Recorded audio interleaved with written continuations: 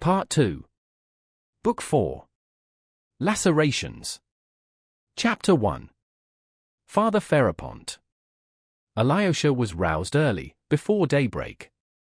Father Zosima woke up feeling very weak, though he wanted to get out of bed and sit up in a chair. His mind was quite clear, his face looked very tired, yet bright and almost joyful. It wore an expression of gaiety, kindness and cordiality. "Maybe I shall not live through the coming day," he said to Alyosha. Then he desired to confess and take the sacrament at once. He always confessed to Father Pacey. After taking the communion, the service of extreme unction followed.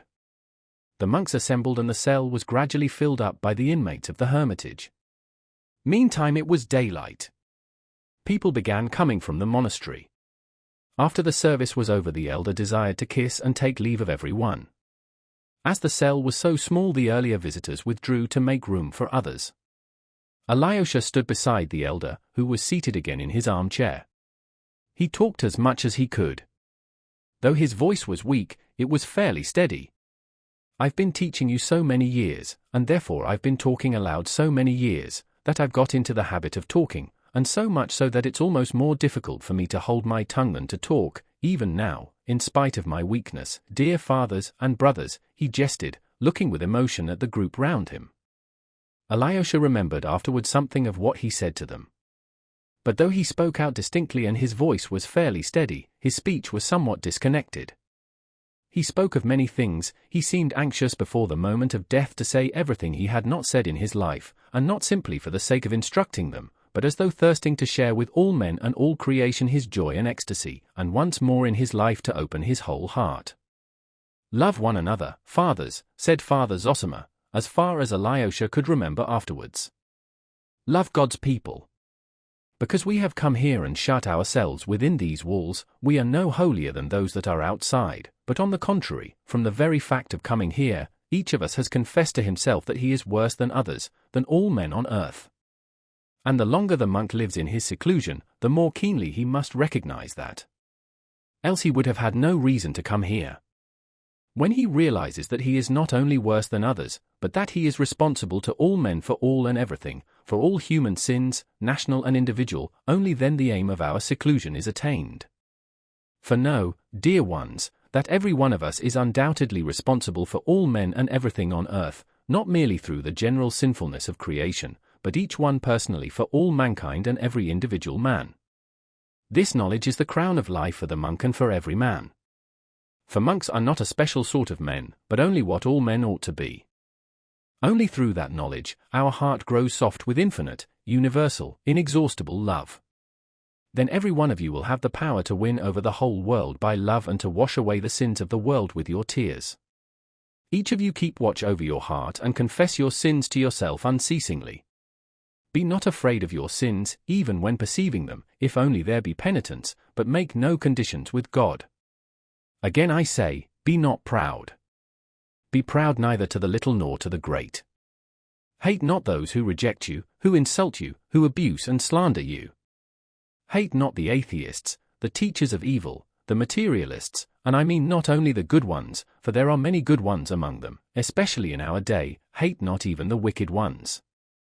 Remember them in your prayers thus, save, O Lord, all those who have none to pray for them, save too all those who will not pray.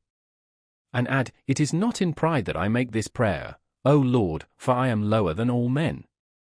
Love God's people, let not strangers draw away the flock, for if you slumber in your slothfulness and disdainful pride, or worse still, in covetousness, they will come from all sides and draw away your flock. Expound the gospel to the people unceasingly, be not extortionate. Do not love gold and silver, do not hoard them. Have faith. Cling to the banner and raise it on high. But the elder spoke more disconnectedly than Alyosha reported his words afterwards. Sometimes he broke off altogether, as though to take breath, and recover his strength, but he was in a sort of ecstasy. They heard him with emotion, though many wondered at his words and found them obscure. Afterwards all remembered those words. When Alyosha happened for a moment to leave the cell, he was struck by the general excitement and suspense in the monks who were crowding about it. This anticipation showed itself in some by anxiety, in others by devout solemnity. All were expecting that some marvel would happen immediately after the elder's death. Their suspense was, from one point of view, almost frivolous, but even the most austere of the monks were affected by it. Father Pace's face looked the gravest of all. Alyosha was mysteriously summoned by a monk to see Rakitin, who had arrived from town with a singular letter for him from Madame Holikov. In it she informed Alyosha of a strange and very opportune incident. It appeared that among the women who had come on the previous day to receive Father Zosima's blessing, there had been an old woman from the town, a sergeant's widow, called Prohorovna. She had inquired whether she might pray for the rest of the soul of her son, Vasenka, who had gone to Irkutsk, and had sent her no news for over a year. To which Father Zosima had answered sternly, forbidding her to do so, and saying that to pray for the living as though they were dead was a kind of sorcery.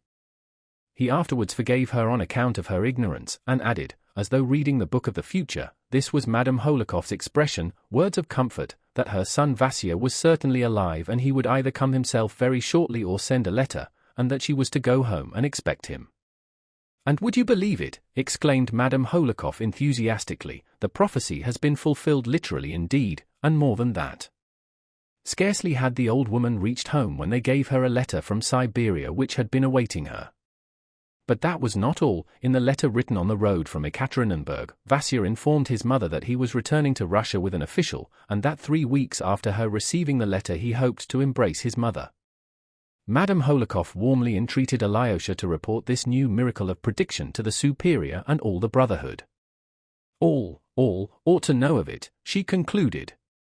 The letter had been written in haste, the excitement of the writer was apparent in every line of it. But Alyosha had no need to tell the monks, for all knew of it already. Rakitin had commissioned the monk who brought his message to inform most respectfully his reverence Father Pacey, that he, Rakitin, has a matter to speak of with him, of such gravity that he dare not defer it for a moment, and humbly begs forgiveness for his presumption. As the monk had given the message to Father Pacey before that to Alyosha, the latter found after reading the letter, there was nothing left for him to do but to hand it to Father Pacey in confirmation of the story. And even that austere and cautious man, though he frowned as he read the news of the miracle, could not completely restrain some inner emotion. His eyes gleamed, and a grave and solemn smile came into his lips. "We shall see greater things," broke from him. "We shall see greater things yet," the monks around repeated. But Father Pacey, frowning again, begged all of them, at least for a time, not to speak of the matter till it be more fully confirmed, seeing there is so much credulity among those of this world, and indeed this might well have chanced naturally, he added, prudently, as it were to satisfy his conscience, though scarcely believing his own disavowal, a fact his listeners very clearly perceived. Within the hour the miracles was of course known to the whole monastery, and many visitors who had come for the Mass. No one seemed more impressed by it than the monk who had come the day before from St. Sylvester, from the little monastery of Obdorsk in the far north. It was he who had been standing near Madame Holikov the previous day and had asked Father Zosima earnestly, referring to the healing of the lady's daughter, "How can you presume to do such things?" He was now somewhat puzzled and did not know whom to believe. The evening before he had visited Father Ferapont in his cell apart, behind the apiary, and had been greatly impressed and overawed by the visit. This Father Ferapont was that aged monk so devout in fasting and observing silence who has been mentioned already, as antagonistic to Father Zosima and the whole institution of elders, which he regarded as a pernicious and frivolous innovation. He was a very formidable opponent, although from his practice of silence he scarcely spoke a word to any one. What made him formidable was that a number of monks fully shared his feeling, and many of the visitors looked upon him as a great saint and ascetic, although they had no doubt that he was crazy. But it was just his craziness attracted them. Father Ferapont never went to see the elder.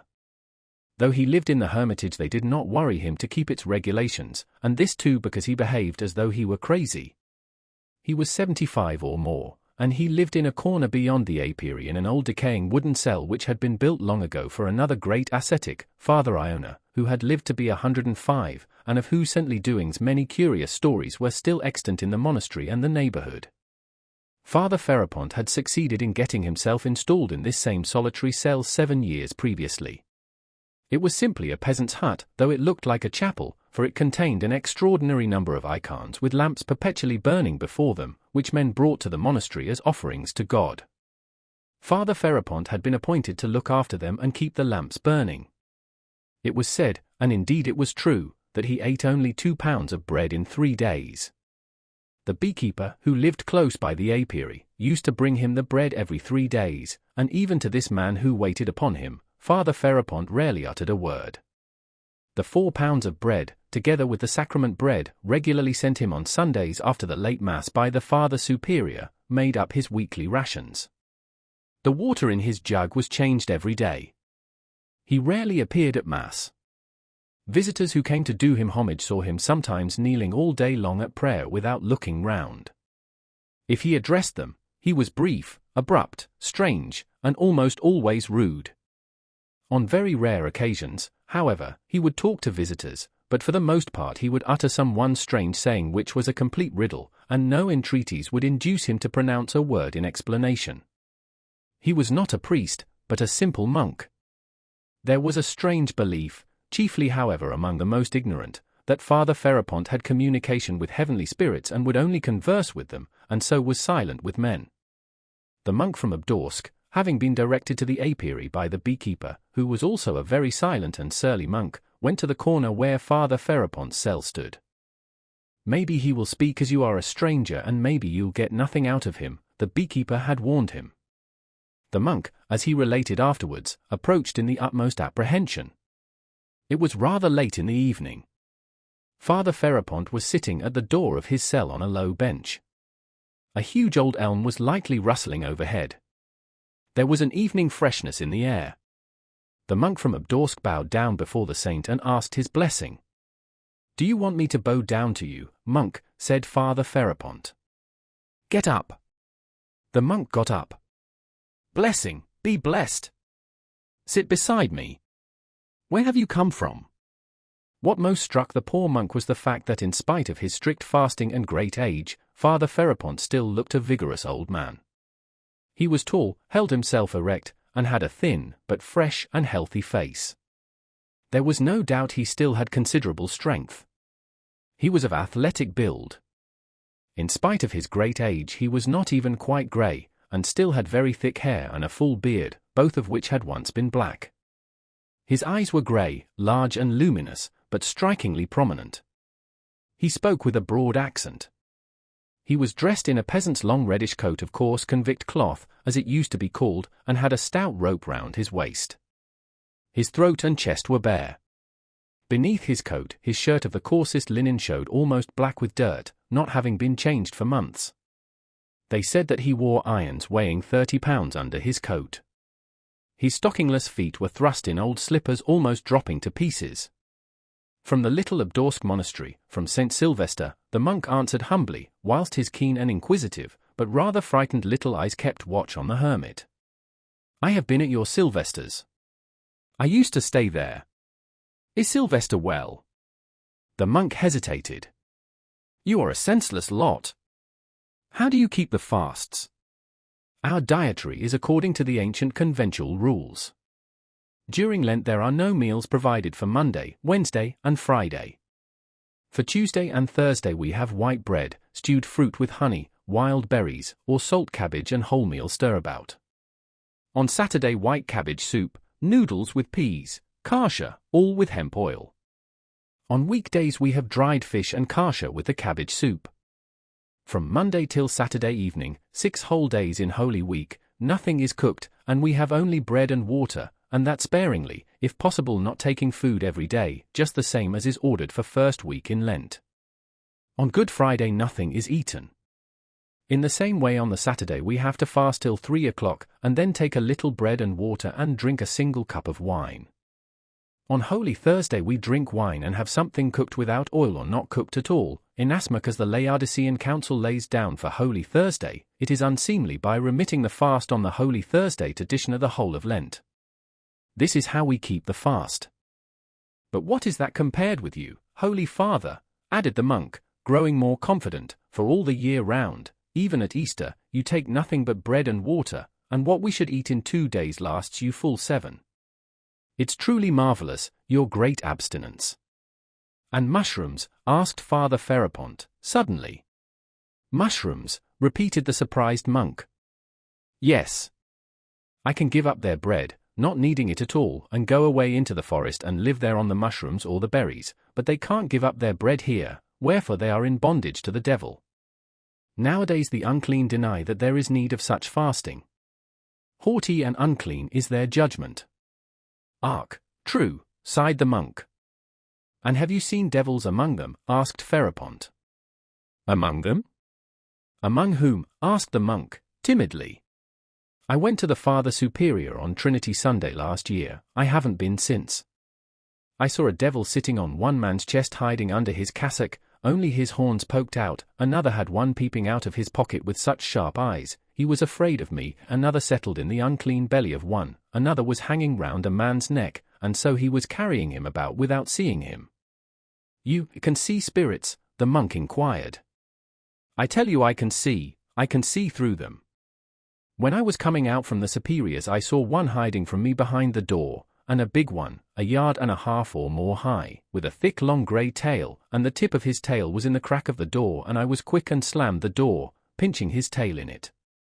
He squealed and began to struggle, and I made the sign of the cross over him 3 times. And he died on the spot like a crushed spider. He must have rotted there in the corner and be stinking, but they don't see, they don't smell it. It's 1 year since I have been there. I reveal it to you, as you are a stranger. Your words are terrible. But, holy and blessed Father, said the monk, growing bolder and bolder, is it true, as they noise abroad even to distant lands about you, that you are in continual communication with the Holy Ghost? He does fly down at times. How does he fly down? In what form? As a bird.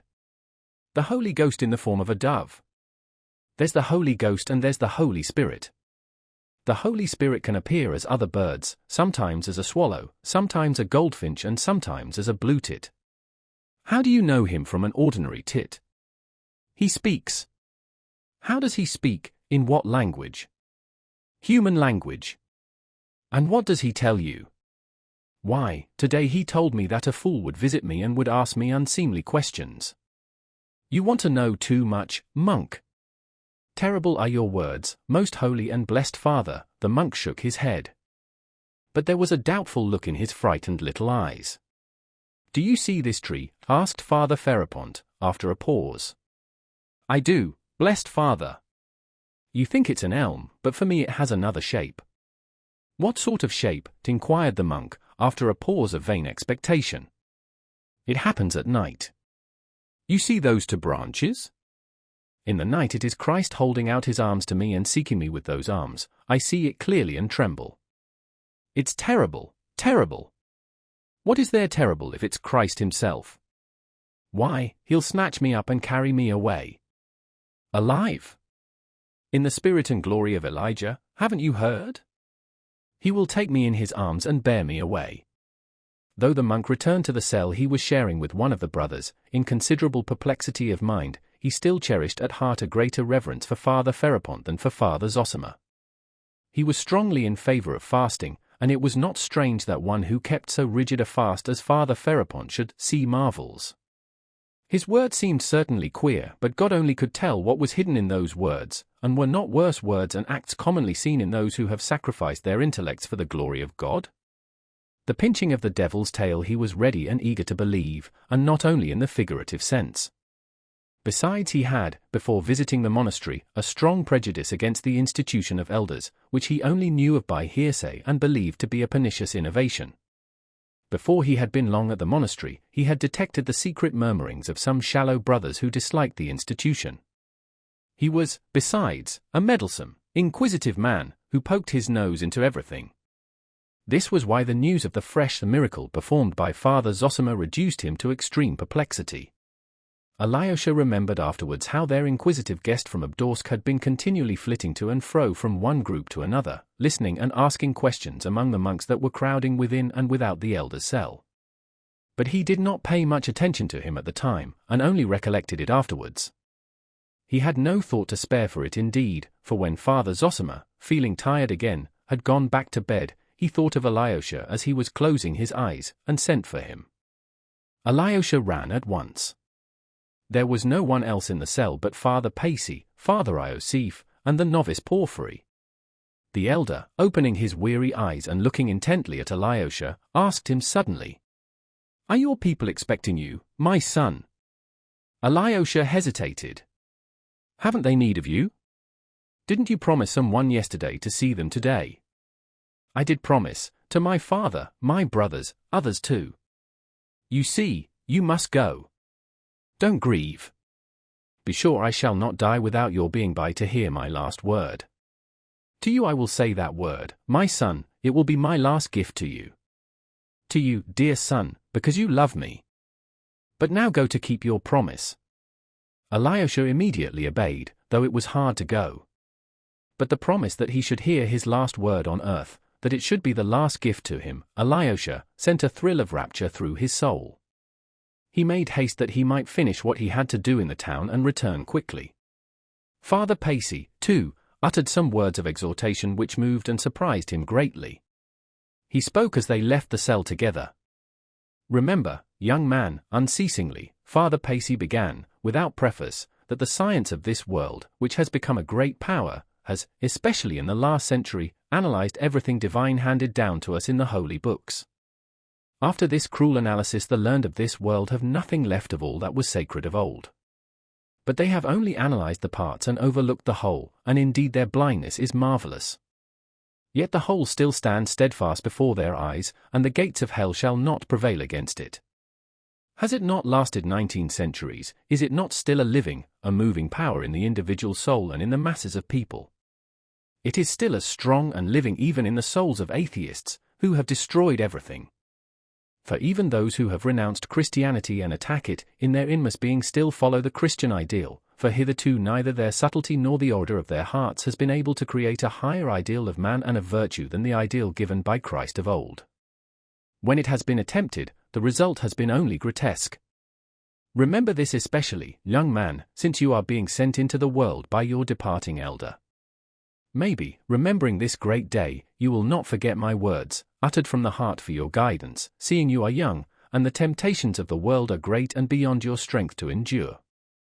Well, now go, my orphan."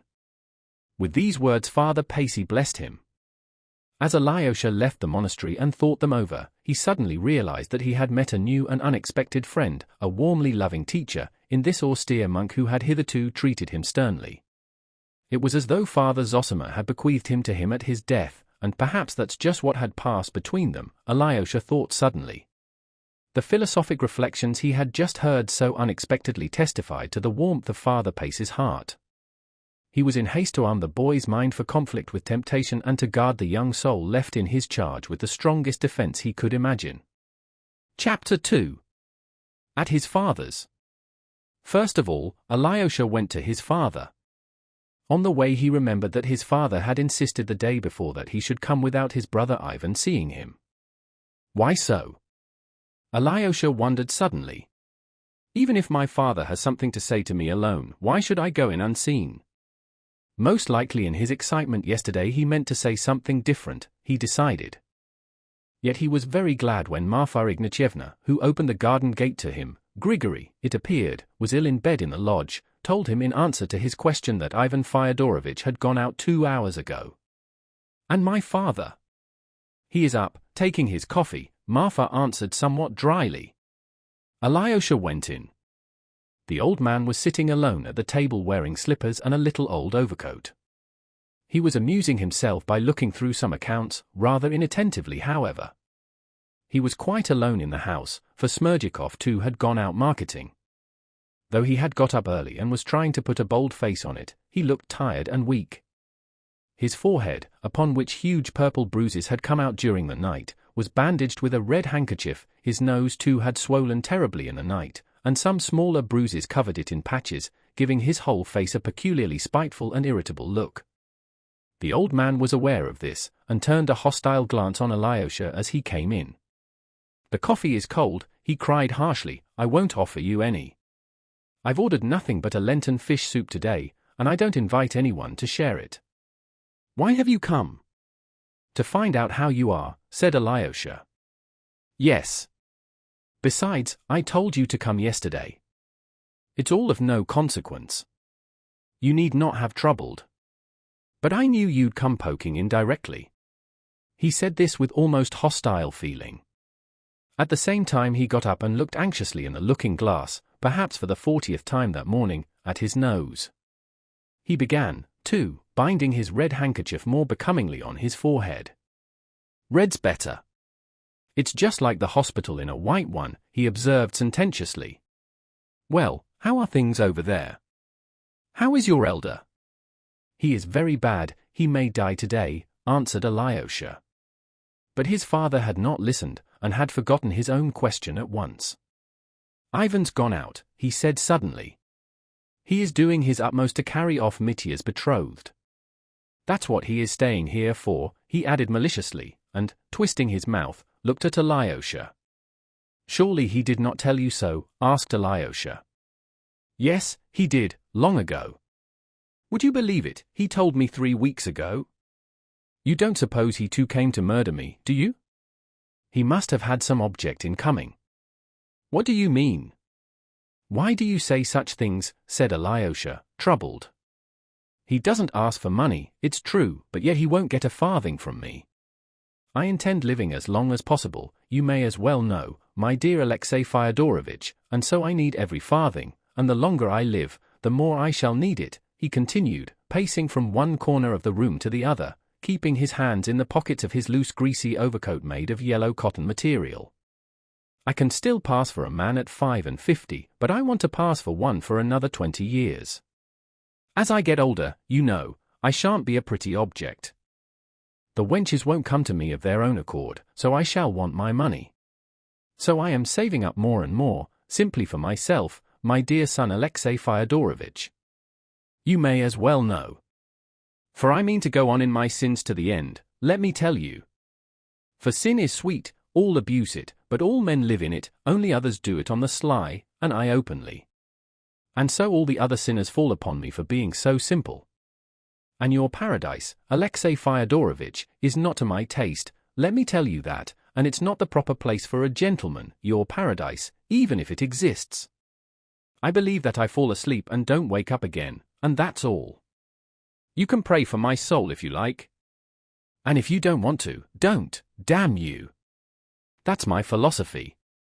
Ivan talked well here yesterday, though we were all drunk. Ivan is a conceited coxcomb, but he has no particular learning, nor education either. He sits silent and smiles at one without speaking, that's what pulls him through." Alyosha listened to him in silence. "Why won't he talk to me? If he does speak, he gives himself airs. Your Ivan is a scoundrel. And I'll marry Grushenka in a minute if I want to. For if you've money, Alexey Fyodorovitch, you have only to want a thing and you can have it. That's what Ivan is afraid of, he is on the watch to prevent me getting married, and that's why he is egging on Mitya to marry Grushenka himself. He hopes to keep me from Grushenka by that, as though I should leave him my money if I don't marry her. Besides, if Mitya marries Grushenka, Ivan will carry off his rich betrothed, that's what he's reckoning on.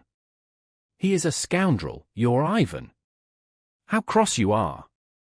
It's because of yesterday, you had better lie down, said Alyosha. There. You say that, the old man observed suddenly, as though it had struck him for the first time, and I am not angry with you. But if Ivan said it, I should be angry with him. It is only with you I have good moments, else you know I am an ill-natured man. You are not ill-natured, but distorted, said Alyosha with a smile. Listen. I meant this morning to get that ruffian Mitya locked up, and I don't know now what I shall decide about it.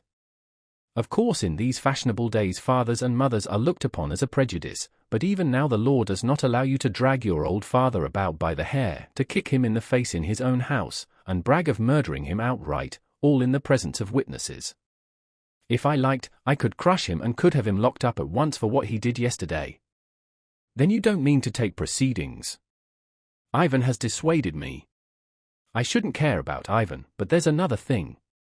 And bending down to Alyosha, he went on in a confidential half-whisper. If I send the ruffian to prison, she'll hear of it and run to see him at once. But if she hears that he has beaten me, a weak old man, within an inch of my life, she may give him up and come to me. For that's her way, everything by contraries. I know her through and through.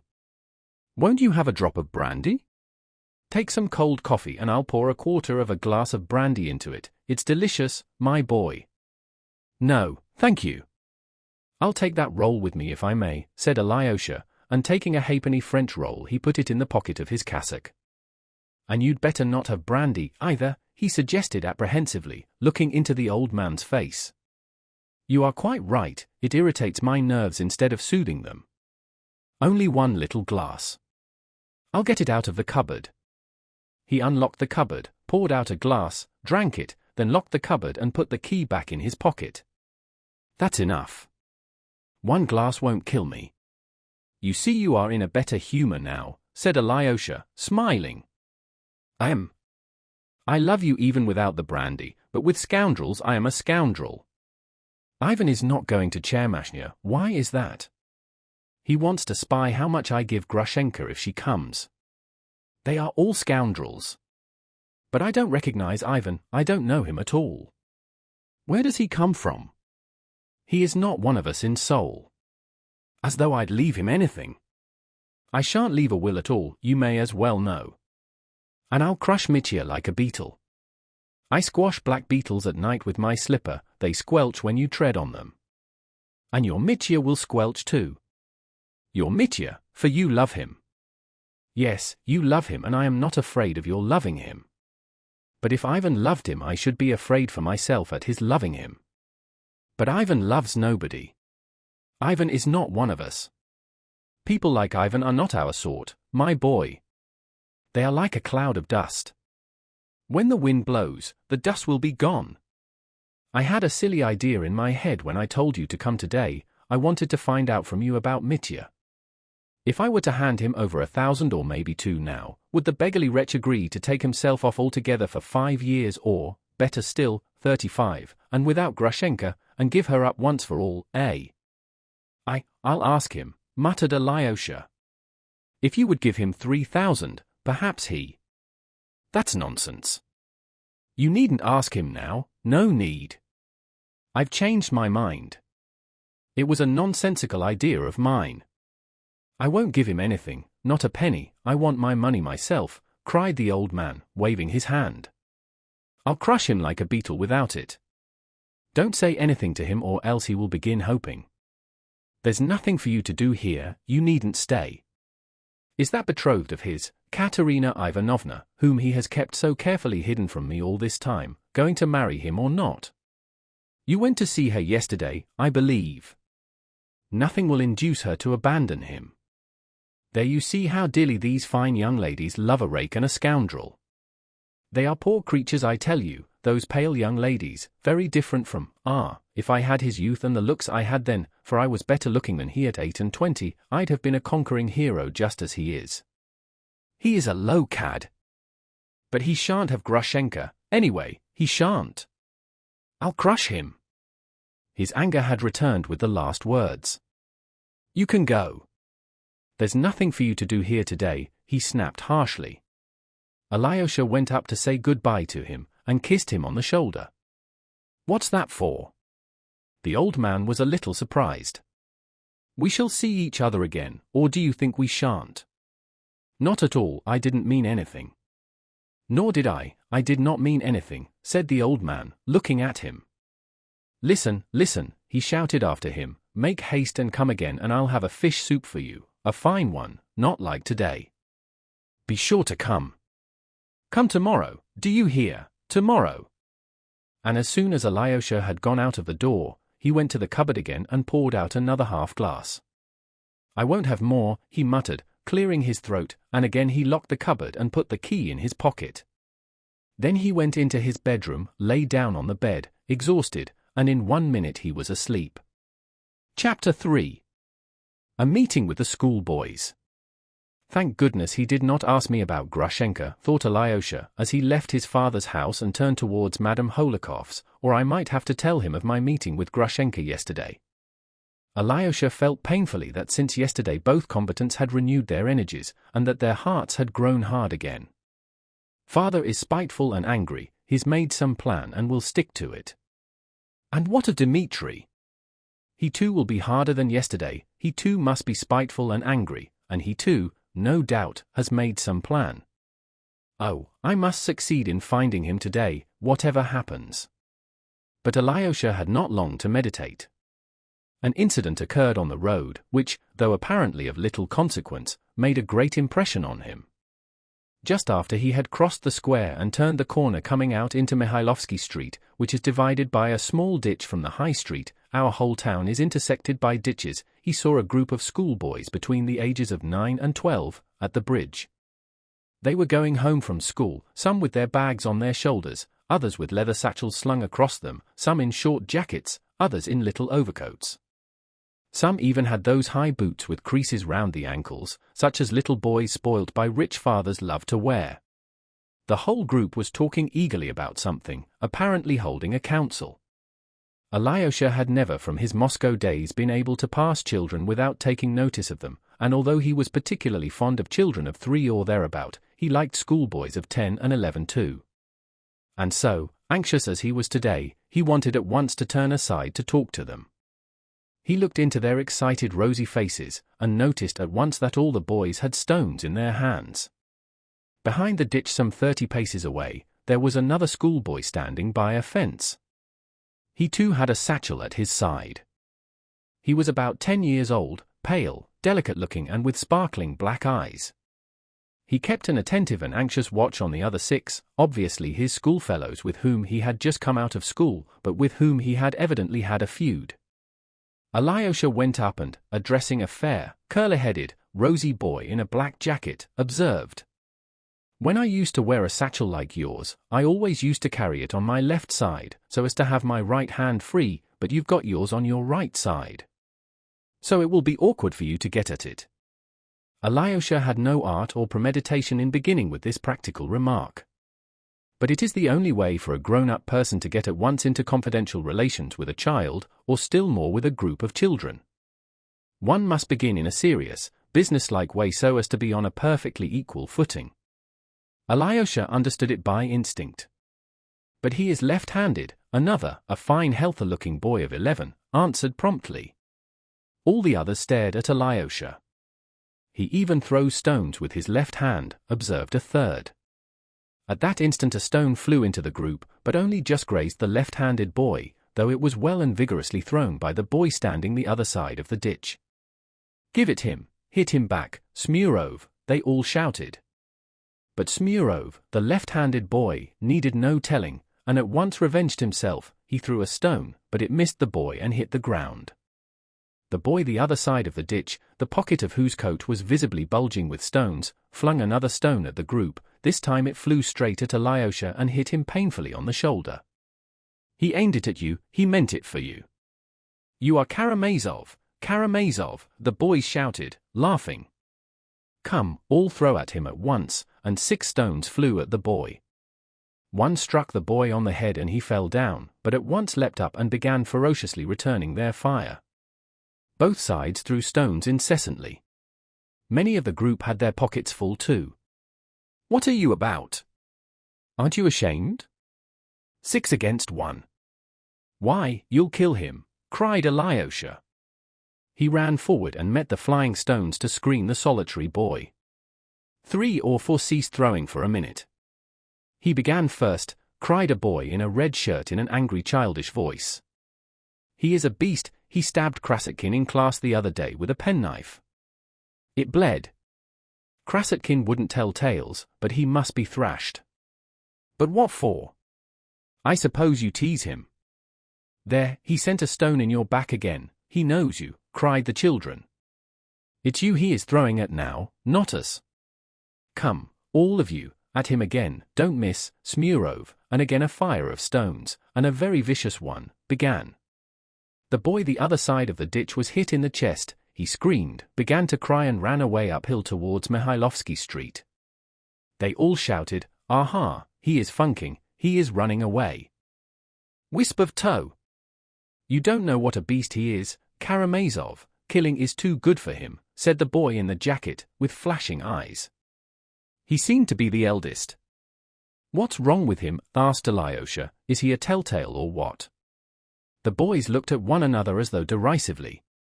"Are you going that way, to Mihailovsky?" the same boy went on. Catch him up.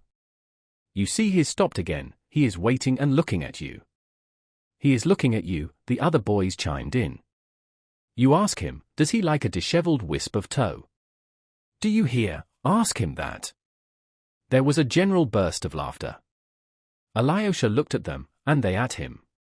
Don't go near him, he'll hurt you, cried Smurov in a warning voice.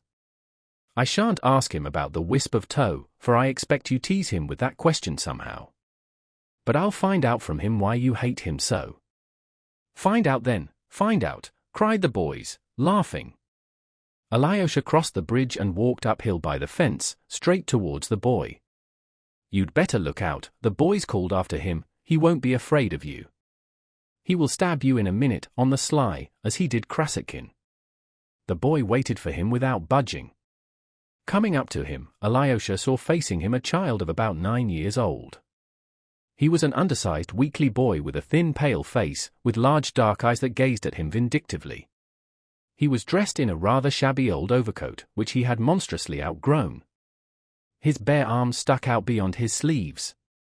There was a large patch on the right knee of his trousers, and in his right boot just at the toe there was a big hole in the leather, carefully blackened with ink. Both the pockets of his greatcoat were weighed down with stones. Alyosha stopped 2 steps in front of him, looking inquiringly at him. The boy, seeing at once from Alyosha's eyes that he wouldn't beat him, became less defiant, and addressed him first. I am alone, and there are 6 of them. I'll beat them all, alone, he said suddenly, with flashing eyes. I think one of the stones must have hurt you badly, observed Alyosha. But I hit Smurov on the head, cried the boy. They told me that you know me, and that you threw a stone at me on purpose, said Alyosha. The boy looked darkly at him. I don't know you. Do you know me? Alyosha continued. Let me alone, the boy cried irritably, but he did not move, as though he were expecting something, and again there was a vindictive light in his eyes. Very well, I am going, said Alyosha, only I don't know you and I don't tease you. They told me how they tease you, but I don't want to tease you. Goodbye. Monk in silk trousers, cried the boy, following Alyosha with the same vindictive and defiant expression, and he threw himself into an attitude of defense, feeling sure that now Alyosha would fall upon him, but Alyosha turned, looked at him, and walked away. He had not gone 3 steps before the biggest stone the boy had in his pocket hit him a painful blow in the back. So you'll hit a man from behind? They tell the truth, then, when they say that you attack on the sly, said Alyosha, turning round again.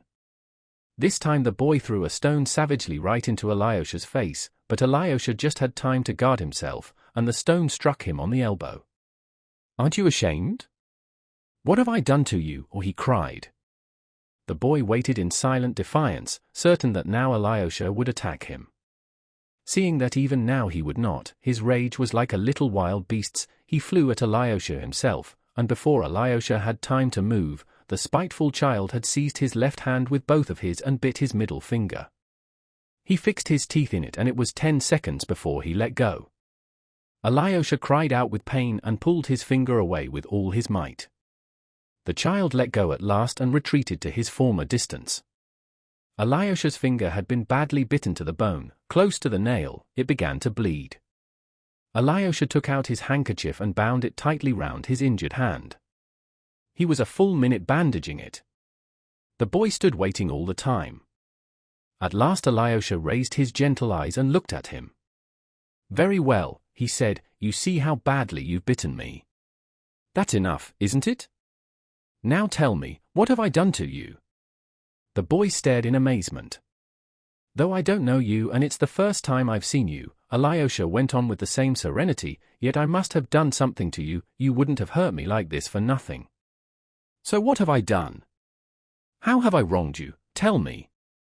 Instead of answering, the boy broke into a loud tearful wail and ran away.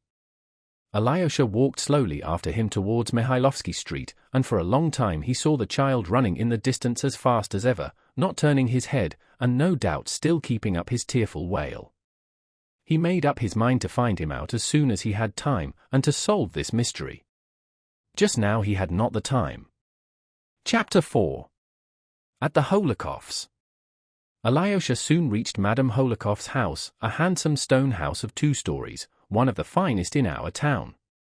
Though Madame Holokov spent most of her time in another province where she had an estate, or in Moscow, where she had a house of her own, yet she had a house in our town too, inherited from her forefathers.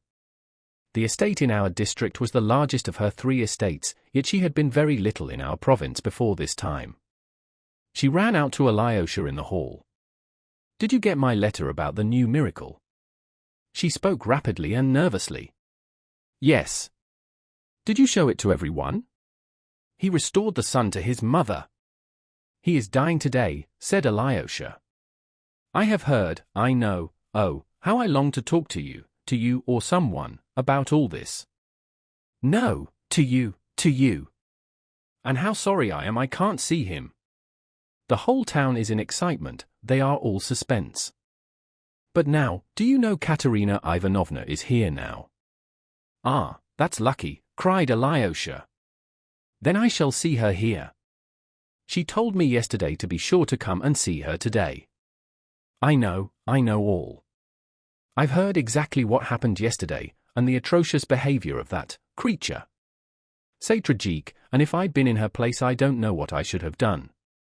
And your brother Dmitri Fyodorovitch, what do you think of him, my goodness? Alexei Fyodorovitch, I am forgetting, only fancy, your brother is in there with her, not that dreadful brother who was so shocking yesterday, but the other, Ivan Fyodorovitch, he is sitting with her talking, they are having a serious conversation. If you could only imagine what's passing between them now, it's awful, I tell you it's lacerating, it's like some incredible tale of horror. They are ruining their lives for no reason anyone can see. They both recognize it and revel in it. I've been watching for you. I've been thirsting for you. It's too much for me, that's the worst of it. I'll tell you all about it presently, but now I must speak of something else, the most important thing. I had quite forgotten what's most important. Tell me, why has Lise been in hysterics? As soon as she heard you were here, she began to be hysterical. Marmon, it's you who are hysterical now, not I. Liz's voice caroled through a tiny crack of the door at the side. Her voice sounded as though she wanted to laugh, but was doing her utmost to control it. Alyosha at once noticed the crack, and no doubt Lise was peeping through it, but that he could not see. And no wonder, Lise, no wonder, your caprices will make me hysterical too. But she is so ill, Alexei Fyodorovitch, she has been so ill all night, feverish and moaning. I could hardly wait for the morning and for Herzenstube to come. He says that he can make nothing of it, that we must wait. Herzenstube always comes and says that he can make nothing of it. As soon as you approached the house, she screamed, fell into hysterics, and insisted on being wheeled back into this room here. Mama, I didn't know he had come. It wasn't on his account I wanted to be wheeled into this room. That's not true, Lise. Yulia ran to tell you that Alexei Fyodorovitch was coming. She was on the lookout for you. My darling Mama, it's not at all clever of you. But if you want to make up for it and say something very clever, dear Mama, you'd better tell our honored visitor, Alexei Fyodorovitch, that he has shown his want of wit by venturing to us after what happened yesterday, and although everyone is laughing at him. Lise, you go too far. I declare I shall have to be severe. Who laughs at him? I am so glad he has come, I need him, I can't do without him. Oh, Alexei Fyodorovitch, I am exceedingly unhappy. But what's the matter with you, Mama, darling? Ah, your caprices, Lise, your fidgetiness, your illness, that awful night of fever, that awful everlasting Herzenstube, everlasting, that's the worst of it. Everything, in fact, everything. Even that miracle, too. Oh, how it has upset me, how it has shattered me, that miracle, dear Alexei Fyodorovitch. And that tragedy in the drawing room, it's more than I can bear, I warn you. I can't bear it. A comedy, perhaps, not a tragedy. Tell me, will Father Zosim alive till tomorrow, will he? Oh, my God! What is happening to me? Every minute I close my eyes and see that it's all nonsense, all nonsense. I should be very grateful, Alyosha interrupted suddenly, if you could give me a clean rag to bind up my finger with. I have hurt it, and it's very painful. Alyosha unbound his bitten finger. The handkerchief was soaked with blood. Madame Holikov screamed and shut her eyes. Good heavens, what a wound, how awful! But as soon as Lise saw Alyosha's finger through the crack, she flung the door wide open. Come here, she cried, imperiously. No nonsense now. Good heavens, why did you stand there saying nothing about it all this time? He might have bled to death, Mama. How did you do it? Water. You must wash it first of all, simply hold it in cold water to stop the pain, and keep it there. Make haste, Mama, some water in a slop basin. But do make haste, she finished nervously. She was quite frightened at the sight of Alyosha's wound. Shouldn't we send for Herzenstube? Cried Madame Holikov. Mama, you'll be the death of me. Your Herzenstube will come and say that he can make nothing of it. Water. Mama, for goodness sake go yourself and hurry Yulia, she is such a slow coach and never can come quickly. Make haste, Mama, or I shall die. Why, it's nothing much, cried Alyosha, frightened at this alarm. Yulia ran in with water and Alyosha put his finger in it. Some lint, Mama, for mercy's sake, bring some lint and that muddy caustic lotion for wounds, what's it called? We've got some. You know where the bottle is, Mama, it's in your bedroom in the right-hand cupboard, there's a big bottle of it there with the lint. I'll bring everything in a minute, Lise, only don't scream and don't fuss. You see how bravely Alexey Fyodorovitch bears it. Where did you get such a dreadful wound, Alexey Fyodorovitch? Madame Holikov hastened away. This was all Lise was waiting for. First of all, answer the question, where did you get hurt like this? She asked Alyosha, quickly. And then I'll talk to you about something quite different. Well. Instinctively feeling that the time of her mother's absence was precious for her, Alyosha hastened to tell her of his enigmatic meeting with the schoolboys in the fewest words possible. Lise clasped her hands at his story. How can you, and in that dress too, associate with schoolboys? She cried angrily, as though she had a right to control him. You are nothing but a boy yourself if you can do that, a perfect boy. But you must find out for me about that horrid boy and tell me all about it, for there's some mystery in it. Now for the second thing, but first a question, does the pain prevent you talking about utterly unimportant things, but talking sensibly? Of course not, and I don't feel much pain now. That's because your finger is in the water. It must be changed directly, for it will get warm in a minute. Yulia, bring some ice from the cellar and another basin of water. Now she is gone, I can speak. Will you give me the letter I sent you yesterday, dear Alexey Fyodorovitch? Be quick, for Mama will be back in a minute and I don't want. I haven't got the letter. That's not true, you have. I knew you would say that. You've got it in that pocket. I've been regretting that joke all night. Give me back the letter at once, give it me. I've left it at home. But you can't consider me as a child, a little girl, after that silly joke. I beg your pardon for that silliness, but you must bring me the letter. If you really haven't got it, bring it today, you must. Today I can't possibly, for I am going back to the monastery and I shan't come and see you for the next 2 days, 3 or 4 perhaps, for Father Zosima. For days, what nonsense. Listen. Did you laugh at me very much? I didn't laugh at all. Why not? Because I believed all you said. You are insulting me. Not at all. As soon as I read it, I thought that all that would come to pass, for as soon as Father Zosima dies, I am to leave the monastery. Then I shall go back and finish my studies, and when you reach the legal age we will be married.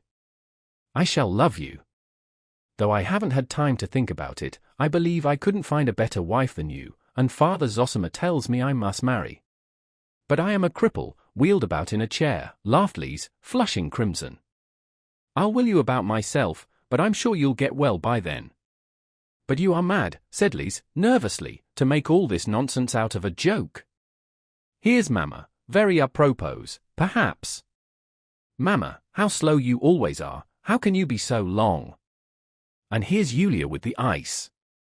Oh, Lise, don't scream, above all things don't scream.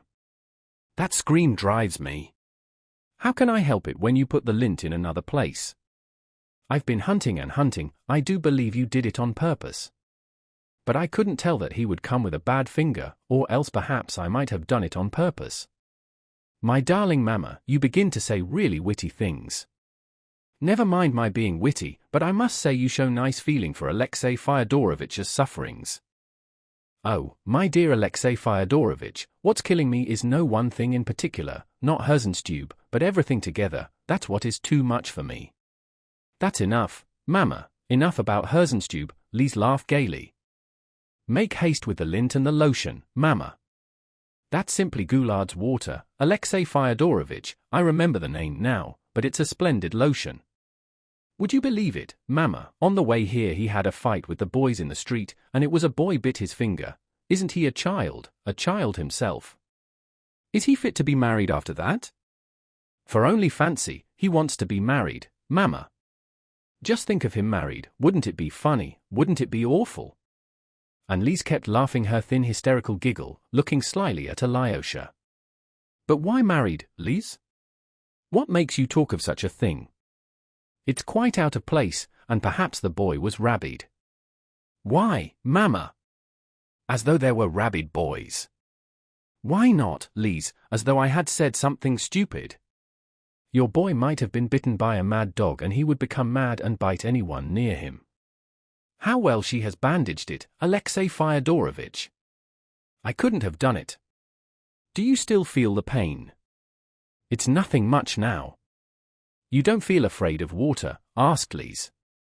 Come, that's enough, Lise, perhaps I really was rather too quick talking of the boy being rabid, and you pounced upon it at once. Katerina Ivanovna has only just heard that you are here, Alexei Fyodorovitch, she simply rushed at me, she's dying to see you, dying. Ack, mamma, go to them yourself. He can't go just now, he is in too much pain. Not at all, I can go quite well, said Alyosha. What? You are going away? Is that what you say? Well, when I've seen them, I'll come back here and we can talk as much as you like. But I should like to see Katerina Ivanovna at once, for I am very anxious to be back at the monastery as soon as I can. Mamma, take him away quickly. Alexei Fyodorovitch, don't trouble to come and see me afterwards, but go straight back to your monastery and a good riddance. I want to sleep, I didn't sleep all night. Ah, Lise, you are only making fun, but how I wish you would sleep, cried Madame Holikov. I don't know what I've done.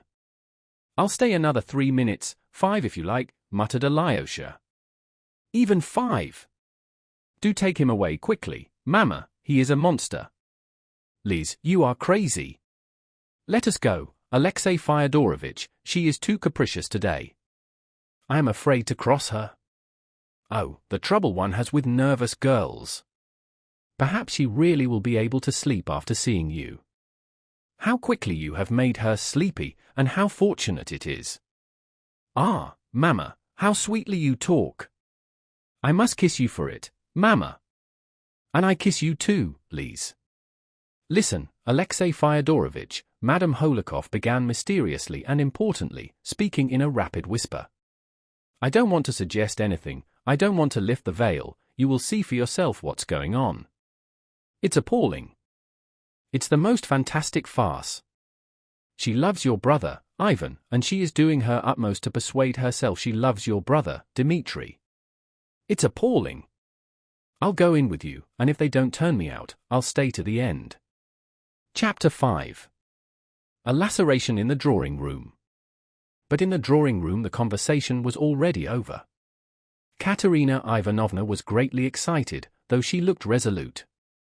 At the moment Alyosha and Madame Holikov entered, Ivan Fyodorovitch stood up to take leave. His face was rather pale, and Alyosha looked at him anxiously.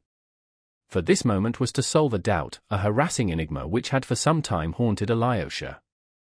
During the preceding month it had been several times suggested to him that his brother Ivan was in love with Katerina Ivanovna, and, what was more, that he meant to carry her off from Dmitri. Until quite lately the idea seemed to Alyosha monstrous, though it worried him extremely. He loved both his brothers, and dreaded such rivalry between them. Meantime, Dmitri had said outright on the previous day that he was glad that Ivan was his rival, and that it was a great assistance to him, Dmitri. In what way did it assist him? To marry Grushenka? But that Alyosha considered the worst thing possible. Besides all this, Alyosha had till the evening before implicitly believed that Katerina Ivanovna had a steadfast and passionate love for Dmitri, but he had only believed it till the evening before. He had fancied, too, that she was incapable of loving a man like Ivan, and that she did love Dmitri, and loved him just as he was, in spite of all the strangeness of such a passion. But during yesterday's scene with Grushenka another idea had struck him. The word lacerating, which Madame Holikov had just uttered, almost made him start, because half waking up towards daybreak that night he had cried out laceration, laceration, probably applying it to his dream. He had been dreaming all night of the previous day's scene at Katerina Ivanovna's.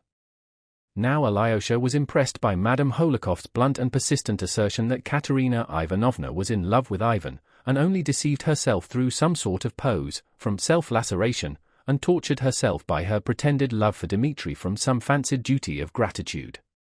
Yes, he thought, perhaps the whole truth lies in those words. But in that case what was Ivan's position? Alyosha felt instinctively that a character like Katerina Ivanovna's must dominate, and she could only dominate someone like Dmitri, and never a man like Ivan.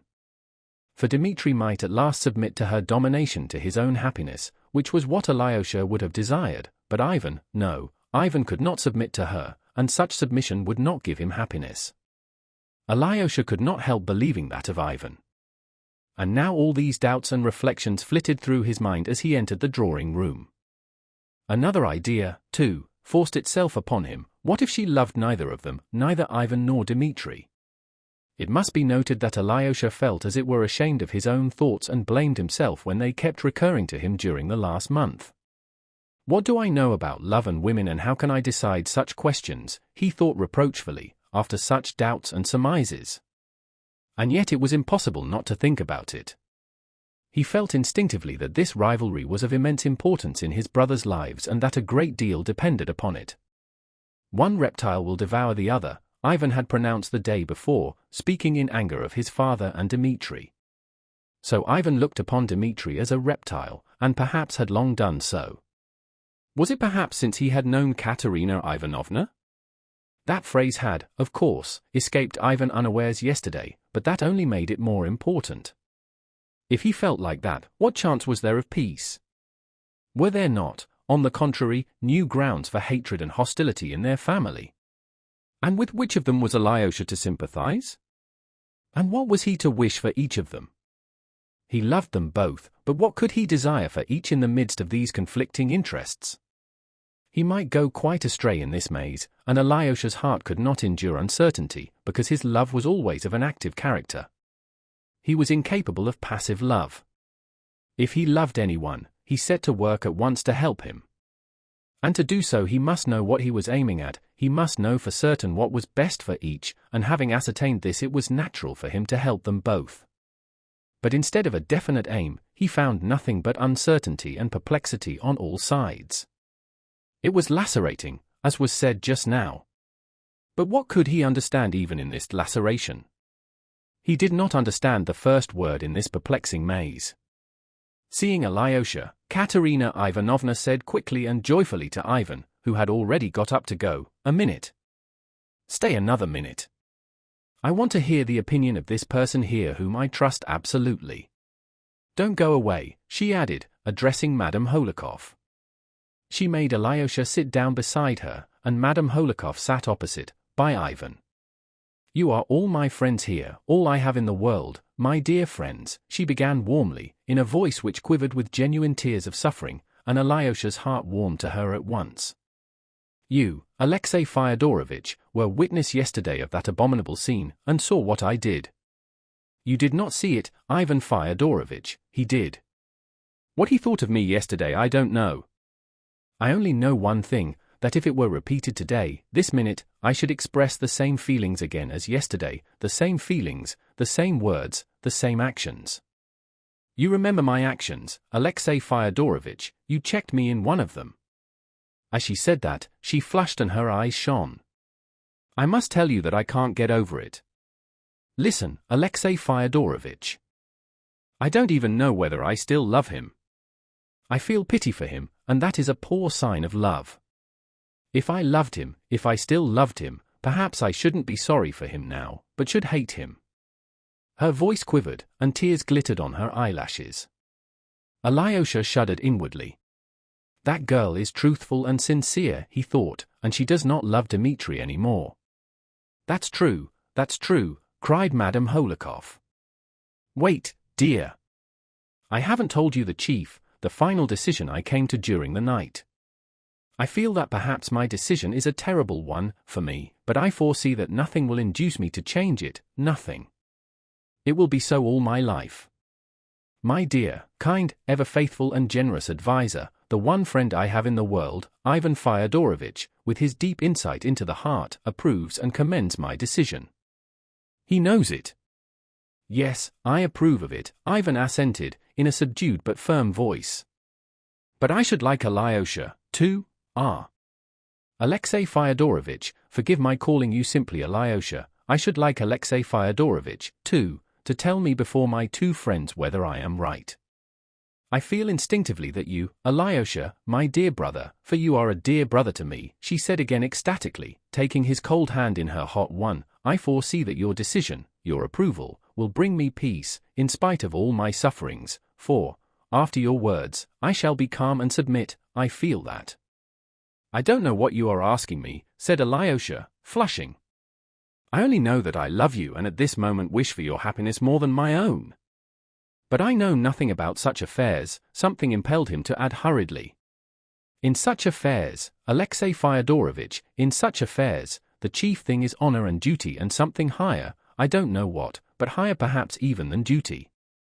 I am conscious of this irresistible feeling in my heart, and it compels me irresistibly. But it may all be put in 2 words. I've already decided, even if he marries that creature, she began solemnly, whom I never can forgive, even then I will not abandon him.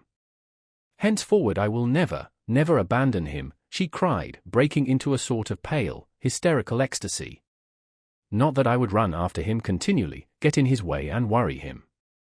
Oh, no. I will go away to another town, where you like, but I will watch over him all my life, I will watch over him all my life unceasingly. When he becomes unhappy with that woman, and that is bound to happen quite soon, let him come to me and he will find a friend, a sister. Only a sister, of course, and so forever, but he will learn at least that that sister is really his sister, who loves him and has sacrificed all her life to him. I will gain my point. I will insist on his knowing me and confiding entirely in me, without reserve, she cried, in a sort of frenzy. I will be a god to whom he can pray, and that, at least, he owes me for his treachery and for what I suffered yesterday through him. And let him see that all my life I will be true to him and the promise I gave him, in spite of his being untrue and betraying me. I will become nothing but a means for his happiness, or, how shall I say, an instrument, a machine for his happiness, and that for my whole life, and that he may see that all his life. That's my decision. Ivan Fyodorovitch fully approves me. She was breathless. She had perhaps intended to express her idea with more dignity, art, and naturalness, but her speech was too hurried and crude.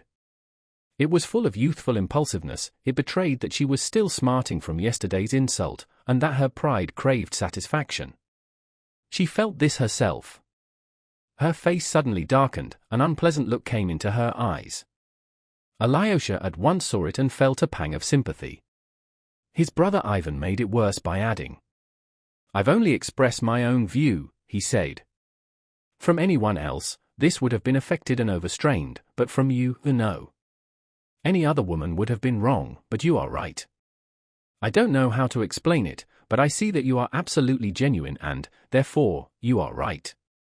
But that's only for the moment." And what does this moment stand for? Nothing but yesterday's insult. Madame Holikov obviously had not intended to interfere, but she could not refrain from this very just comment. Quite so, cried Ivan, with peculiar eagerness, obviously annoyed at being interrupted. In anyone else this moment would be only due to yesterday's impression and would be only a moment. But with Katerina Ivanovna's character, that moment will last all her life.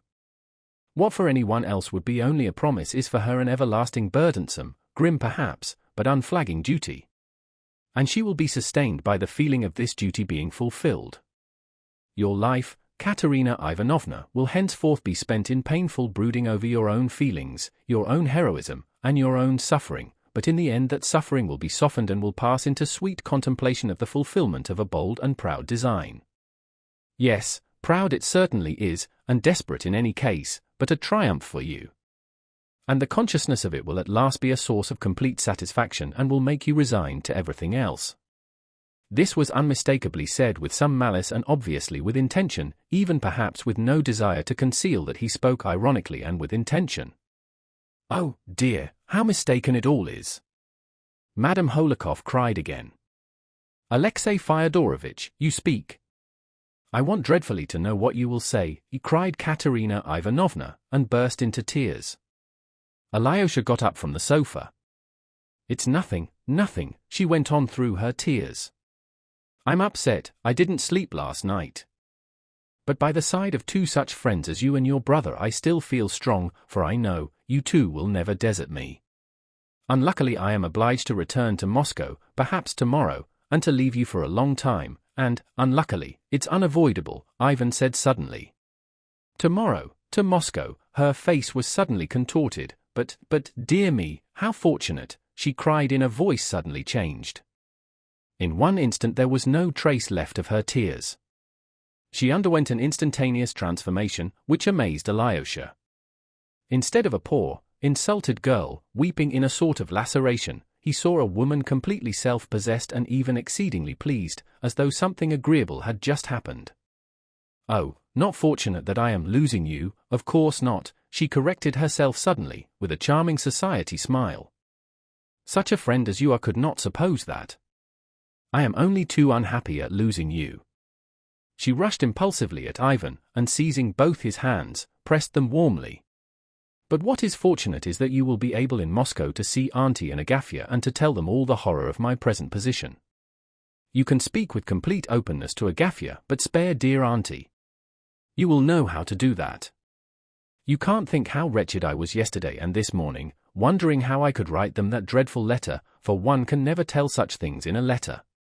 Now it will be easy for me to write, for you will see them and explain everything. Oh, how glad I am! But I am only glad of that, believe me. Of course, no one can take your place. I will run at once to write the letter, she finished suddenly, and took a step as though to go out of the room. And what about Alyosha and his opinion, which you were so desperately anxious to hear, cried Madame Holikov. There was a sarcastic, angry note in her voice. I had not forgotten that, cried Katerina Ivanovna, coming to a sudden standstill, and why are you so antagonistic at such a moment, she added, with warm and bitter reproachfulness. What I said, I repeat.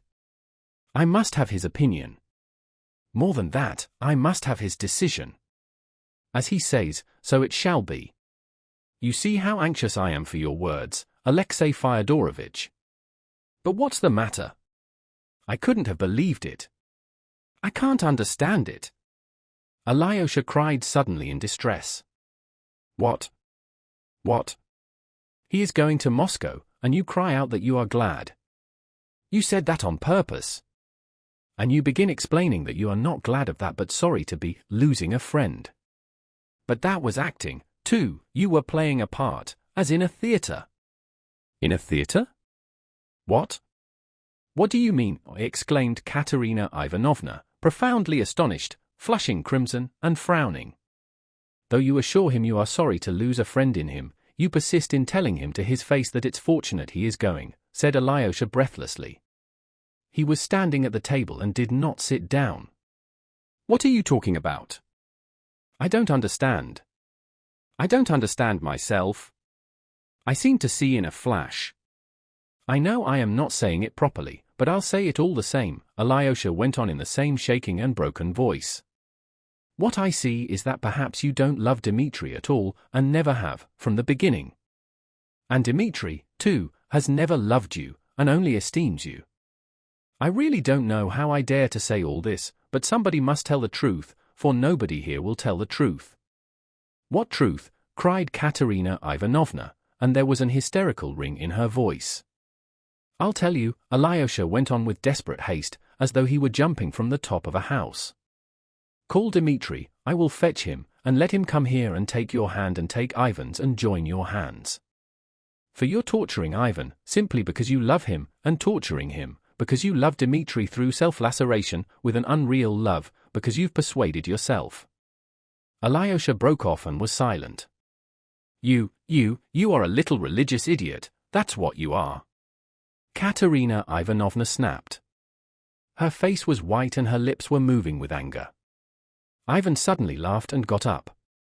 His hat was in his hand. "You are mistaken, my good Alyosha," he said, with an expression Alyosha had never seen in his face before, an expression of youthful sincerity and strong, irresistibly frank feeling. "Katerina Ivanovna has never cared for me.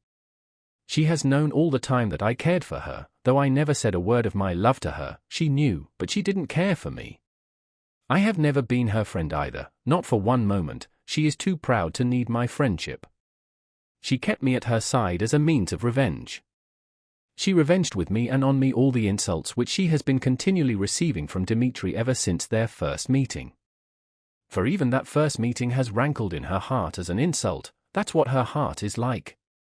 She has talked to me of nothing but her love for him. I am going now, but, believe me, Katerina Ivanovna, you really love him. And the more he insults you, the more you love him. That's your laceration. You love him just as he is, you love him for insulting you. If he reformed, you give him up at once and cease to love him. But you need him so as to contemplate continually your heroic fidelity and to reproach him for infidelity. And it all comes from your pride. Oh, there's a great deal of humiliation and self-abasement about it, but it all comes from pride. I am too young and I've loved you too much. I know that I ought not to say this, that it would be more dignified on my part simply to leave you, and it would be less offensive for you. But I am going far away, and shall never come back. It is forever. I don't want to sit beside a laceration. But I don't know how to speak now. I've said everything. Goodbye, Katerina Ivanovna, you can't be angry with me, for I am 100 times more severely punished than you, if only by the fact that I shall never see you again. Goodbye. I don't want your hand. You have tortured me too deliberately for me to be able to forgive you at this moment. I shall forgive you later, but now I don't want your hand. Den Dank, Dame, begär ich nicht, he added, with a forced smile, showing, however, that he could read Schiller, and read him till he knew him by heart, which Alyosha would never have believed. He went out of the room without saying goodbye even to his hostess, Madame Holikov. Alyosha clasped his hands. "Ivan," he cried desperately after him. "Come back, Ivan!" "No, nothing will induce him to come back now," he cried again, regretfully realizing it, "but it's my fault, my fault. I began it." Ivan spoke angrily, wrongly, unjustly and angrily. "He must come back here, come back," Alyosha kept exclaiming frantically. Katerina Ivanovna went suddenly into the next room. "You have done no harm. You behaved beautifully, like an angel," Madame Holikov whispered rapidly and ecstatically to Alyosha. "I will do my utmost to prevent Ivan Fyodorovitch from going." Her face beamed with delight, to the great distress of Alyosha, but Katerina Ivanovna suddenly returned. She had 200-ruble notes in her hand. "I have a great favor to ask of you, Alexey Fyodorovitch," she began, addressing Alyosha with an apparently calm and even voice, as though nothing had happened. Yes, I think it was a week ago, Dmitri Fyodorovitch was guilty of a hasty and unjust action, a very ugly action. There is a low tavern here, and in it he met that discharged officer, that captain, whom your father used to employ in some business. Dmitri Fyodorovitch somehow lost his temper with this captain, seized him by the beard and dragged him out into the street and for some distance along it, in that insulting fashion. And I am told that his son, a boy, quite a child, who is at the school here, saw it and ran beside them crying and begging for his father, appealing to everyone to defend him, while everyone laughed. You must forgive me, Alexey Fyodorovitch, I cannot think without indignation of that disgraceful action of his, one of those actions of which only Dmitri Fyodorovitch would be capable in his anger, and in his passions. I can't describe it even. I can't find my words. I've made inquiries about his victim, and find he is quite a poor man. His name is Snegiryov. He did something wrong in the army and was discharged. I can't tell you what. And now he has sunk into terrible destitution, with his family, an unhappy family of sick children, and, I believe, an insane wife. He has been living here a long time. He used to work as a copying clerk, but now he is getting nothing. I thought of you, that is I thought. I don't know. I am so confused. You see, I wanted to ask you, my dear Alexey Fyodorovitch, to go to him, to find some excuse to go to them, I mean to that captain. Oh, goodness, how badly I explain it, and delicately, carefully, as only you know how to. Alyosha blushed, managed to give him this assistance, these 200 rubles. He will be sure to take it. I mean, persuade him to take it. Or, rather, what do I mean? You see, it's not by way of compensation to prevent him from taking proceedings, for I believe he meant to, but simply a token of sympathy, of a desire to assist him from me, Dmitri Fyodorovitch's betrothed, not from himself. But you know. I would go myself, but you'll know how to do it ever so much better. He lives in Lake Street, in the house of a woman called Kalmikov.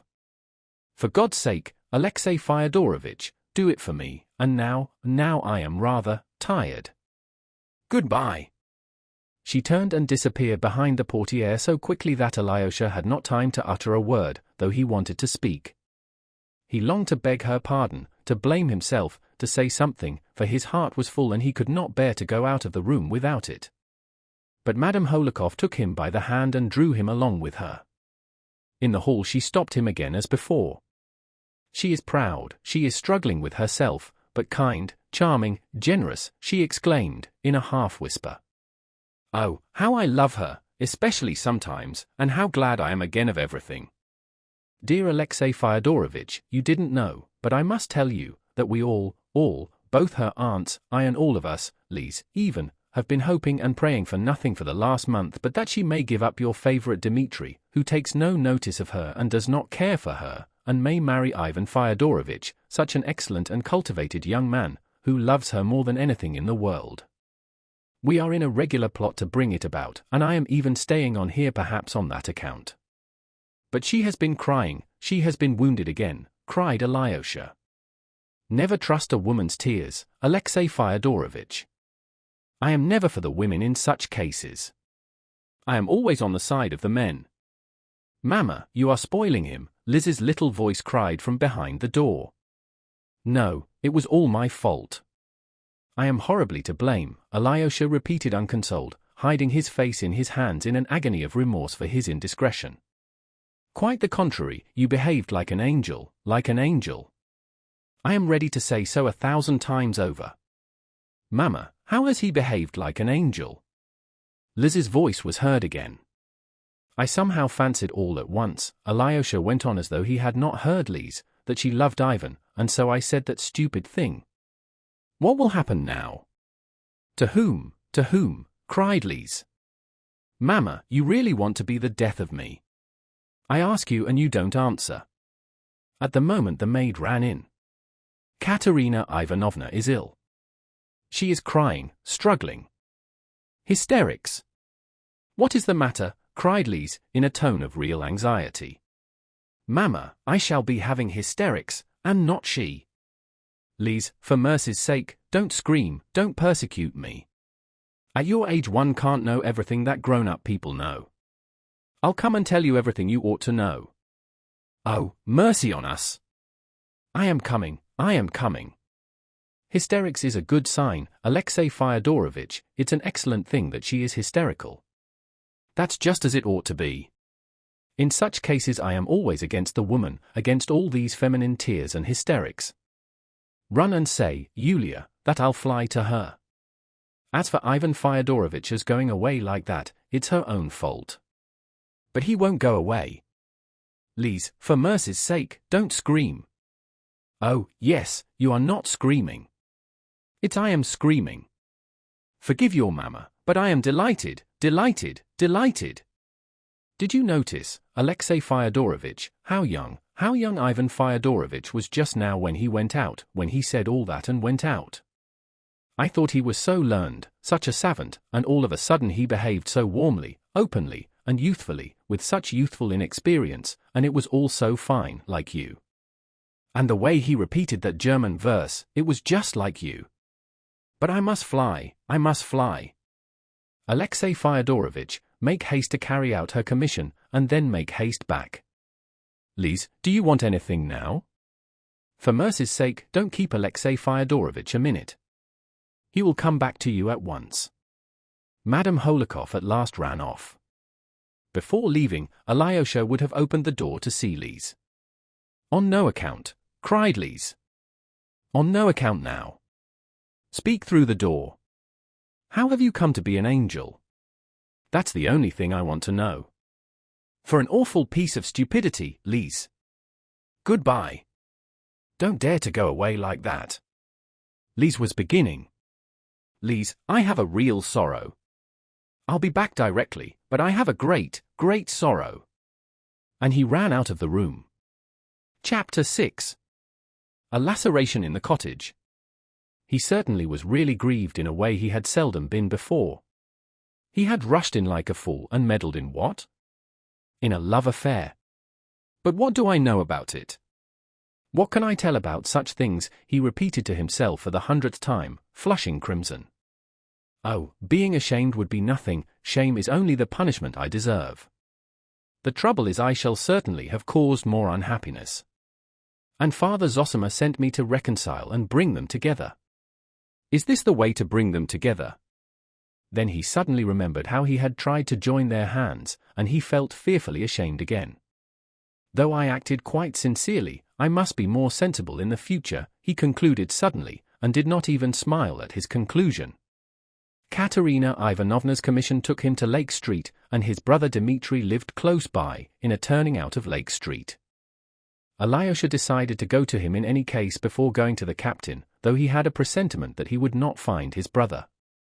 He suspected that he would intentionally keep out of his way now, but he must find him anyhow. Time was passing, the thought of his dying elder had not left Alyosha for 1 minute from the time he set off from the monastery.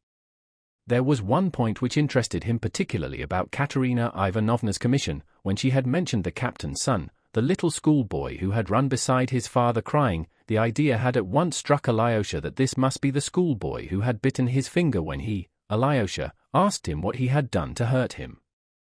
Now Alyosha felt practically certain of this, though he could not have said why. Thinking of another subject was a relief, and he resolved to think no more about the mischief he had done, and not to torture himself with remorse, but to do what he had to do, let come what would. At that thought he was completely comforted. Turning to the street where Dmitri lodged, he felt hungry, and taking out of his pocket the roll he had brought from his father's, he ate it. It made him feel stronger. Dmitri was not at home. The people of the house, an old cabinet-maker, his son, and his old wife, looked with positive suspicion at Alyosha. He hasn't slept here for the last 3 nights. Maybe he has gone away, the old man said in answer to Alyosha's persistent inquiries. Alyosha saw that he was answering in accordance with instructions. When he asked whether he were not at Grushenka's or in hiding at Foma's, Alyosha spoke so freely on purpose, all 3 looked at him in alarm. They are fond of him, they are doing their best for him, thought Alyosha. That's good. At last he found the house in Lake Street. It was a decrepit little house, sunk on one side, with 3 windows looking into the street, and with a muddy yard, in the middle of which stood a solitary cow. He crossed the yard and found the door opening into the passage. On the left of the passage lived the old woman of the house with her old daughter. Both seemed to be deaf. In answer to his repeated inquiry for the captain, one of them at last understood that he was asking for their lodgers, and pointed to a door across the passage. The captain's lodging turned out to be a simple cottage room. Alyosha had his hand on the iron latch to open the door, when he was struck by the strange hush within. Yet he knew from Katerina Ivanovna's words that the man had a family. Either they are all asleep or perhaps they have heard me coming and are waiting for me to open the door. I'd better knock first, and he knocked. An answer came, but not at once, after an interval of perhaps 10 seconds. "Who's there?" shouted someone in a loud and very angry voice. Then Alyosha opened the door and crossed the threshold. He found himself in a regular peasant's room. Though it was large, it was cumbered up with domestic belongings of all sorts, and there were several people in it. On the left was a large Russian stove. From the stove to the window on the left was a string running across the room, and on it there were rags hanging. There was a bedstead against the wall on each side, right and left, covered with knitted quilts. On the one on the left was a pyramid of 4 print-covered pillows, each smaller than the one beneath. On the other there was only one very small pillow. The opposite corner was screened off by a curtain or a sheet hung on a string. Behind this curtain could be seen a bed made up on a bench and a chair. The rough square table of plain wood had been moved into the middle window. The 3 windows, which consisted each of 4 tiny greenish mildewy panes, gave little light, and were close shut, so that the room was not very light and rather stuffy. On the table was a frying pan with the remains of some fried eggs, a half-eaten piece of bread, and a small bottle with a few drops of vodka. A woman of genteel appearance, wearing a cotton gown, was sitting on a chair by the bed on the left. Her face was thin and yellow, and her sunken cheeks betrayed at the first glance that she was ill. But what struck Alyosha most was the expression in the poor woman's eyes, a look of surprised inquiry and yet of haughty pride. And while he was talking to her husband, her big brown eyes moved from one speaker to the other with the same haughty and questioning expression. Beside her at the window stood a young girl, rather plain, with scanty reddish hair, poorly but very neatly dressed. She looked disdainfully at Alyosha as he came in. Beside the other bed was sitting another female figure. She was a very sad sight, a young girl of about 20, but hunchback and crippled with withered legs, as Alyosha was told afterwards. Her crutches stood in the corner close by. The strikingly beautiful and gentle eyes of this poor girl looked with mild serenity at Alyosha. A man of 45 was sitting at the table, finishing the fried eggs. He was spare, small and weakly built. He had reddish hair and a scanty light-colored beard, very much like a wisp of tow. This comparison and the phrase "the wisp of tows" flashed at once into Alyosha's mind for some reason. He remembered it afterwards. It was obviously this gentleman who had shouted to him, as there was no other man in the room. But when Alyosha went in, he leapt up from the bench on which he was sitting, and, hastily wiping his mouth with a ragged napkin, darted up to Alyosha. "It's a monk come to beg for the monastery." "A nice place to come to," the girl standing in the left corner said aloud. The man spun round instantly towards her and answered her in an excited and breaking voice. "No, Varvara, you are wrong. Allow me to ask," he turned again to Alyosha, "what has brought you to our retreat?" Alyosha looked attentively at him. It was the first time he had seen him. There was something angular, flurried and irritable about him. Though he had obviously just been drinking, he was not drunk. There was extraordinary impudence in his expression, and yet, strange to say, at the same time there was fear. He looked like a man who had long been kept in subjection and had submitted to it, and now had suddenly turned and was trying to assert himself. Or, better still, like a man who wants dreadfully to hit you but is horribly afraid you will hit him. In his words and in the intonation of his shrill voice there was a sort of crazy humor, at times spiteful and at times cringing, and continually shifting from one tone to another. The question about our retreat he had asked as it were quivering all over, rolling his eyes, and skipping up so close to Alyosha that he instinctively drew back a step. He was dressed in a very shabby dark cotton coat, patched and spotted. He wore check trousers of an extremely light color, long out of fashion, and of very thin material.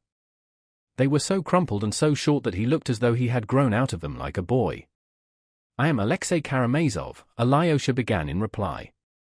"I quite understand that, sir," the gentleman snapped out at once to assure him that he knew who he was already. "I am Captain Snegiryov, sir, but I am still desirous to know precisely what has led you." "Oh, I've come for nothing special. I wanted to have a word with you, if only you allow me." "In that case, here is a chair, sir, kindly be seated." That's what they used to say in the old comedies, kindly be seated, and with a rapid gesture he seized an empty chair. It was a rough wooden chair, not upholstered, and set it for him almost in the middle of the room. Then, taking another similar chair for himself, he sat down facing Alyosha, so close to him that their knees almost touched. Nikolai Ilyich Negiryov, sir, formerly a captain in the Russian infantry, put to shame for his vices, but still a captain. Though I might not be one now for the way I talk, for the last half of my life I've learned to say sir. It's a word you use when you've come down in the world. That's very true, smiled Alyosha. But is it used involuntarily or on purpose? As God's above, it's involuntary, and I usen't to use it. I didn't use the word sir all my life, but as soon as I sank into low water I began to say sir. It's the work of a higher power. I see you are interested in contemporary questions, but how can I have excited your curiosity, living as I do in surroundings impossible for the exercise of hospitality? I've come about that business. About what business? The captain interrupted impatiently. About your meeting with my brother Dmitri Fyodorovitch, Alyosha blurted out awkwardly. What meeting, sir? You don't mean that meeting? About my wisp of tow, then.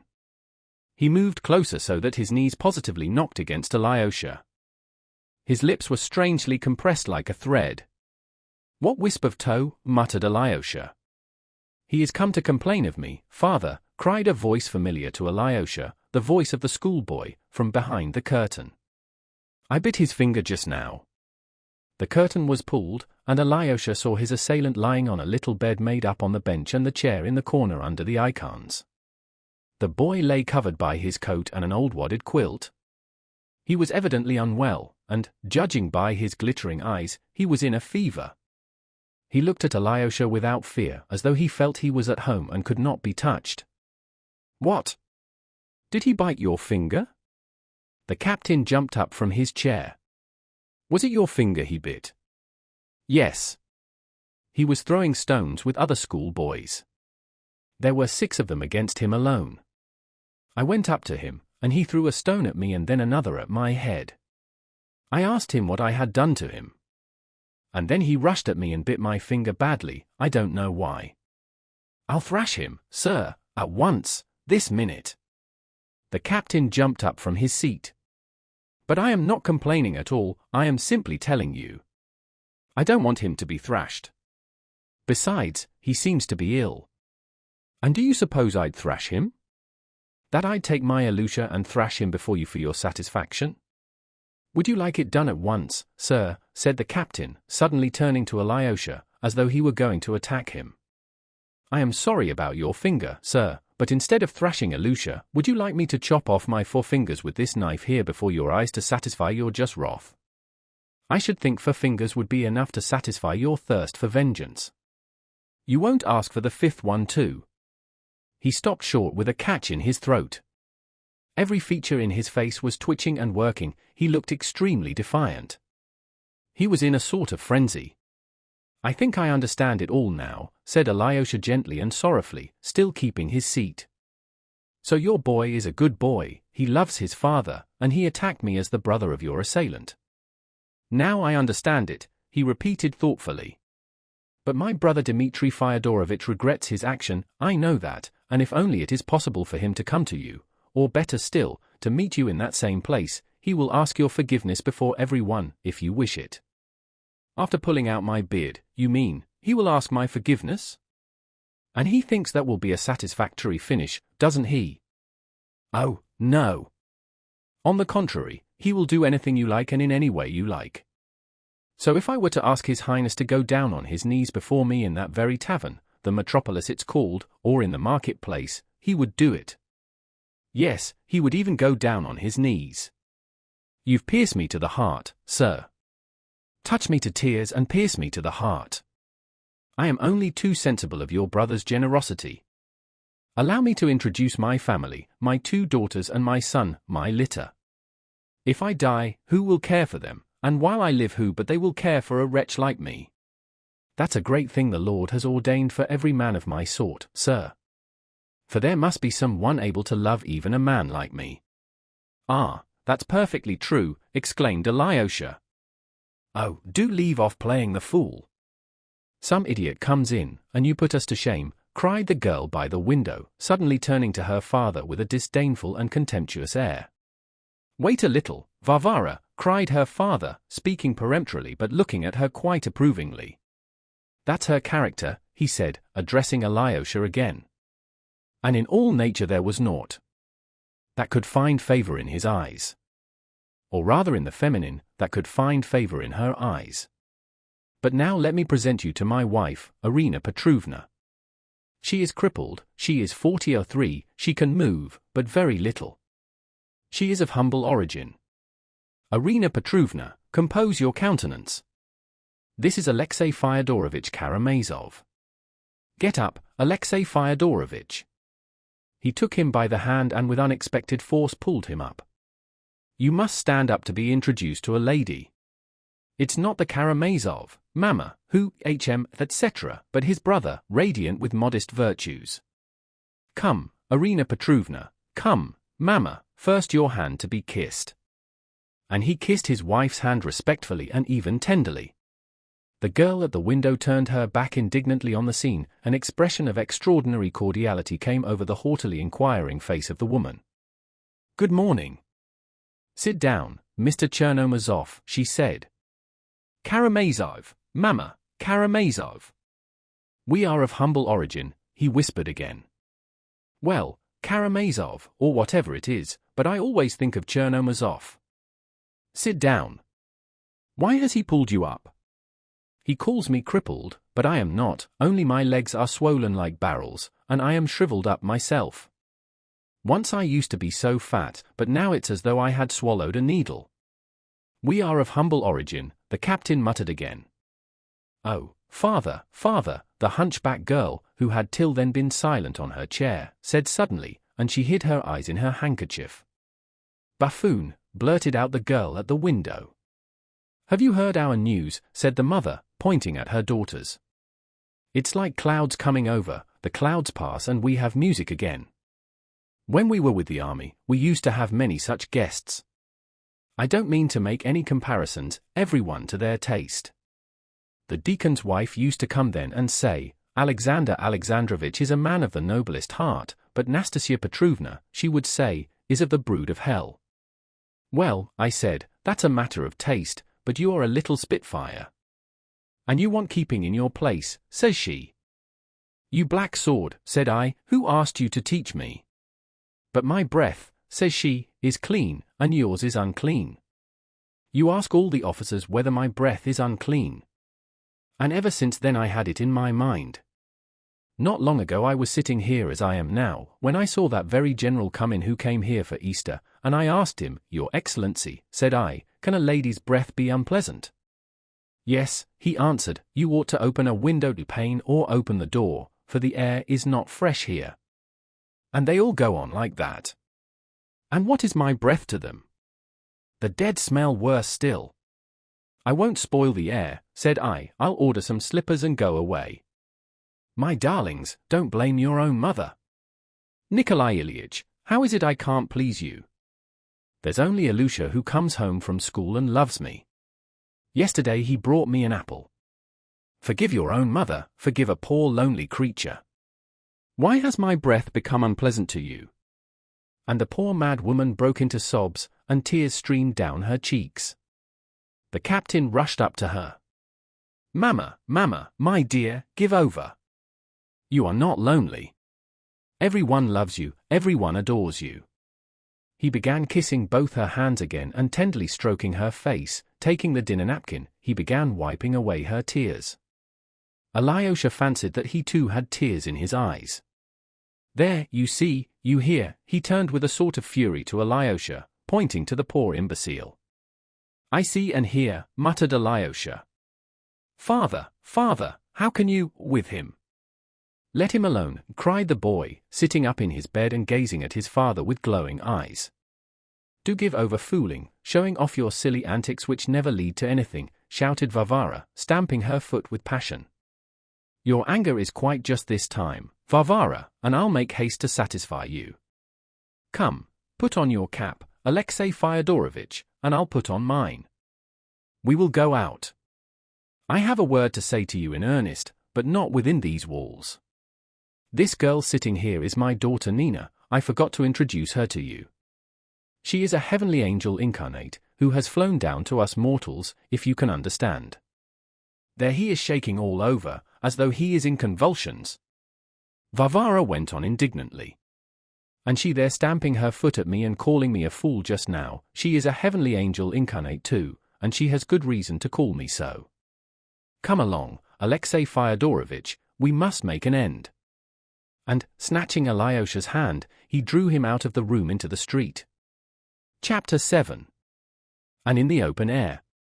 The air is fresh, but in my apartment it is not so in any sense of the word. Let us walk slowly, sir.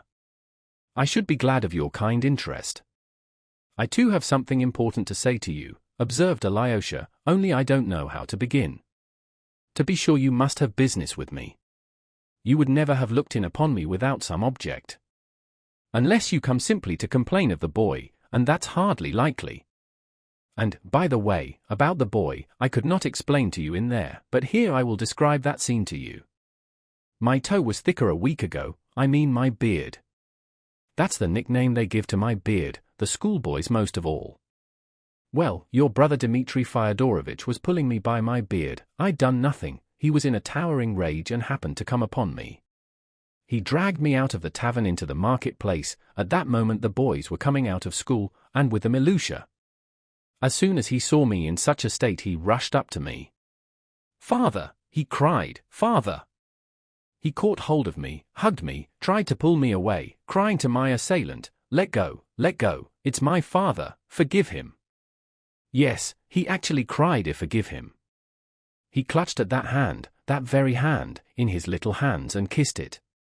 I remember his little face at that moment, I haven't forgotten it and I never shall.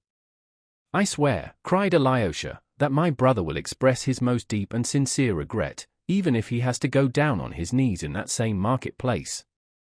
I'll make him or he is no brother of mine.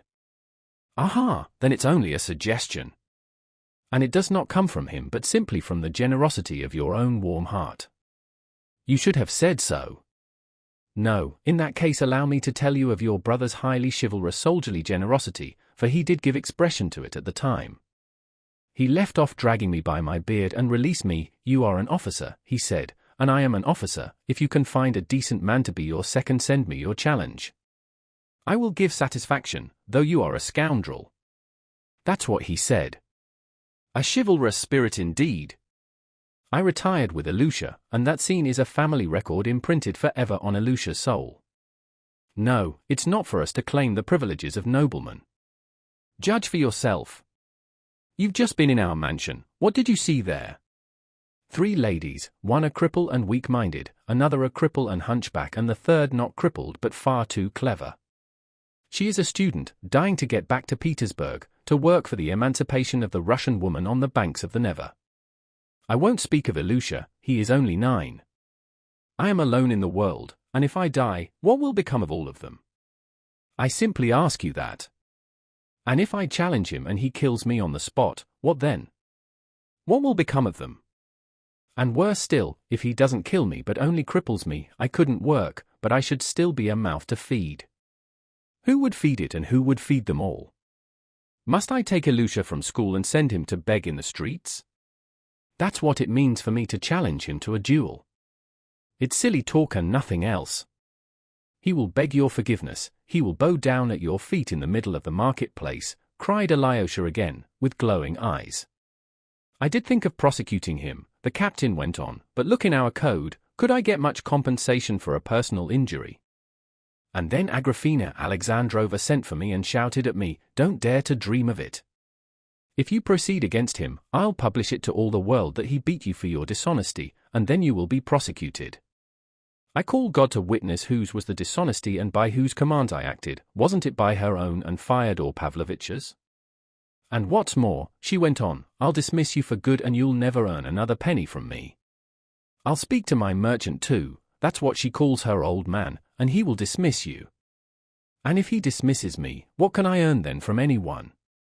Those 2 are all I have to look to, for your Fyodor Pavlovitch has not only given over employing me, for another reason, but he means to make use of papers I've signed to go to law against me. And so I kept quiet, and you have seen our retreat. But now let me ask you, did Ilusha hurt your finger much? I didn't like to go into it in our mansion before him. Yes, very much, and he was in a great fury. He was avenging you on me as a Karamazov, I see that now. But if only you had seen how he was throwing stones at his schoolfellows. It's very dangerous. They might kill him. They are children and stupid. A stone may be thrown and break somebody's head. That's just what has happened.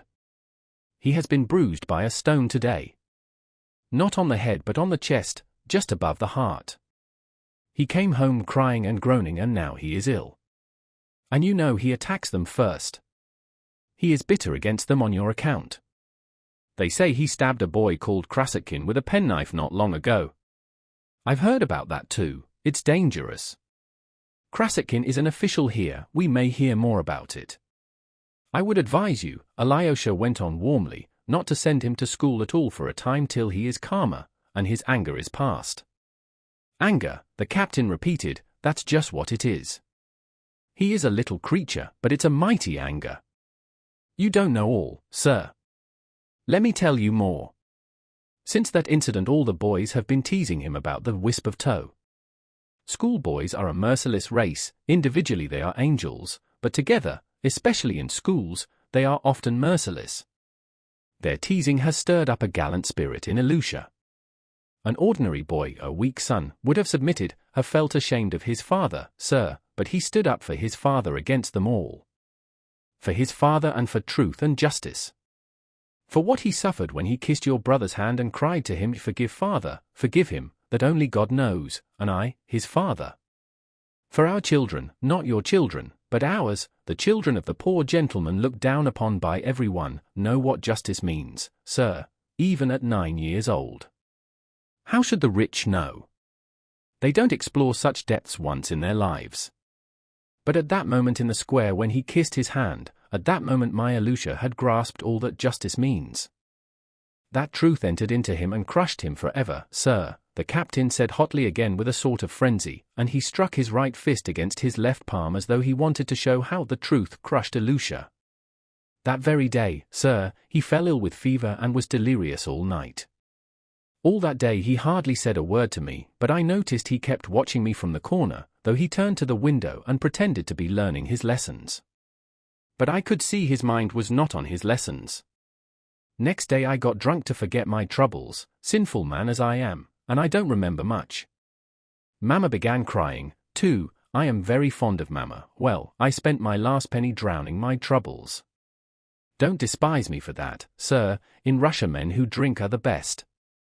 The best men amongst us are the greatest drunkards.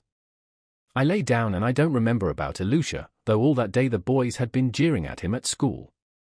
Wisp of tow, they shouted, your father was pulled out of the tavern by his wisp of tow, you ran by and begged forgiveness. On the third day when he came back from school I saw he looked pale and wretched. What is it? I asked. He wouldn't answer. Well, there's no talking in our mansion without Mama and the girls taking part in it. What's more, the girls had heard about it the very first day. Varvara had begun snarling. You fools and buffoons, can you ever do anything rational? Quite so, I said, can we ever do anything rational? For the time I turned it off like that. So in the evening I took the boy out for a walk, for you must know we go for a walk every evening, always the same way, along which we are going now, from our gate to that great stone which lies alone in the road under the hurdle, which marks the beginning of the town pasture. A beautiful and lonely spot, sir. Ilusha and I walked along hand in hand as usual. He has a little hand, his fingers are thin and cold, he suffers with his chest, you know. Father, said he, father. Well, said I. I saw his eyes flashing. Father, how he treated you then. It can't be helped, Ilusha, I said. Don't forgive him, father, don't forgive him. At school they say that he has paid you 10 rubles for it. No, Ilusha, said I would not take money from him for anything. Then he began trembling all over, took my hand in both his and kissed it again. "Father," he said, "Father, challenge him to a duel. At school they say you are a coward and won't challenge him, and that you'll accept 10 rubles from him." "I can't challenge him to a duel, Ilusha," I answered. "And I told briefly what I've just told you." He listened. "Father," he said, "anyway don't forgive it. When I grow up I'll call him out myself and kill him." His eyes shone and glowed. "And of course I am his father, and I had to put in a word. It's a sin to kill," I said, "even in a duel." "Father," he said, "when I grow up, I'll knock him down, knock the sword out of his hand, I'll fall on him, wave my sword over him and say, 'I could kill you, but I forgive you, so there.'" You see what the workings of his little mind have been during these 2 days. He must have been planning that vengeance all day, and raving about it at night. But he began to come home from school badly beaten. I found out about it the day before yesterday, and you are right, I won't send him to that school any more. I heard that he was standing up against all the class alone and defying them all, that his heart was full of resentment, of bitterness. I was alarmed about him. We went for another walk. "Father," he asked, "are the rich people stronger than anyone else on earth?" "Yes, Ilusha," I said, "there are no people on earth stronger than the rich." "Father," he said, "I will get rich, I will become an officer and conquer everybody. The Tsar will reward me, I will come back here and then no one will dare." Then he was silent and his lips still kept trembling. "Father," he said, "what a horrid town this is." "Yes, Ilusha," I said, "it isn't a very nice town." "Father, let us move into another town, a nice one," he said, "where people don't know about us." "We will move, we will, Ilusha," said I, "only I must save up for it." I was glad to be able to turn his mind from painful thoughts, and we began to dream of how we would move to another town, how we would buy a horse and cart. "We will put Mama and your sisters inside, we will cover them up and we'll walk. You shall have a lift now and then, and I'll walk beside, for we must take care of our horse, we can't all ride. That's how we'll go." He was enchanted at that, most of all at the thought of having a horse and driving him. For of course a Russian boy is born among horses. We chatted a long while. Thank God, I thought, I have diverted his mind and comforted him. That was the day before yesterday, in the evening, but last night everything was changed. He had gone to school in the morning, he came back depressed, terribly depressed. In the evening I took him by the hand and we went for a walk. He would not talk. There was a wind blowing and no sun, and a feeling of autumn, twilight was coming on. We walked along, both of us depressed. "Well, my boy," said I, "how about our setting off on our travels?" I thought I might bring him back to our talk of the day before. He didn't answer, but I felt his fingers trembling in my hand. "Ah," I thought, "it's a bad job, there's something fresh." We had reached the stone where we are now. I sat down on the stone. And in the air there were lots of kites flapping and whirling. There were as many as 30 in sight. Of course, it's just the season for the kites. "Look, Ilusha," said I, "it's time we got out our last year's kite again." "I'll mend it, where have you put it away?" My boy made no answer. He looked away and turned sideways to me. And then a gust of wind blew up the sand. He suddenly fell on me, threw both his little arms round my neck and held me tight. You know, when children are silent and proud, and try to keep back their tears when they are in great trouble and suddenly break down, their tears fall in streams. With those warm streams of tears, he suddenly wetted my face. He sobbed and shook as though he were in convulsions, and squeezed up against me as I sat on the stone. "Father," he kept crying, "dear father, how he insulted you." And I sobbed too. We sat shaking in each other's arms. "Ilusha," I said to him, "Ilusha darling." No one saw us then. God alone saw us, I hope he will record it to my credit. You must thank your brother, Alexei Fyodorovitch. No, sir, I won't thrash my boy for your satisfaction. He had gone back to his original tone of resentful buffoonery. Alyosha felt though that he trusted him, and that if there had been someone else in his, Alyosha's place, the man would not have spoken so openly and would not have told what he had just told. This encouraged Alyosha, whose heart was trembling on the verge of tears. "Ah, how I would like to make friends with your boy," he cried. "If you could arrange it." "Certainly, sir," muttered the captain. "But now listen to something quite different." Alyosha went on. "I have a message for you. That same brother of mine, Dmitri, has insulted his betrothed, too, a noble-hearted girl of whom you have probably heard. I have a right to tell you of her wrong, I ought to do so, in fact, for hearing of the insult done to you and learning all about your unfortunate position, she commissioned me at once, just now, to bring you this help from her, but only from her alone, not from Dmitri, who has abandoned her. Nor from me, his brother, nor from anyone else, but from her, only from her. She entreats you to accept her help. You have both been insulted by the same man. She thought of you only when she had just received a similar insult from him, similar in its cruelty, I mean.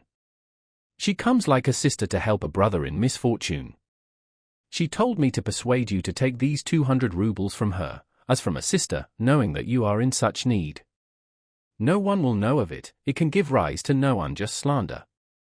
There are the 200 rubles, and I swear you must take them unless all men are to be enemies on earth.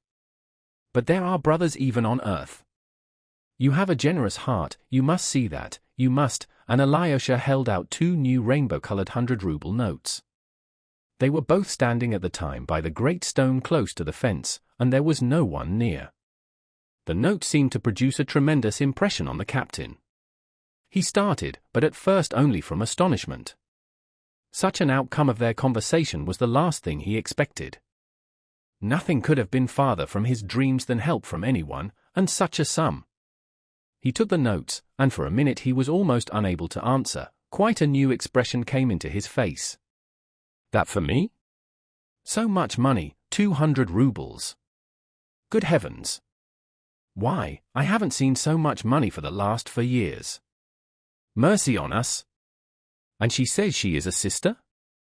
And is that the truth?" "I swear that all I told you is the truth," cried Alyosha. The captain flushed red. "Listen, my dear, listen. If I take it, I shan't be behaving like a scoundrel. In your eyes, Alexey Fyodorovitch, I shan't be a scoundrel. No, Alexey Fyodorovitch, listen, listen," he hurried, touching Alyosha with both his hands. "You are persuading me to take it, saying that it's a sister sends it, but inwardly, in your heart won't you feel contempt for me if I take it, eh? No, no, on my salvation I swear I shan't. And no one will ever know but me, I, you, and she, and one other lady, her great friend. Never mind the lady. Listen, Alexey Fyodorovitch, at a moment like this you must listen, for you can't understand what these 200 rubles mean to me now." The poor fellow went on rising gradually into a sort of incoherent, almost wild enthusiasm. He was thrown off his balance and talked extremely fast, as though afraid he would not be allowed to say all he had to say. "Besides its being honestly acquired from a sister, so highly respected and revered, do you know that now I can look after Mama and Nina, my hunchback angel daughter? Dr. Herzenstube came to me in the kindness of his heart and was examining them both for a whole hour. 'I can make nothing of it,' said he, 'but he prescribed a mineral water which is kept at a chemist's here. He said it would be sure to do her good, and he ordered baths, too, with some medicine in them. The mineral water costs 30 kopecks, and she'd need to drink 40 bottles perhaps, so I took the prescription and laid it on the shelf under the icons, and there it lies. And he ordered hot baths for Nina with something dissolved in them, morning and evening.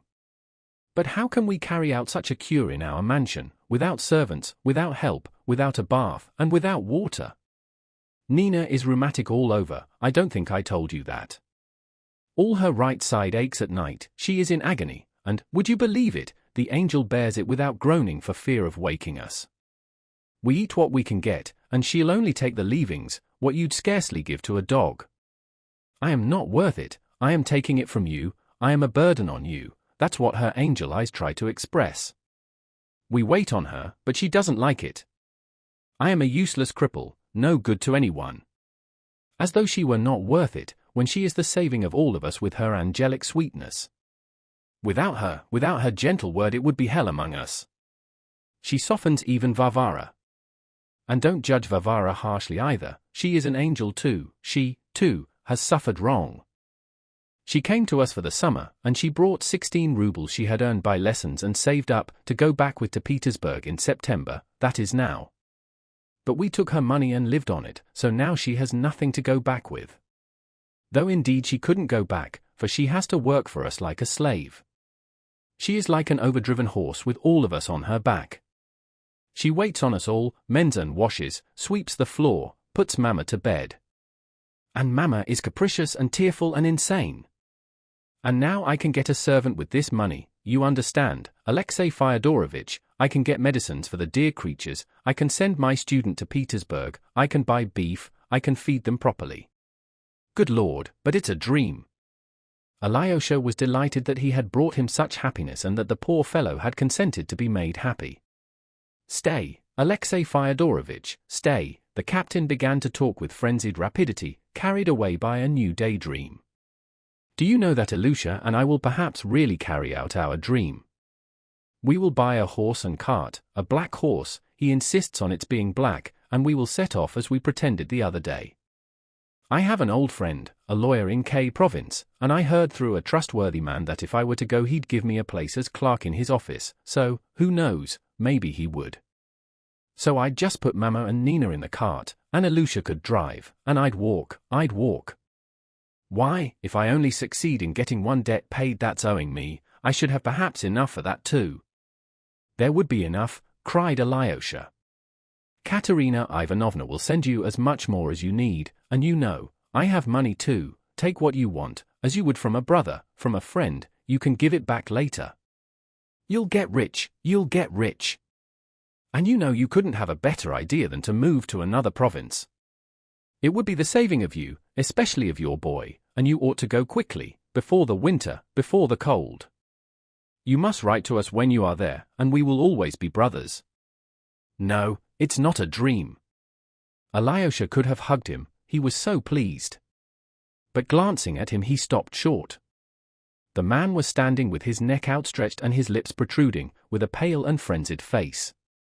His lips were moving as though trying to articulate something, no sound came, but still his lips moved. It was uncanny. What is it? Asked Alyosha, startled. Alexey Fyodorovitch. You, muttered the captain, faltering, looking at him with a strange, wild, fixed stare, and an air of desperate resolution. At the same time there was a sort of grin on his lips. You, sir, wouldn't you like me to show you a little trick I know? He murmured, suddenly, in a firm rapid whisper, his voice no longer faltering. What trick? A pretty trick, whispered the captain. His mouth was twisted on the left side, his left eye was screwed up. He still stared at Alyosha. What is the matter? What trick? Alyosha cried, now thoroughly alarmed. Why, look, squealed the captain suddenly, and showing him the 2 notes which he had been holding by one corner between his thumb and forefinger during the conversation, he crumpled them up savagely and squeezed them tight in his right hand. Do you see, he shrieked, pale and infuriated. And suddenly flinging up his hand, he threw the crumpled notes on the sand. Do you see, he shrieked again, pointing to them. Look there. And with wild fury he began trampling them under his heel, gasping and exclaiming as he did so. So much for your money. So much for your money. So much for your money. So much for your money.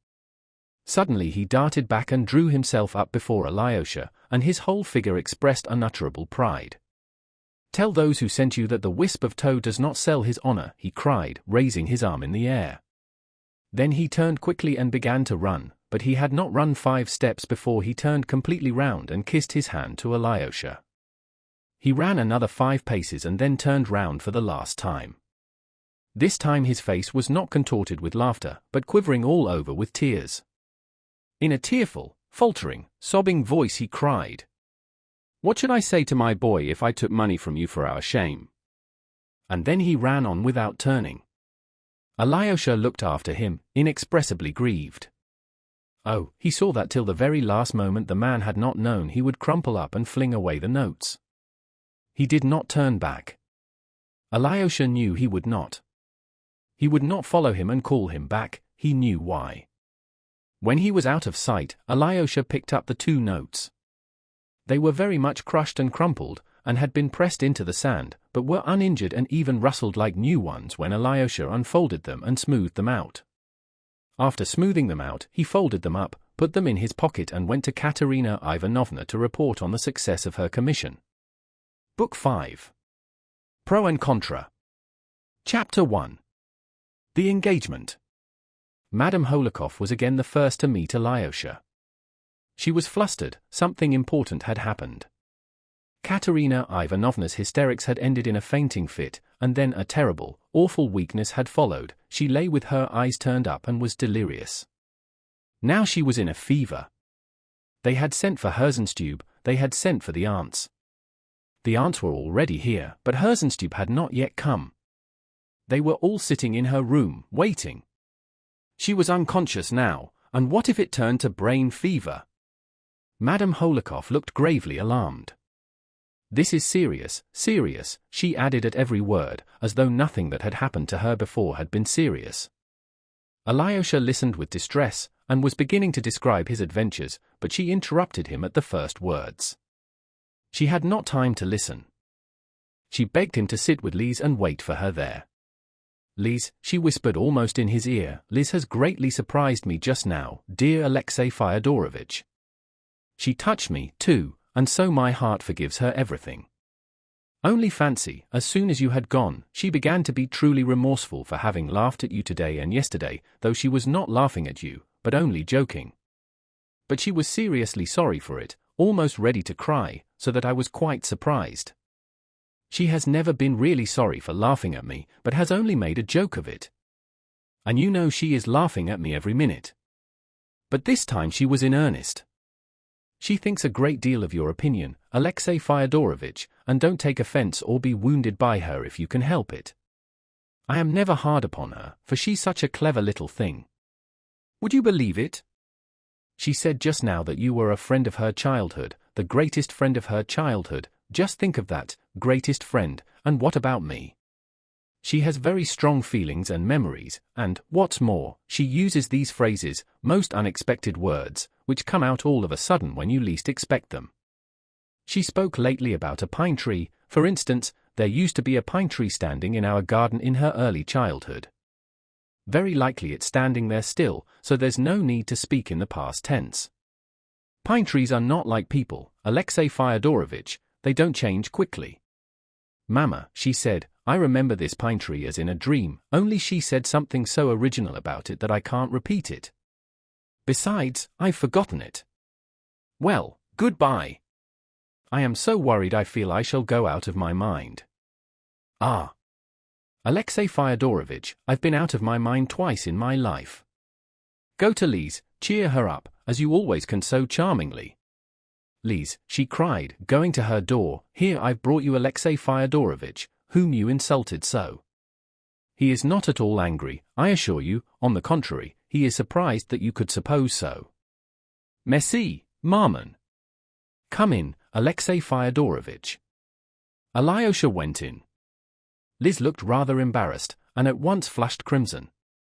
She was evidently ashamed of something, and, as people always do in such cases, she began immediately talking of other things, as though they were of absorbing interest to her at the moment.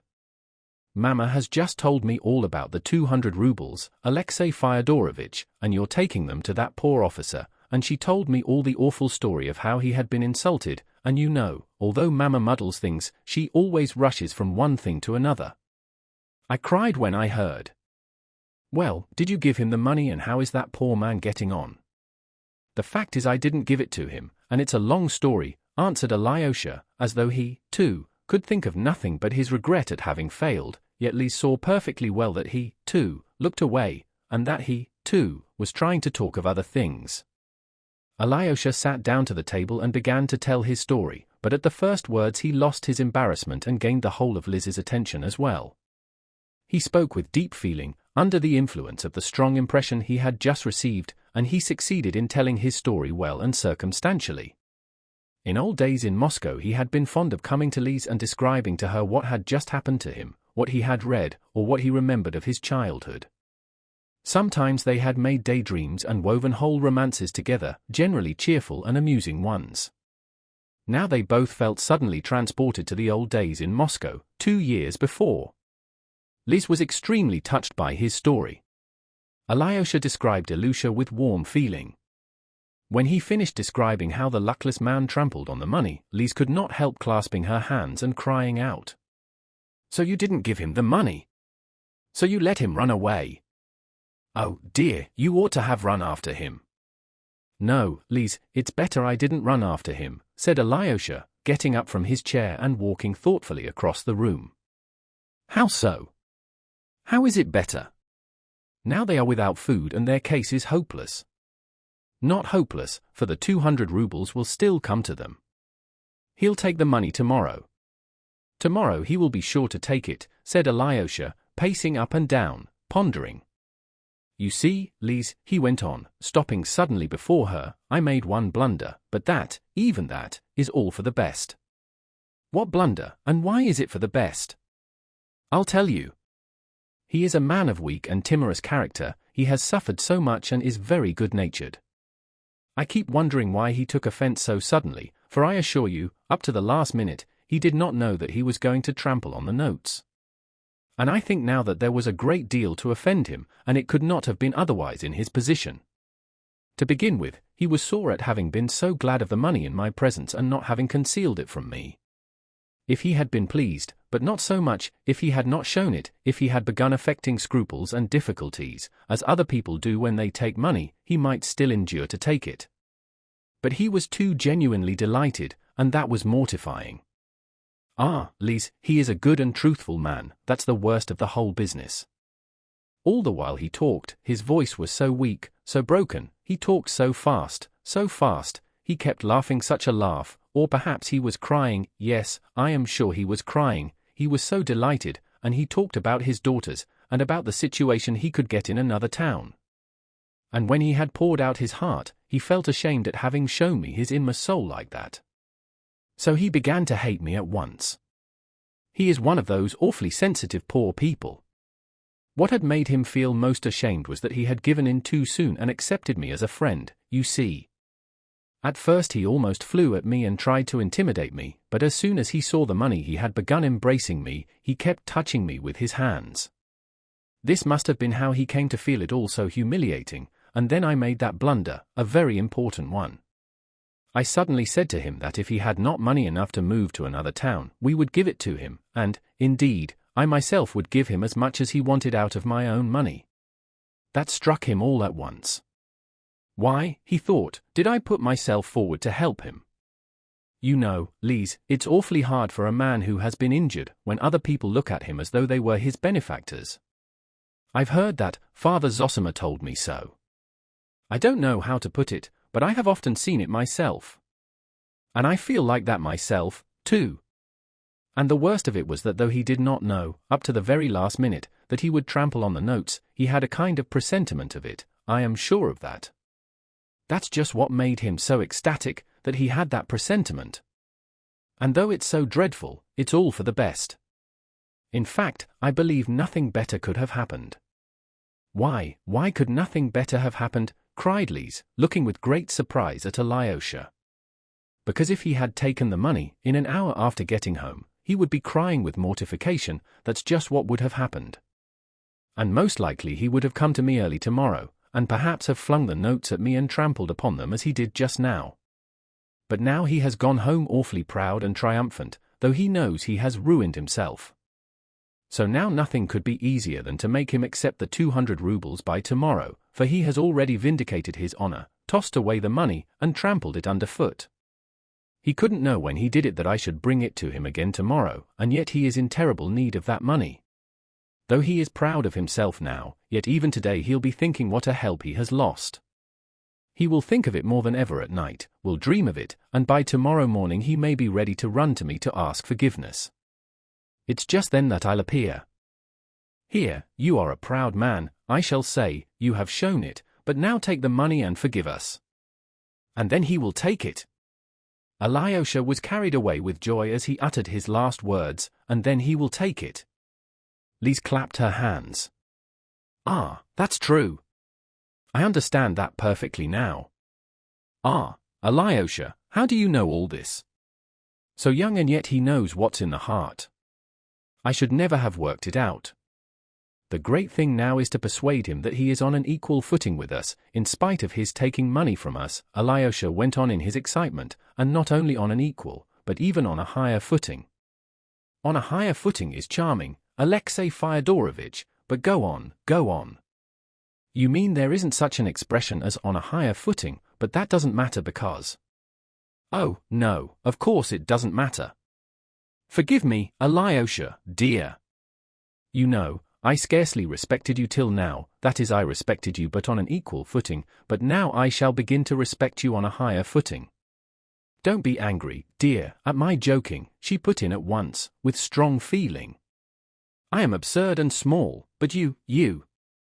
Listen, Alexey Fyodorovitch. Isn't there in all our analysis, I mean your analysis, no, better call it ours, aren't we showing contempt for him, for that poor man, in analyzing his soul like this, as it were, from above, eh? In deciding so certainly that he will take the money. No, Lise, it's not contempt, Alyosha answered, as though he had prepared himself for the question. I was thinking of that on the way here. How can it be contempt when we are all like him, when we are all just the same as he is? For you know we are just the same, no better. If we are better, we should have been just the same in his place. I don't know about you, Lise, but I consider that I have a sordid soul in many ways, and his soul is not sordid, on the contrary, full of fine feeling. No, Lise, I have no contempt for him. Do you know, Lise, my elder told me once to care for most people exactly as one would for children, and for some of them as one would for the sick in hospitals. Ah, Alexey Fyodorovitch, dear, let us care for people as we would for the sick. Let us, Lise, I am ready. Though I am not altogether ready in myself.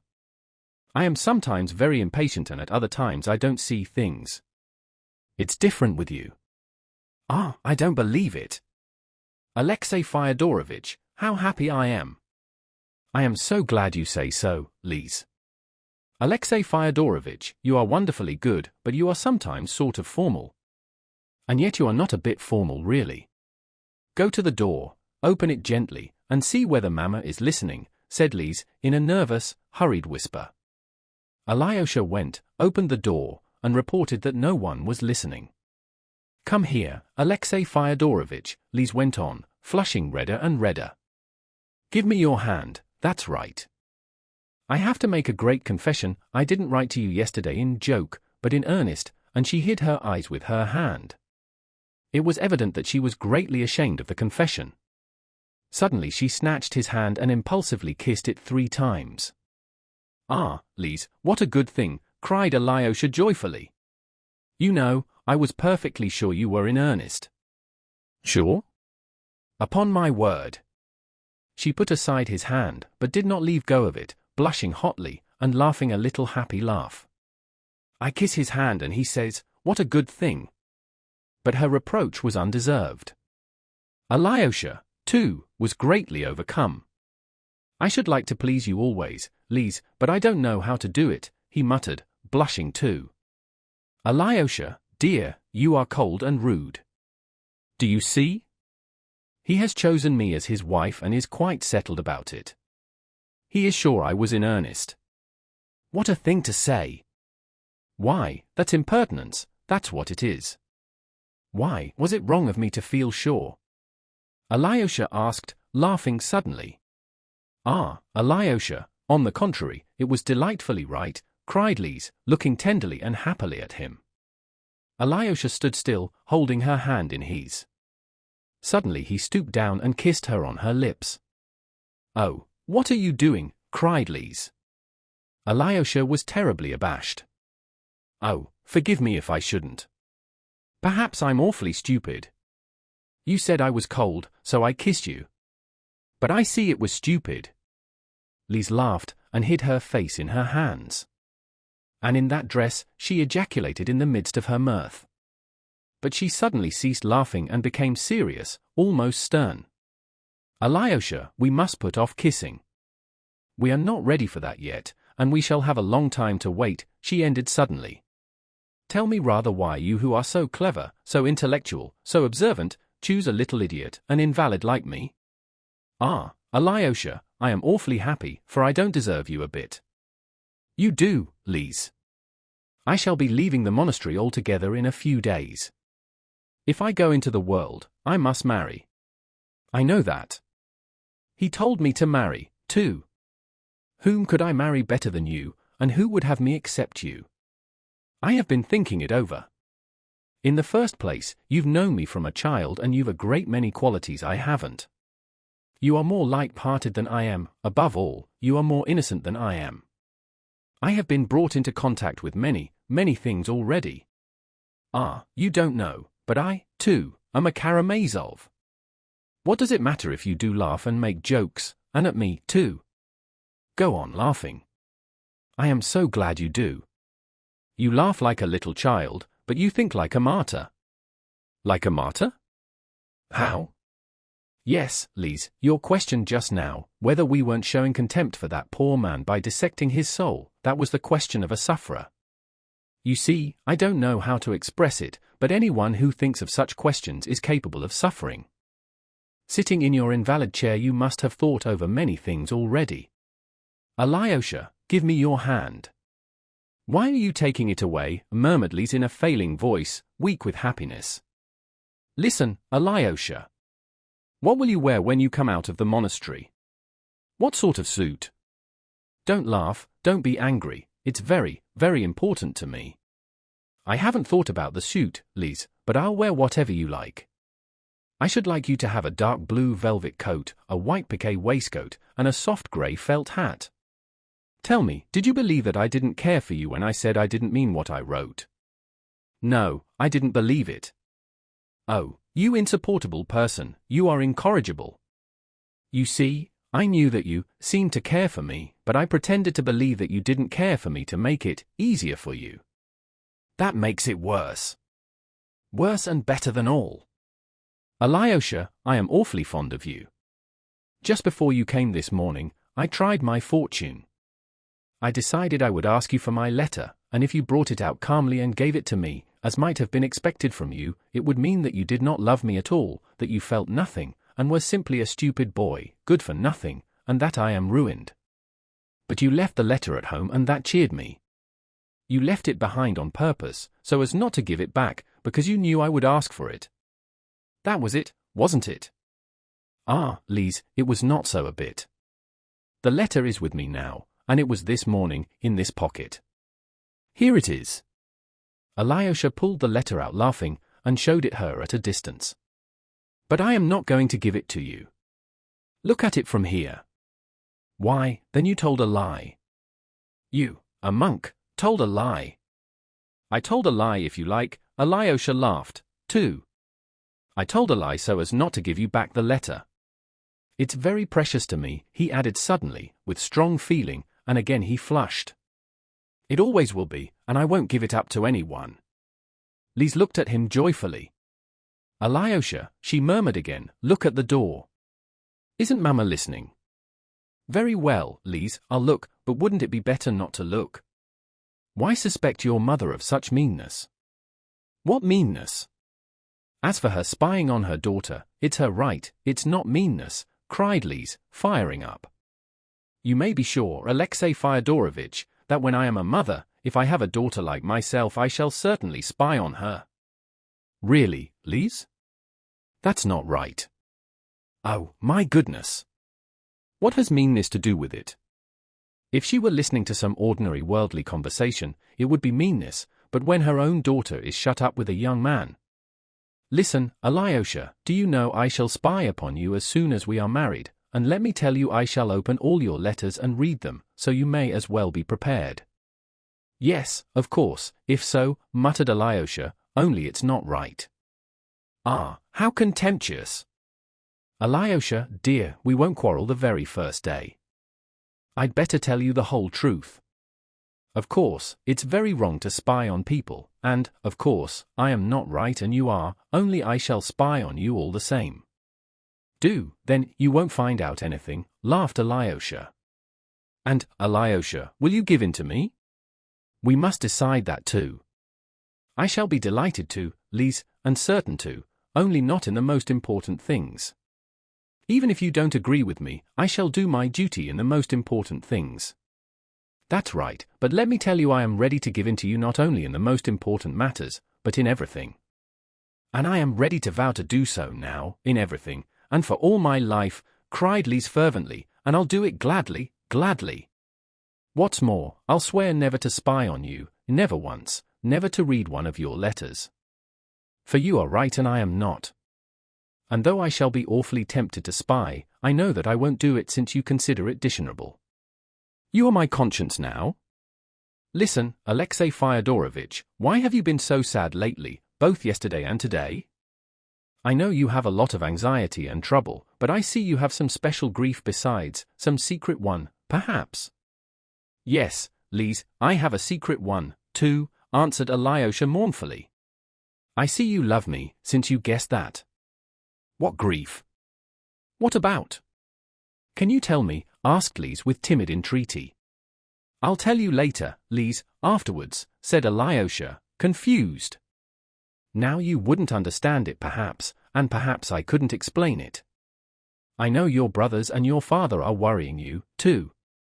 Yes, my brothers too, murmured Alyosha, pondering. I don't like your brother Ivan, Alyosha, said Lise suddenly. He noticed this remark with some surprise, but did not answer it. My brothers are destroying themselves, he went on, my father, too. And they are destroying others with them. It's the primitive force of the Karamazovs, as Father Pacey said the other day, a crude, unbridled, earthly force. Does the Spirit of God move above that force? Even that I don't know. I only know that I, too, am a Karamazov. Me a monk, a monk. Am I a monk, Lise? You said just now that I was. Yes, I did. And perhaps I don't even believe in God. You don't believe? What is the matter? Said Lise quietly and gently. But Alyosha did not answer. There was something too mysterious, too subjective in these last words of his, perhaps obscure to himself, but yet torturing him. And now on the top of it all, my friend, the best man in the world, is leaving the earth. If you knew, Lise, how bound up in soul I am with him. And then I shall be left alone. I shall come to you, Lise. For the future we will be together. Yes, together, together. Henceforward we shall be always together, all our lives. Listen, kiss me, I allow you. Alyosha kissed her. Come, now go. Christ be with you, and she made the sign of the cross over him. Make haste back to him while he is alive. I see I've kept you cruelly. I'll pray today for him and you. Alyosha, we shall be happy. Shall we be happy, shall we? I believe we shall, Lise. Alyosha thought it better not to go into Madame Holikov and was going out of the house without saying goodbye to her. But no sooner had he opened the door than he found Madame Holikov standing before him. From the first word Alyosha guessed that she had been waiting on purpose to meet him. Alexey Fyodorovitch, this is awful. This is all childish nonsense and ridiculous. I trust you won't dream, it's foolishness, nothing but foolishness, she said, attacking him at once. Only don't tell her that, said Alyosha, or she will be upset, and that's bad for her now. Sensible advice from a sensible young man.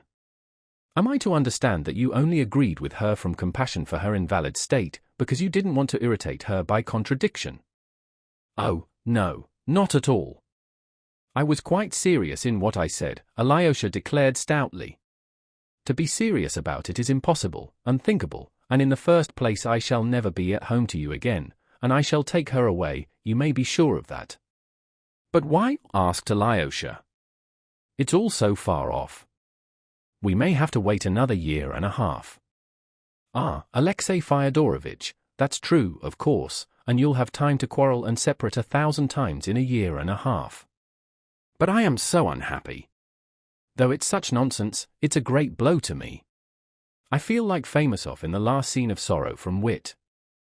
You are Chatsky and she is Sophia, and, only fancy, I've run down to meet you on the stairs, and in the play the fatal scene takes place on the staircase. I heard it all, I almost dropped. So this is the explanation of her dreadful night and her hysterics of late. It means love to the daughter but death to the mother. I might as well be in my grave at once. And a more serious matter still, what is this letter she has written? Show it me at once, at once. No, there's no need. Tell me, how is Katerina Ivanovna now? I must know.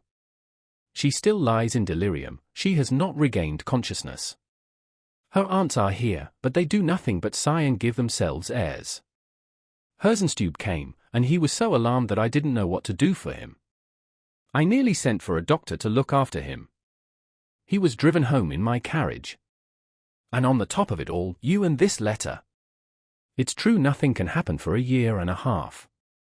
In the name of all that's holy, in the name of your dying elder, show me that letter, Alexey Fyodorovitch. I'm her mother. Hold it in your hand, if you like, and I will read it so. No, I won't show it to you. Even if she sanctioned it, I wouldn't. I am coming tomorrow, and if you like, we can talk over many things, but now goodbye. And Alyosha ran downstairs and into the street. Chapter 2. Smerdyakov with a guitar. He had no time to lose indeed. Even while he was saying goodbye to Lise, the thought had struck him that he must attempt some stratagem to find his brother Dmitri, who was evidently keeping out of his way. It was getting late, nearly 3 o'clock. Alyosha's whole soul turned to the monastery, to his dying saint, but the necessity of seeing Dmitri outweighed everything.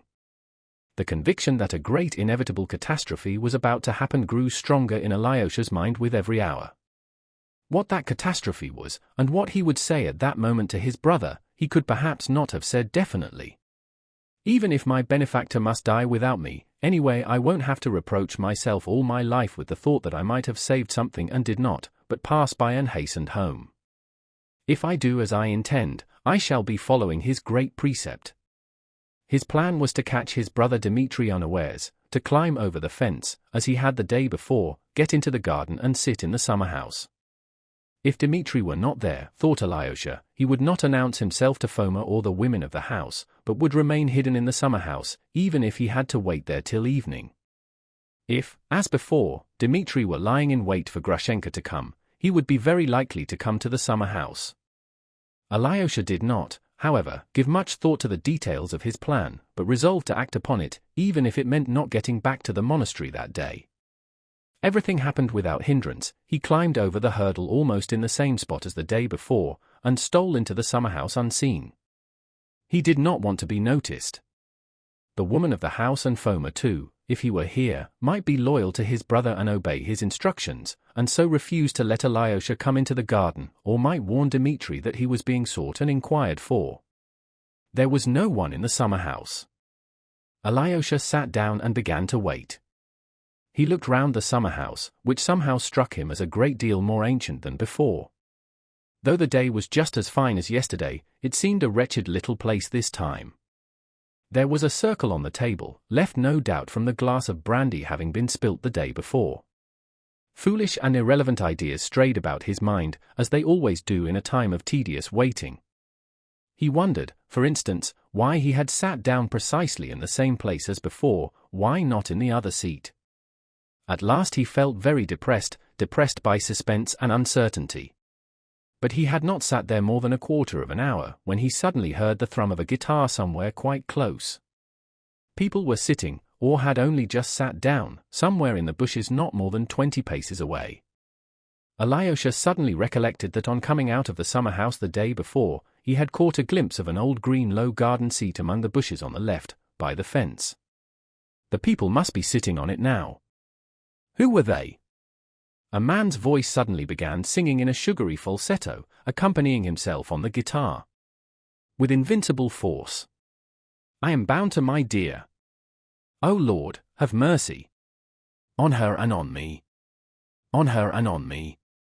On her and on me. The voice ceased.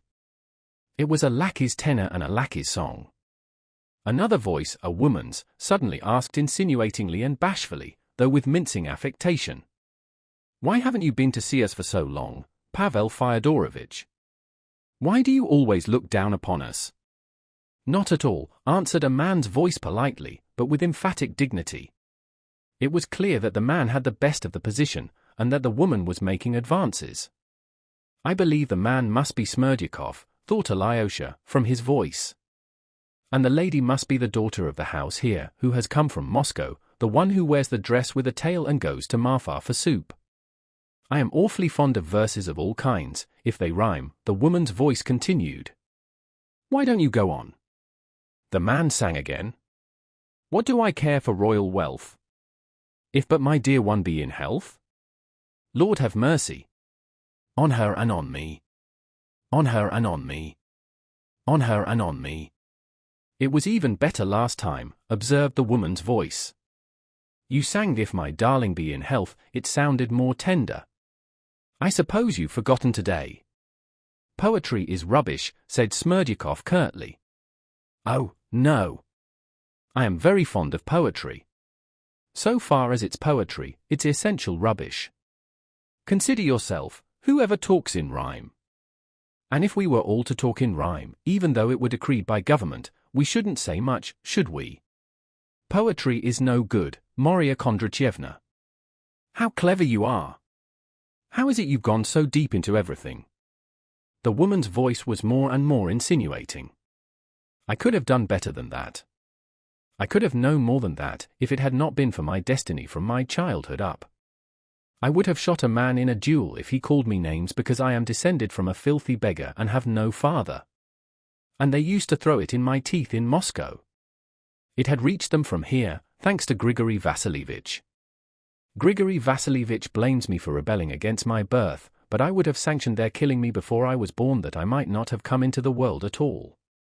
They used to say in the market, and your mamma too, with great lack of delicacy, set off telling me that her hair was like a mat on her head, and that she was short of 5 foot by a wee bit. Why talk of a wee bit while she might have said the little bit, like everyone else? She wanted to make it touching, a regular peasant's feeling. Can a Russian peasant be said to feel, in comparison with an educated man? He can't be said to have feeling at all, in his ignorance. From my childhood up, when I hear a wee bit, I am ready to burst with rage. I hate all Russia, Marya Kondratyevna. If you'd been a cadet in the army, or a young hussar, you wouldn't have talked like that, but would have drawn your saber to defend all Russia. I don't want to be a hussar, Marya Kondratyevna, and, what's more, I should like to abolish all soldiers. And when an enemy comes, who is going to defend us? There's no need of defense. In 1812 there was a great invasion of Russia by Napoleon, first emperor of the French, father of the present one, and it would have been a good thing if they had conquered us. A clever nation would have conquered a very stupid one and annexed it. We should have had quite different institutions. Are they so much better in their own country than we are? I wouldn't change a dandy I know for 3 young Englishmen, observed Marya Kondratyevna tenderly, doubtless accompanying her words with a most languishing glance. That's as one prefers. But you are just like a foreigner, just like a most gentlemanly foreigner. I tell you that, though it makes me bashful. If you care to know, the folks there and ours here are just alike in their vice. They are swindlers, only there the scoundrel wears polished boots and here he grovels in filth and sees no harm in it. The Russian people want thrashing, as Fyodor Pavlovitch said very truly yesterday, though he is mad, and all his children. You said yourself you had such a respect for Ivan Fyodorovitch. But he said I was a stinking lackey. He thinks that I might be unruly. He is mistaken there. If I had a certain sum in my pocket, I would have left here long ago. Dmitri Fyodorovitch is lower than any lackey in his behavior, in his mind, and in his poverty. He doesn't know how to do anything, and yet he is respected by everyone. I may be only a supermaker, but with luck I could open a cafe-restaurant in Petrovka, in Moscow, for my cookery is something special, and there's no one in Moscow, except the foreigners, whose cookery is anything special.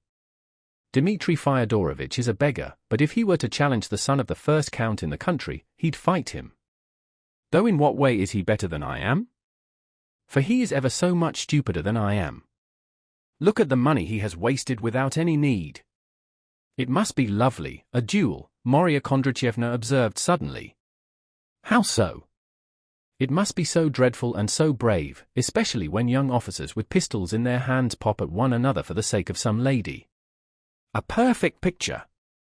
Ah, if only girls were allowed to look on, I'd give anything to see one. It's all very well when you are firing at someone, but when he is firing straight in your mug, you must feel pretty silly. You'd be glad to run away, Marya Kondratyevna. You don't mean you would run away? But Smerdyakov did not deign to reply. After a moment's silence the guitar tinkled again, and he sang again in the same falsetto. Whatever you may say. I shall go far away. Life will be bright and gay. In the city far away. I shall not grieve. I shall not grieve at all. I don't intend to grieve at all. Then something unexpected happened. Alyosha suddenly sneezed. They were silent. Alyosha got up and walked towards them. He found Smerdyakov dressed up and wearing polished boots, his hair pomaded, and perhaps curled. The guitar lay on the garden seat. His companion was the daughter of the house, wearing a light blue dress with a train 2 yards long. She was young and would not have been bad-looking, but that her face was so round and terribly freckled. "Will my brother Dmitri soon be back?" asked Alyosha with as much composure as he could. Smerdyakov got up slowly. Marya Kondratyevna rose too. "How am I to know about Dmitri Fyodorovitch?" "It's not as if I were his keeper," answered Smerdyakov quietly, distinctly, and superciliously. "But I simply asked whether you do know." Alyosha explained. "I know nothing of his whereabouts and don't want to. But my brother told me that you let him know all that goes on in the house, and promised to let him know when Agrafena Alexandrovna comes." Smerdyakov turned a deliberate, unmoved glance upon him. "And how did you get in this time, since the gate was bolted an hour ago?" he asked, looking at Alyosha. "I came in from the back alley, over the fence, and went straight to the summer house. I hope you'll forgive me," he added, addressing Marya Kondratyevna. "I was in a hurry to find my brother." "Ak, as though we could take it amiss in you," drawled Marya Kondratyevna, flattered by Alyosha's apology. "For Dmitri Fyodorovitch often goes to the summer house in that way. We don't know he is here and he is sitting in the summer house. I am very anxious to find him, or to learn from you where he is now. Believe me, it's on business of great importance to him." "He never tells us," lisped Marya Kondratyevna. "Though I used to come here as a friend," Smerdyakov began again, "Dmitri Fyodorovitch has pestered me in a merciless way even here by his incessant questions about the master. 'What news?' he'll ask. 'What's going on in there now? Who's coming and going, and can't I tell him something more? Twice already he's threatened me with death.'" "With death?" Alyosha exclaimed in surprise. "Do you suppose he'd think much of that, with his temper, which you had a chance of observing yourself yesterday? He says if I let Agrafena Alexandrovna in and she passes the night there, I'll be the first to suffer for it. I am terribly afraid of him, and if I were not even more afraid of doing so, I ought to let the police know. God only knows what he might not do. His honor said to him the other day, 'I'll pound you in a mortar,'" added Marya Kondratyevna. "Oh, if it's pounding in a mortar, it may be only talk," observed Alyosha. "If I could meet him, I might speak to him about that too." "Well, the only thing I can tell you is this," said Smerdyakov, as though thinking better of it, "I am here as an old friend and neighbor, and it would be odd if I didn't come. On the other hand, Ivan Fyodorovitch sent me first thing this morning to your brother's lodging in Lake Street, without a letter, but with a message to Dmitri Fyodorovitch to go to dine with him at the restaurant here, in the marketplace. I went, but didn't find Dmitri Fyodorovitch at home, though it was 8 o'clock. He's been here, but he is quite gone," those were the very words of his landlady. "It's as though there was an understanding between them. Perhaps at this moment he is in the restaurant with Ivan Fyodorovitch, for Ivan Fyodorovitch has not been home to dinner and Fyodor Pavlovitch dined alone an hour ago, and is gone to lie down. But I beg you most particularly not to speak of me and of what I have told you, for he'd kill me for nothing at all." "Brother Ivan invited Dmitri to the restaurant today," repeated Alyosha quickly. "That's so. The Metropolis Tavern in the market-place. The very same. That's quite likely, cried Alyosha, much excited. Thank you, Smerdyakov, that's important. I'll go there at once. Don't betray me, Smerdyakov called after him. Oh, no, I'll go to the tavern as though by chance. Don't be anxious. But wait a minute, I'll open the gate to you, cried Marya Kondratyevna. No, it's a short cut, I'll get over the fence again. What he had heard threw Alyosha into great agitation. He ran to the tavern. It was impossible for him to go into the tavern in his monastic dress, but he could inquire at the entrance for his brothers and call them down. But just as he reached the tavern, a window was flung open, and his brother Ivan called down to him from it. Alyosha, can't you come up here to me? I shall be awfully grateful. To be sure I can, only I don't quite know whether in this dress. But I am in a room apart. Come up the steps, I'll run down to meet you. A minute later Alyosha was sitting beside his brother. Ivan was alone dining. Chapter 3. The brothers make friends. Ivan was not, however, in a separate room, but only in a place shut off by a screen, so that it was unseen by other people in the room. It was the first room from the entrance with a buffet along the wall. Waiters were continually darting to and fro in it. The only customer in the room was an old retired military man drinking tea in a corner. But there was the usual bustle going on in the other rooms of the tavern. There were shouts for the waiters, the sound of popping corks, the click of billiard balls, the drone of the organ. Alyosha knew that Ivan did not usually visit this tavern and disliked taverns in general. So he must have come here, he reflected, simply to meet Dmitri by arrangement. Yet Dmitri was not there. Shall I order you fish, soup or anything?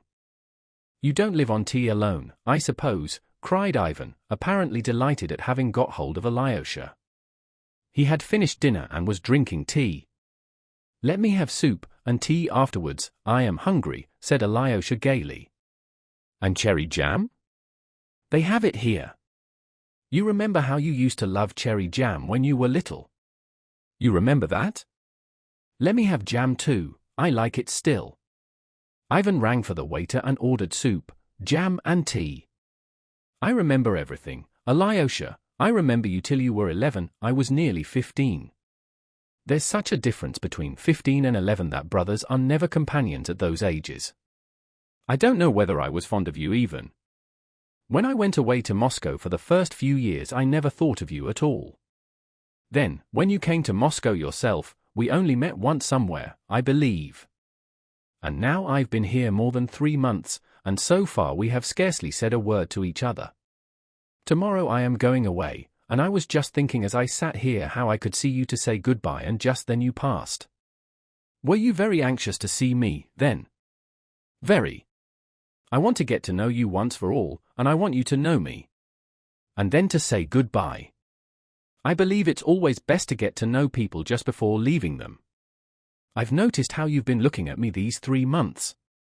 There has been a continual look of expectation in your eyes, and I can't endure that. That's how it is I've kept away from you. But in the end I have learned to respect you. The little man stands firm, I thought. Though I am laughing, I am serious. You do stand firm, don't you? I like people who are firm like that whatever it is they stand by, even if they are such little fellows as you. Your expectant eyes ceased to annoy me, I grew fond of them in the end, those expectant eyes. You seem to love me for some reason, Alyosha. I do love you, Ivan. Dmitri says of you, Ivan is a tomb. I say of you, Ivan is a riddle. You are a riddle to me even now. But I understand something in you, and I did not understand it till this morning. What's that? Laughed Ivan. You won't be angry. Alyosha laughed too. Well, that you are just as young as other young men of 3 and 20, that you are just a young and fresh and nice boy, green in fact. Now, have I insulted you dreadfully? On the contrary, I am struck by a coincidence, cried Ivan, warmly and good-humouredly. Would you believe it that ever since that scene with her, I have thought of nothing else but my youthful greenness, and just as though you guessed that, you begin about it. Do you know I've been sitting here thinking to myself, that if I didn't believe in life, if I lost faith in the woman I love, lost faith in the order of things, were convinced in fact that everything is a disorderly, damnable, and perhaps devil-ridden chaos, if I were struck by every horror of man's disillusionment, still I should want to live and, having once tasted of the cup, I would not turn away from it till I had drained it. At 30, though, I shall be sure to leave the cup, even if I've not emptied it, and turn away, where I don't know.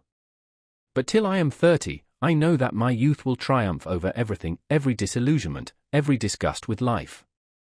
I've asked myself many times whether there is in the world any despair that would overcome this frantic and perhaps unseemly thirst for life in me, and I've come to the conclusion that there isn't, that is till I am 30, and then I shall lose it of myself, I fancy. Some drivelling consumptive moralists, and poets especially, often call that thirst for life base. It's a feature of the Karamazovs, it's true, that thirst for life regardless of everything, you have it no doubt too, but why is it base? The centripetal force on our planet is still fearfully strong, Alyosha. I have a longing for life, and I go on living in spite of logic. Though I may not believe in the order of the universe, yet I love the sticky little leaves as they open in spring. I love the blue sky, I love some people, whom one loves sometimes without knowing why. I love some great deeds done by men, though I've long ceased perhaps to have faith in them, yet from old habit one's heart prizes them. Here they have brought the soup for you, eat it, it will do you good. It's first-rate soup, they know how to make it here. I want to travel in Europe, Alyosha, I shall set off from here. And yet I know that I am only going to a graveyard, but it's a most precious graveyard, that's what it is.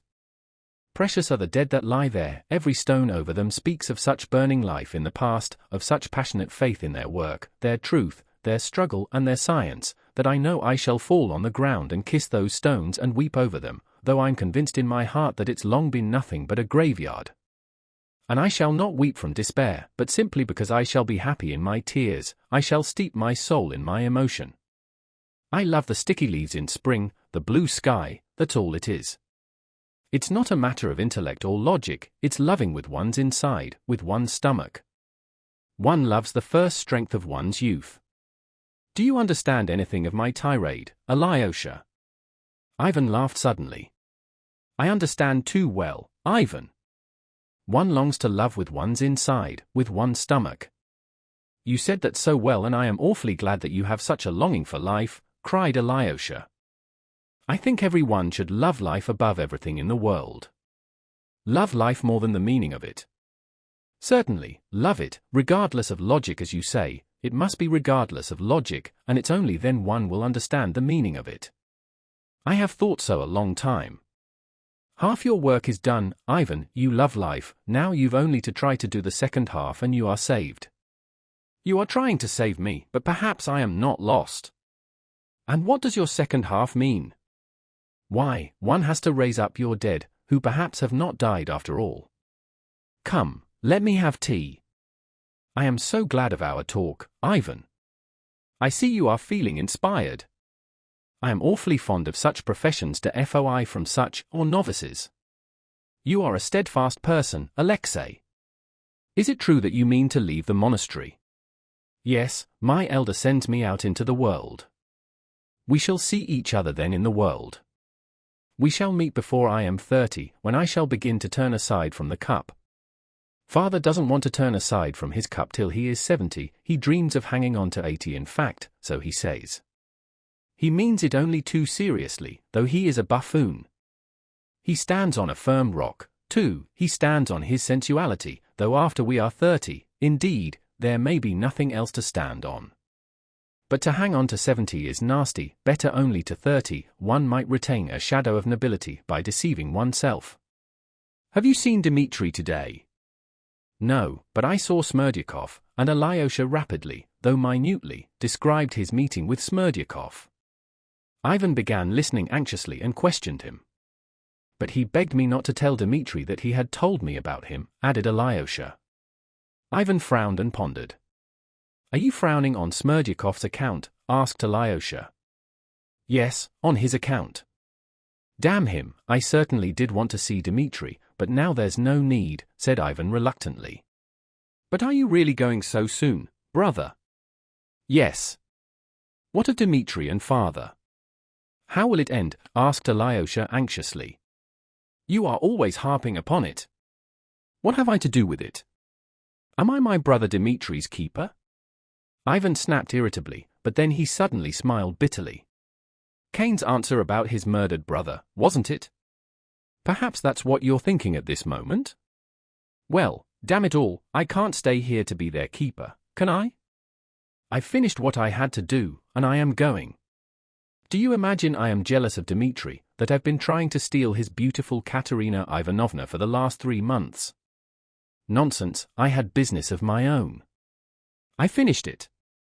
I am going. I finished it just now, you were witness. At Katerina Ivanovna's. Yes, and I've released myself once for all. And after all, what have I to do with Dmitri? Dmitri doesn't come in. I had my own business to settle with Katerina Ivanovna. You know, on the contrary, that Dmitri behaved as though there was an understanding between us. I didn't ask him to do it, but he solemnly handed her over to me and gave us his blessing. It's all too funny. Ah, Alyosha, if you only knew how light my heart is now. Would you believe it, I sat here eating my dinner and was nearly ordering champagne to celebrate my first hour of freedom. TFU. It's been going on nearly 6 months, and all at once I've thrown it off. I could never have guessed even yesterday how easy it would be to put an end to it if I wanted. You are speaking of your love, Ivan. Of my love, if you like. I fell in love with the young lady, I worried myself over her and she worried me. I sat watching over her, and all at once it's collapsed. I spoke this morning with inspiration, but I went away and roared with laughter. Would you believe it? Yes, it's the literal truth. You seem very merry about it now, observed Alyosha, looking into his face, which had suddenly grown brighter. But how could I tell that I didn't care for her a bit? Ha ha! It appears after all I didn't. And yet how she attracted me. How attractive she was just now when I made my speech. And do you know she attracts me awfully even now, yet how easy it is to leave her. Do you think I am boasting? No, only perhaps it wasn't love. Alyosha, laughed Ivan, don't make reflections about love, it's unseemly for you. How you rushed into the discussion this morning. I've forgotten to kiss you for it. But how she tormented me. It certainly was sitting by a laceration. Ah, she knew how I loved her? She loved me and not Dmitri, Ivan insisted gaily. Her feeling for Dmitri was simply a self-laceration. All I told her just now was perfectly true, but the worst of it is, it may take her 15 or 20 years to find out that she doesn't care for Dmitri, and loves me whom she torments, and perhaps she may never find it out at all, in spite of her lesson today. Well, it's better so. I can simply go away for good. By the way, how is she now? What happened after I departed? Alyosha told him she had been hysterical, and that she was now, he heard, unconscious and delirious. Isn't Madame Holikov laying it on? I think not. I must find out. Nobody dies of hysterics, though. They don't matter. God gave woman hysterics as a relief. I won't go to her at all. Why push myself forward again? But you told her that she had never cared for you. I did that on purpose. Alyosha, shall I call for some champagne? Let us drink to my freedom. Ah, if only you knew how glad I am. No, brother, we had better not drink, said Alyosha suddenly. Besides, I feel somehow depressed. Yes, you've been depressed a long time, I've noticed it.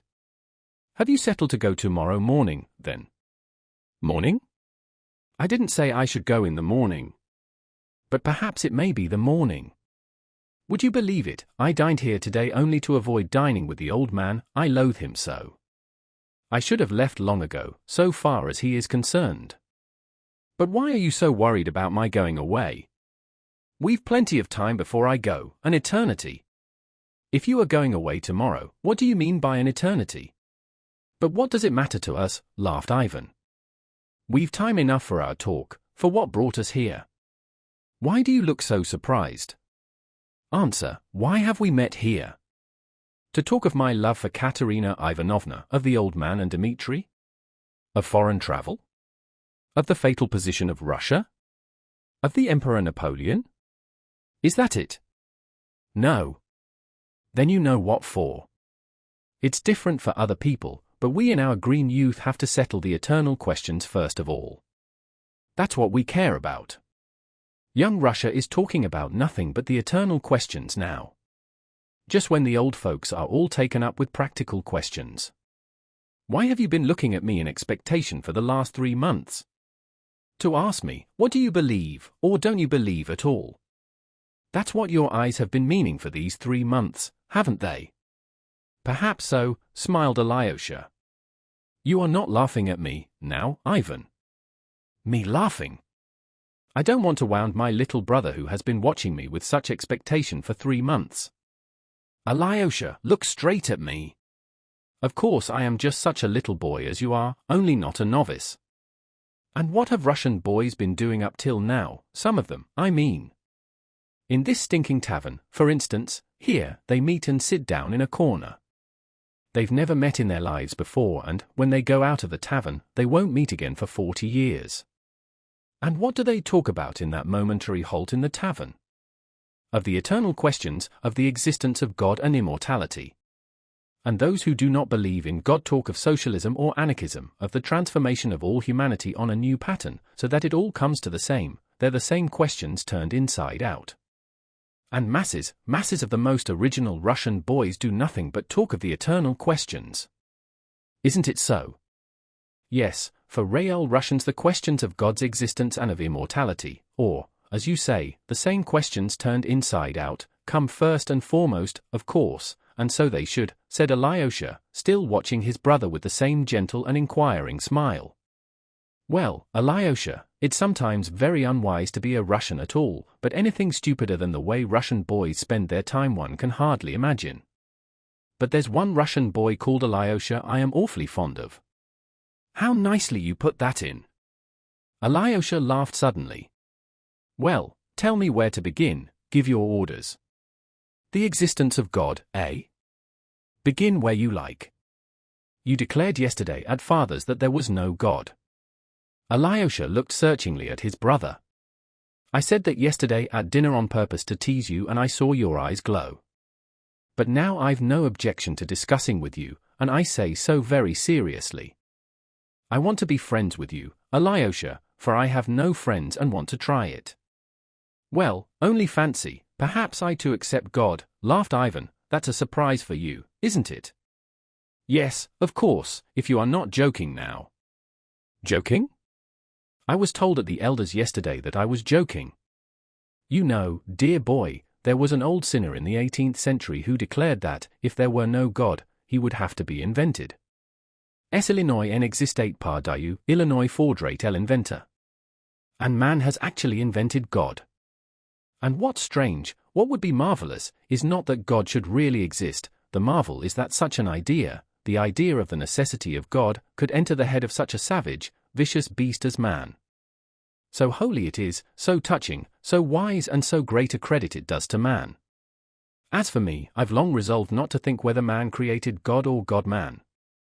And I won't go through all the axioms laid down by Russian boys on that subject, all derived from European hypotheses, for what's a hypothesis there, is an axiom with the Russian boy, and not only with the boys but with their teachers too, for our Russian professors are often just the same boys themselves. And so I omit all the hypotheses. For what are we aiming at now?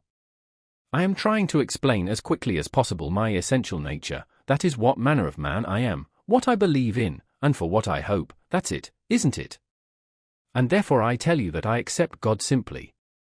But you must note this, if God exists and if he really did create the world, then, as we all know, he created it according to the geometry of Euclid and the human mind with the conception of only 3 dimensions in space.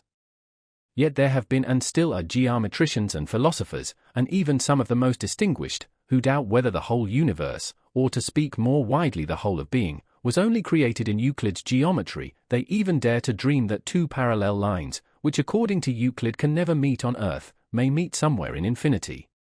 I have come to the conclusion that, since I can't understand even that, I can't expect to understand about God. I acknowledge humbly that I have no faculty for settling such questions. I have a Euclidean earthly mind, and how could I solve problems that are not of this world? And I advise you never to think about it either, my dear Alyosha, especially about God, whether he exists or not. All such questions are utterly inappropriate for a mind created with an idea of only 3 dimensions. And so I accept God and am glad to, and what's more, I accept his wisdom, his purpose, which are utterly beyond our ken. I believe in the underlying order and the meaning of life. I believe in the eternal harmony in which they say we shall one day be blended. I believe in the word to which the universe is striving, and which itself was with God, and which itself is God, and so on, to infinity. There are all sorts of phrases for it. I seem to be on the right path, don't I? Yet would you believe it, in the final result I don't accept this world of God's, and, although I know it exists, I don't accept it at all. It's not that I don't accept God, you must understand, it's the world created by him I don't and cannot accept. Let me make it plain. I believe like a child that suffering will be healed and made up for, that all the humiliating absurdity of human contradictions will vanish like a pitiful mirage, like the despicable fabrication of the impotent and infinitely small Euclidean mind of man, that in the world's finale, at the moment of eternal harmony, something so precious will come to pass that it will suffice for all hearts, for the comforting of all resentments, for the atonement of all the crimes of humanity, of all the blood they've shed, that it will make it not only possible to forgive but to justify all that has happened with men. But though all that may come to pass, I don't accept it. I won't accept it. Even if parallel lines do meet and I see it myself, I shall see it and say that they've met, but still I won't accept it. That's what's at the root of me, Alyosha, that's my creed. I am in earnest in what I say. I began our talk as stupidly as I could on purpose, but I've led up to my confession, for that's all you want. You didn't want to hear about God, but only to know what the brother you love lives by. And so I've told you. Ivan concluded his long tirade with marked and unexpected feeling. And why did you begin as stupidly as you could? Asked Alyosha, looking dreamily at him. To begin with, for the sake of being Russian. Russian conversations on such subjects are always carried on inconceivably stupidly. And secondly, the stupider one is, the closer one is to reality. The stupider one is, the clearer one is. Stupidity is brief and artless, while intelligence wriggles and hides itself. Intelligence is a knave, but stupidity is honest and straightforward. I've led the conversation to my despair, and the more stupidly I have presented it, the better for me.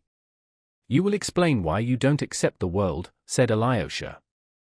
To be sure I will, it's not a secret, that's what I've been leading up to. Dear little brother, I don't want to corrupt you or to turn you from your stronghold, perhaps I want to be healed by you. Ivan smiled suddenly quite like a little gentle child. Alyosha had never seen such a smile on his face before. Chapter 4. Rebellion. I must make you one confession, Ivan began. I could never understand how one can love one's neighbors. It's just one's neighbors, to my mind, that one can't love, though one might love those at a distance. I once read somewhere of John the Merciful, a saint, that when a hungry, frozen beggar came to him, he took him into his bed, held him in his arms, and began breathing into his mouth, which was putrid and loathsome from some awful disease. I am convinced that he did that from self-laceration, from the self-laceration of falsity, for the sake of the charity imposed by duty, as a penance laid on him. For anyone to love a man, he must be hidden, for as soon as he shows his face, love is gone. Father Zosima has talked of that more than once, observed Alyosha. He, too, said that the face of a man often hinders many people not practiced in love, from loving him. But yet there's a great deal of love in mankind, an almost Christ-like love. I know that myself, Ivan. Well, I know nothing of it so far, and can't understand it, and the innumerable mass of mankind are with me there. The question is, whether that's due to men's bad qualities or whether it's inherent in their nature. To my thinking, Christ-like love for men is a miracle impossible on earth. He was God. But we are not gods. Suppose I, for instance, suffer intensely. Another can never know how much I suffer because he is another and not I. And what's more, a man is rarely ready to admit another's suffering, as though it were a distinction. Why won't he admit it, do you think? Because I smell unpleasant, because I have a stupid face, because I once trod on his foot. Besides, there is suffering and suffering, degrading, humiliating suffering such as humbles me, hunger, for instance, my benefactor will perhaps allow me, but when you come to higher suffering, for an idea, for instance, he will very rarely admit that, perhaps because my face strikes him as not at all what he fancies a man should have who suffers for an idea. And so he deprives me instantly of his favor, and not at all from badness of heart. Beggars, especially genteel beggars, ought never to show themselves, but to ask for charity through the newspapers. One can love one's neighbors in the abstract, or even at a distance, but at close quarters it's almost impossible. If it were as on the stage, in the ballet, where if beggars come in, they wear silken rags and tattered lace and beg for alms dancing gracefully, then one might like looking at them. But even then we should not love them. But enough of that. I simply wanted to show you my point of view. I meant to speak of the suffering of mankind generally, but we had better confine ourselves to the sufferings of the children. That reduces the scope of my argument to a tenth of what it would be. Still, we'd better keep to the children, though it does weaken my case. But, in the first place, children can be loved even at close quarters, even when they are dirty, even when they are ugly. I fancy, though, children never are ugly. The second reason why I won't speak of grown-up people is that, besides being disgusting and unworthy of love, they have a compensation, they've eaten the apple and know good and evil, and they have become alike gods. They go on eating it still. But the children haven't eaten anything, and are so far innocent. Are you fond of children, Alyosha? I know you are, and you will understand why I prefer to speak of them. If they, too, suffer horribly on earth, they must suffer for their fathers' sins, they must be punished for their fathers, who have eaten the apple, but that reasoning is of the other world and is incomprehensible for the heart of man here on earth.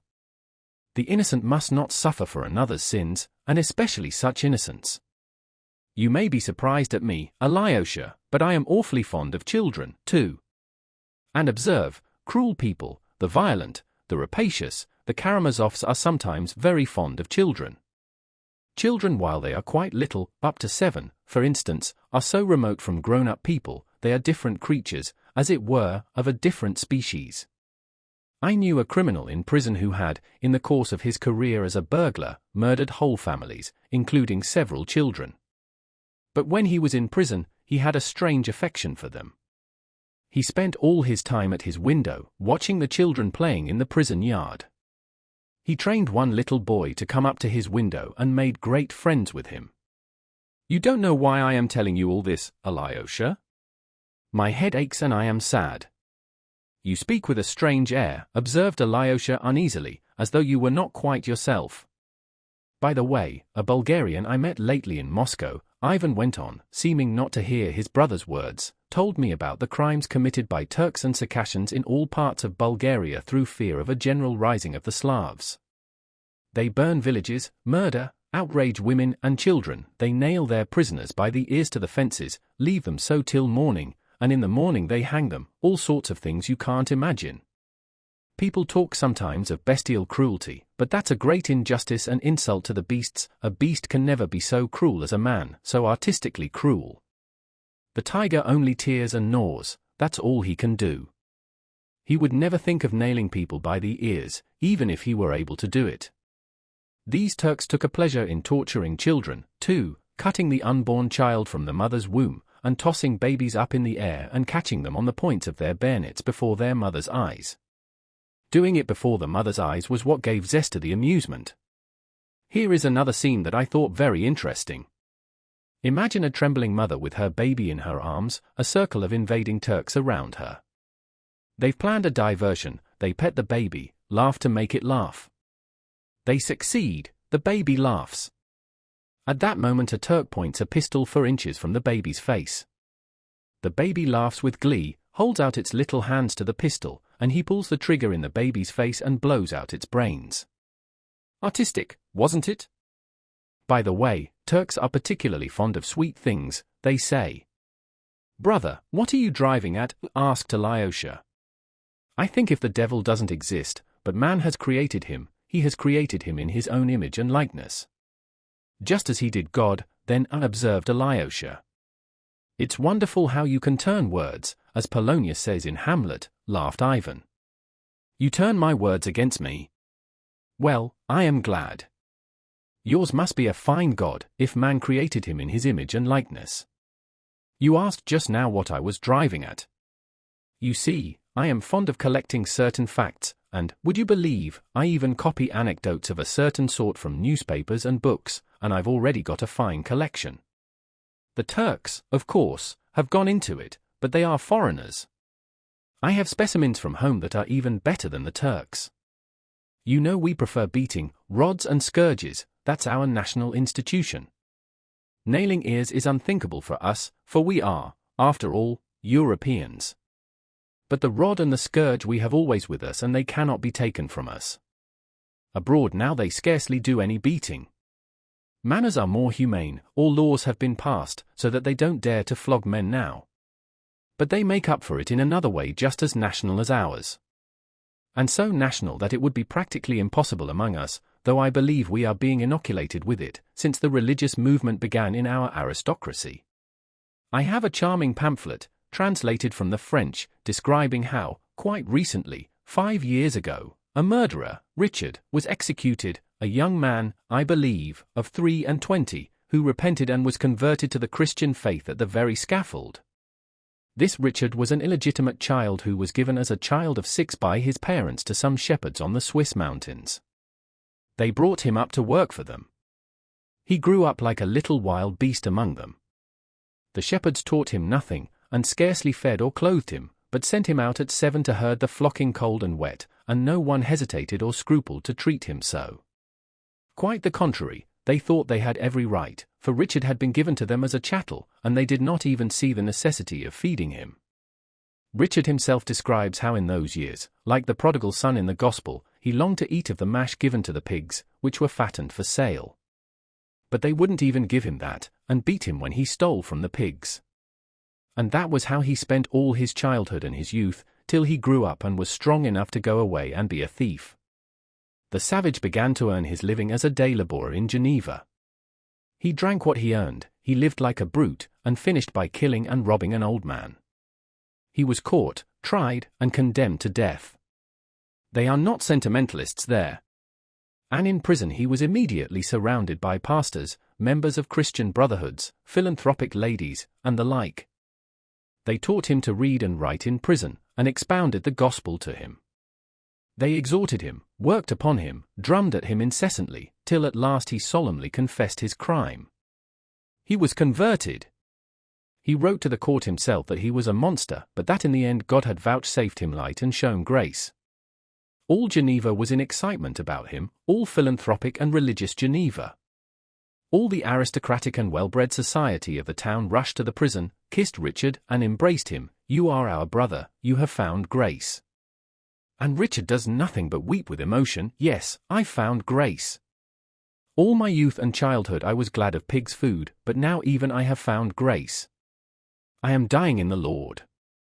Yes, Richard, die in the Lord, you have shed blood and must die. Though it's not your fault that you knew not the Lord, when you coveted the pig's food and were beaten for stealing it, which was very wrong of you, for stealing is forbidden, but you shed blood and you must die. And on the last day, Richard, perfectly limp, did nothing but cry and repeat every minute, "This is my happiest day. I am going to the Lord." Yes, cry the pastors and the judges and philanthropic ladies. This is the happiest day of your life, for you are going to the Lord. They all walk or drive to the scaffold in procession behind the prison van. At the scaffold they call to Richard, "Die, brother, die in the Lord, for even thou hast found grace." And so, covered with his brother's kisses, Richard is dragged onto the scaffold, and led to the guillotine. And they chopped off his head in brotherly fashion, because he had found grace. Yes, that's characteristic. That pamphlet is translated into Russian by some Russian philanthropists of aristocratic rank and evangelical aspirations, and has been distributed gratis for the enlightenment of the people. The case of Richard is interesting because it's national. Though to us it's absurd to cut off a man's head because he has become our brother and has found grace, yet we have our own speciality, which is all but worse. Our historical pastime is the direct satisfaction of inflicting pain. There are lines in Nekrasov describing how a peasant lashes a horse on the eyes, on its meek eyes. Everyone must have seen it. It's peculiarly Russian. He describes how a feeble little nag has foundered under too heavy a load and cannot move. The peasant beats it savagely, beats it at last, not knowing what he is doing in the intoxication of cruelty, thrashes it mercilessly over and over again. However weak you are, you must pull, if you die for it.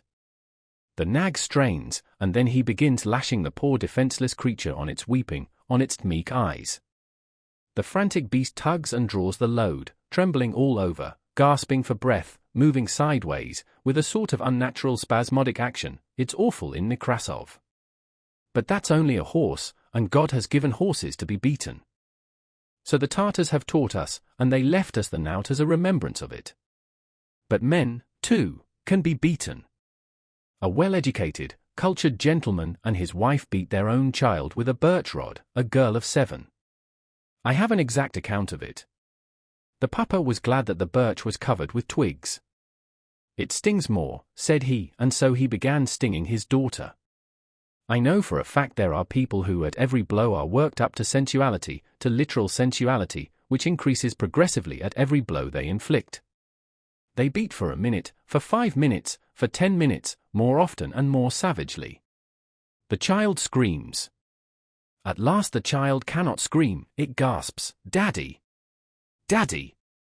By some diabolical unseemly chance the case was brought into court. A counsel is engaged. The Russian people have long called a barrister Sir Conscience for hire. The counsel protests in his client's defense. It's such a simple thing, he says, an everyday domestic event. A father corrects his child. To our shame be it said, it is brought into court. The jury, convinced by him, give a favorable verdict. The public roars with delight that the torturer is acquitted. Ah, pity I wasn't there. I would have proposed to raise a subscription in his honor. Charming pictures.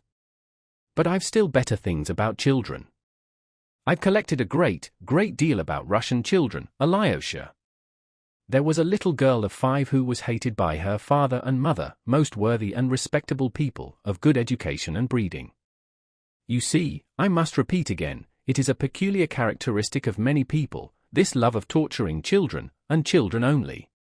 To all other types of humanity these torturers behave mildly and benevolently, like cultivated and humane Europeans, but they are very fond of tormenting children, even fond of children themselves in that sense. It's just their defenselessness that tempts the tormentor, just the angelic confidence of the child who has no refuge and no appeal, that sets his vile blood on fire. In every man, of course, a demon lies hidden, the demon of rage, the demon of lustful heat at the screams of the tortured victim, the demon of lawlessness let off the chain, the demon of diseases that follow on vice, gout, kidney disease, and so on. This poor child of 5 was subjected to every possible torture by those cultivated parents. They beat her, thrashed her, kicked her for no reason till her body was one bruise. Then, they went to greater refinements of cruelty, shut her up all night in the cold and frost in a privy, and because she didn't ask to be taken up at night, as though a child of 5 sleeping its angelic, sound sleep could be trained to wake and ask, they smeared her face and filled her mouth with excrement, and it was her mother did this. And that mother could sleep, hearing the poor child's groans. Can you understand why a little creature, who can't even understand what's done to her, should beat her little aching heart with her tiny fist in the dark and the cold, and weep her meek unresentful tears to dear, kind God to protect her? Do you understand that, friend and brother, you pious and humble novice? Do you understand why this infamy must be and is permitted? Without it, I am told, man could not have existed on earth, for he could not have known good and evil. Why should he know that diabolical good and evil when it costs so much? Why, the whole world of knowledge is not worth that child's prayer to dear, kind God. I say nothing of the sufferings of grown-up people, they have eaten the apple, damn them, and the devil take them all. But these little ones. I am making you suffer, Alyosha, you are not yourself. I'll leave off if you like. Never mind. I want to suffer too, muttered Alyosha.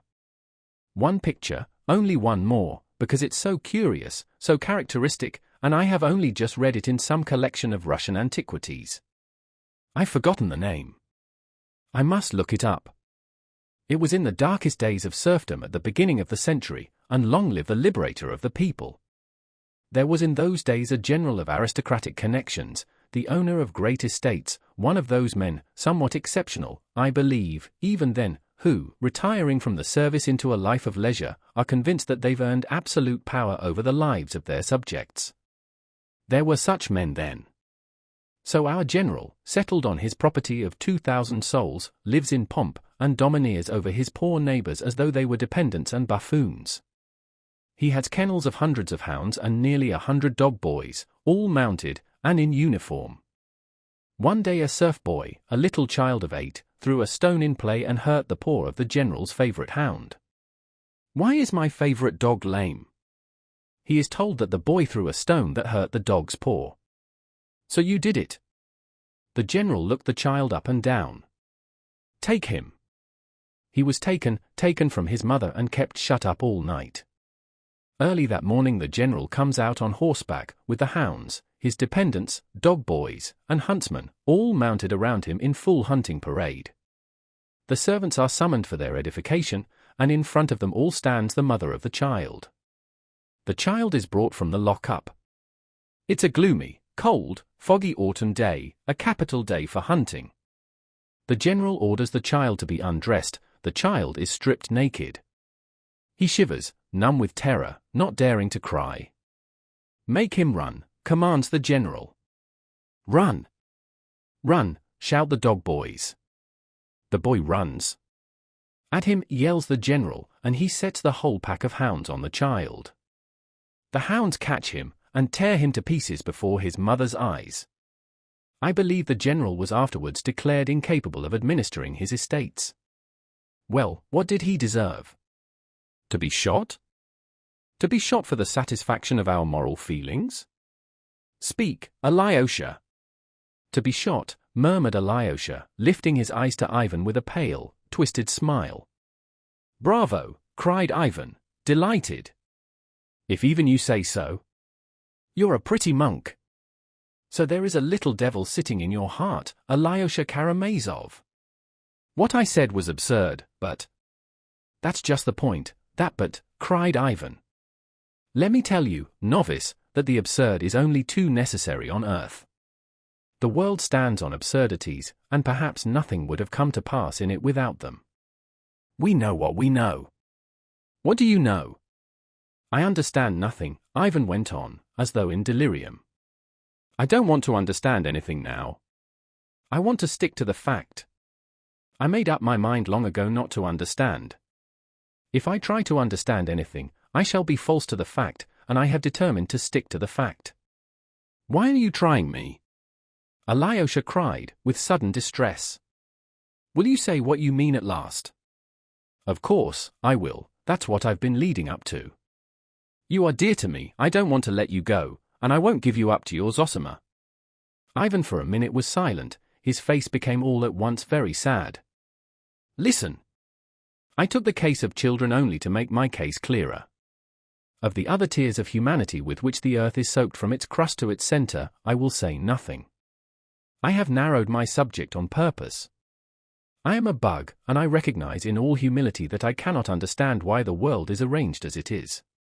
Men are themselves to blame, I suppose. They were given paradise, they wanted freedom, and stole fire from heaven, though they knew they would become unhappy, so there is no need to pity them. With my pitiful, earthly, Euclidean understanding, all I know is that there is suffering and that there are none guilty, that cause follows effect, simply and directly, that everything flows and finds its level, but that's only Euclidean nonsense, I know that, and I can't consent to live by it. What comfort is it to me that there are none guilty and that cause follows effect simply and directly, and that I know it? I must have justice, or I will destroy myself. And not justice in some remote infinite time and space, but here on earth, and that I could see myself. I have believed in it. I want to see it, and if I am dead by then, let me rise again, for if it all happens without me, it will be too unfair. Surely I haven't suffered, simply that I, my crimes and my sufferings, may manure the soil of the future harmony for somebody else. I want to see with my own eyes the hind lie down with the lion and the victim rise up and embrace his murderer. I want to be there when everyone suddenly understands what it has all been for. All the religions of the world are built on this longing, and I am a believer. But then there are the children, and what am I to do about them? That's a question I can't answer. For the 100th time I repeat, there are numbers of questions, but I've only taken the children, because in their case what I mean is so unanswerably clear. Listen. If all must suffer to pay for the eternal harmony, what have children to do with it? Tell me, please. It's beyond all comprehension why they should suffer, and why they should pay for the harmony. Why should they, too, furnish material to enrich the soil for the harmony of the future? I understand solidarity in sin among men. I understand solidarity in retribution, too, but there can be no such solidarity with children. And if it is really true that they must share responsibility for all their father's crimes, such a truth is not of this world and is beyond my comprehension. Some jester will say, perhaps, that the child would have grown up and have sinned, but you see he didn't grow up, he was torn to pieces by the dogs, at 8 years old. Oh, Alyosha, I am not blaspheming. I understand, of course, what an upheaval of the universe it will be when everything in heaven and earth blends in one hymn of praise and everything that lives and has lived cries aloud, Thou art just, O Lord, for thy ways are revealed. When the mother embraces the fiend who threw her child to the dogs, and all three cry aloud with tears, Thou art just, O Lord, then, of course, the crown of knowledge will be reached and all will be made clear. But what pulls me up here is that I can't accept that harmony. And while I am on earth, I make haste to take my own measures. You see, Alyosha, perhaps it really may happen that if I live to that moment, or rise again to see it, I, too, perhaps, may cry aloud with the rest, looking at the mother embracing the child's torturer, Thou art just, O Lord, but I don't want to cry aloud then. While there is still time, I hasten to protect myself, and so I renounce the higher harmony altogether. It's not worth the tears of that one tortured child who beat itself on the breast with its little fist and prayed in its stinking outhouse, with its unexpiated tears to dear, kind God. It's not worth it, because those tears are unatoned for. They must be atoned for, or there can be no harmony. But how? How are you going to atone for them? Is it possible? By their being avenged? But what do I care for avenging them? What do I care for a hell for oppressors? What good can hell do, since those children have already been tortured? And what becomes of harmony, if there is hell? I want to forgive. I want to embrace. I don't want more suffering. And if the sufferings of children go to swell the sum of sufferings which was necessary to pay for truth, then I protest that the truth is not worth such a price. I don't want the mother to embrace the oppressor who threw her son to the dogs. She dare not forgive him. Let her forgive him for herself, if she will, let her forgive the torturer for the immeasurable suffering of her mother's heart. But the sufferings of her tortured child she has no right to forgive, she dare not forgive the torturer, even if the child were to forgive him. And if that is so, if they dare not forgive, what becomes of harmony? Is there in the whole world a being who would have the right to forgive and could forgive? I don't want harmony. From love for humanity I don't want it. I would rather be left with the unavenged suffering. I would rather remain with my unavenged suffering and unsatisfied indignation, even if I were wrong. Besides, too high a price is asked for harmony, it's beyond our means to pay so much to enter on it. And so I hasten to give back my entrance ticket, and if I am an honest man I am bound to give it back as soon as possible. And that I am doing.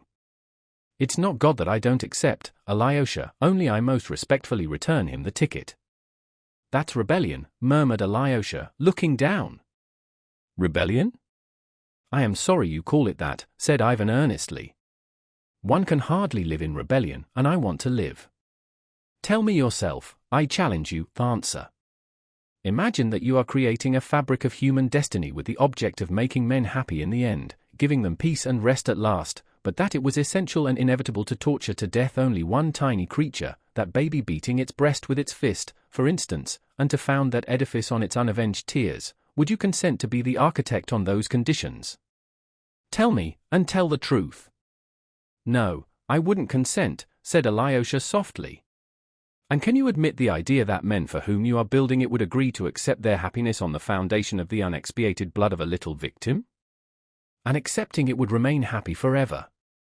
"No, I can't admit it." "Brother," said Alyosha suddenly, with flashing eyes, "you said just now, is there a being in the whole world who would have the right to forgive and could forgive? But there is a being and he can forgive everything, all and for all, because he gave his innocent blood for all and everything. You have forgotten him, and on him is built the edifice, and it is to him they cry aloud, 'Thou art just, O Lord, for thy ways are revealed.'" "Ah! The one without sin and his blood." "No, I have not forgotten him. On the contrary, I've been wondering all the time how it was you did not bring him in before, for usually all arguments on your side put him in the foreground. Do you know, Alyosha, don't laugh. I made a poem about a year ago. If you can waste another 10 minutes on me, I'll tell it to you." "You wrote a poem?" "Oh, no, I didn't write it," laughed Ivan, "and I've never written 2 lines of poetry in my life. But I made up this poem in prose and I remembered it. I was carried away when I made it up. You will be my first reader, that is listener." "Why should an author forego even one listener?" smiled Ivan. "Shall I tell it to you?" "I am all attention," said Alyosha. "My poem is called The Grand Inquisitor. It's a ridiculous thing, but I want to tell it to you." Chapter 5. The Grand Inquisitor. "Even this must have a preface, that is, a literary preface," laughed Ivan, "and I am a poor hand at making one. You see, my action takes place in the 16th century, and at that time, as you probably learnt at school, it was customary in poetry to bring down heavenly powers on earth. Not to speak of Dante, in France, clerks, as well as the monks in the monasteries, used to give regular performances in which the Madonna, the saints, the angels, Christ, and God himself were brought on the stage. In those days it was done in all simplicity. In Victor Hugo's Notre Dame de Paris an edifying and gratuitous spectacle was provided for the people in the Hôtel de Ville of Paris in the reign of Louis XI. In honor of the birth of the Dauphin. It was called Le Bon Jugement de la Très Sainte Gracieuse Vierge Marie, and she appears herself on the stage and pronounces her bon judgment. Similar plays, chiefly from the Old Testament, were occasionally performed in Moscow too, up to the times of Peter the Great. But besides plays there were all sorts of legends and ballads scattered about the world, in which the saints and angels and all the powers of heaven took part when required. In our monasteries the monks busied themselves in translating, copying, and even composing such poems, and even under the Tartars. There is, for instance, one such poem, of course, from the Greek, The Wanderings of Our Lady Through Hell, with descriptions as bold as Dante's.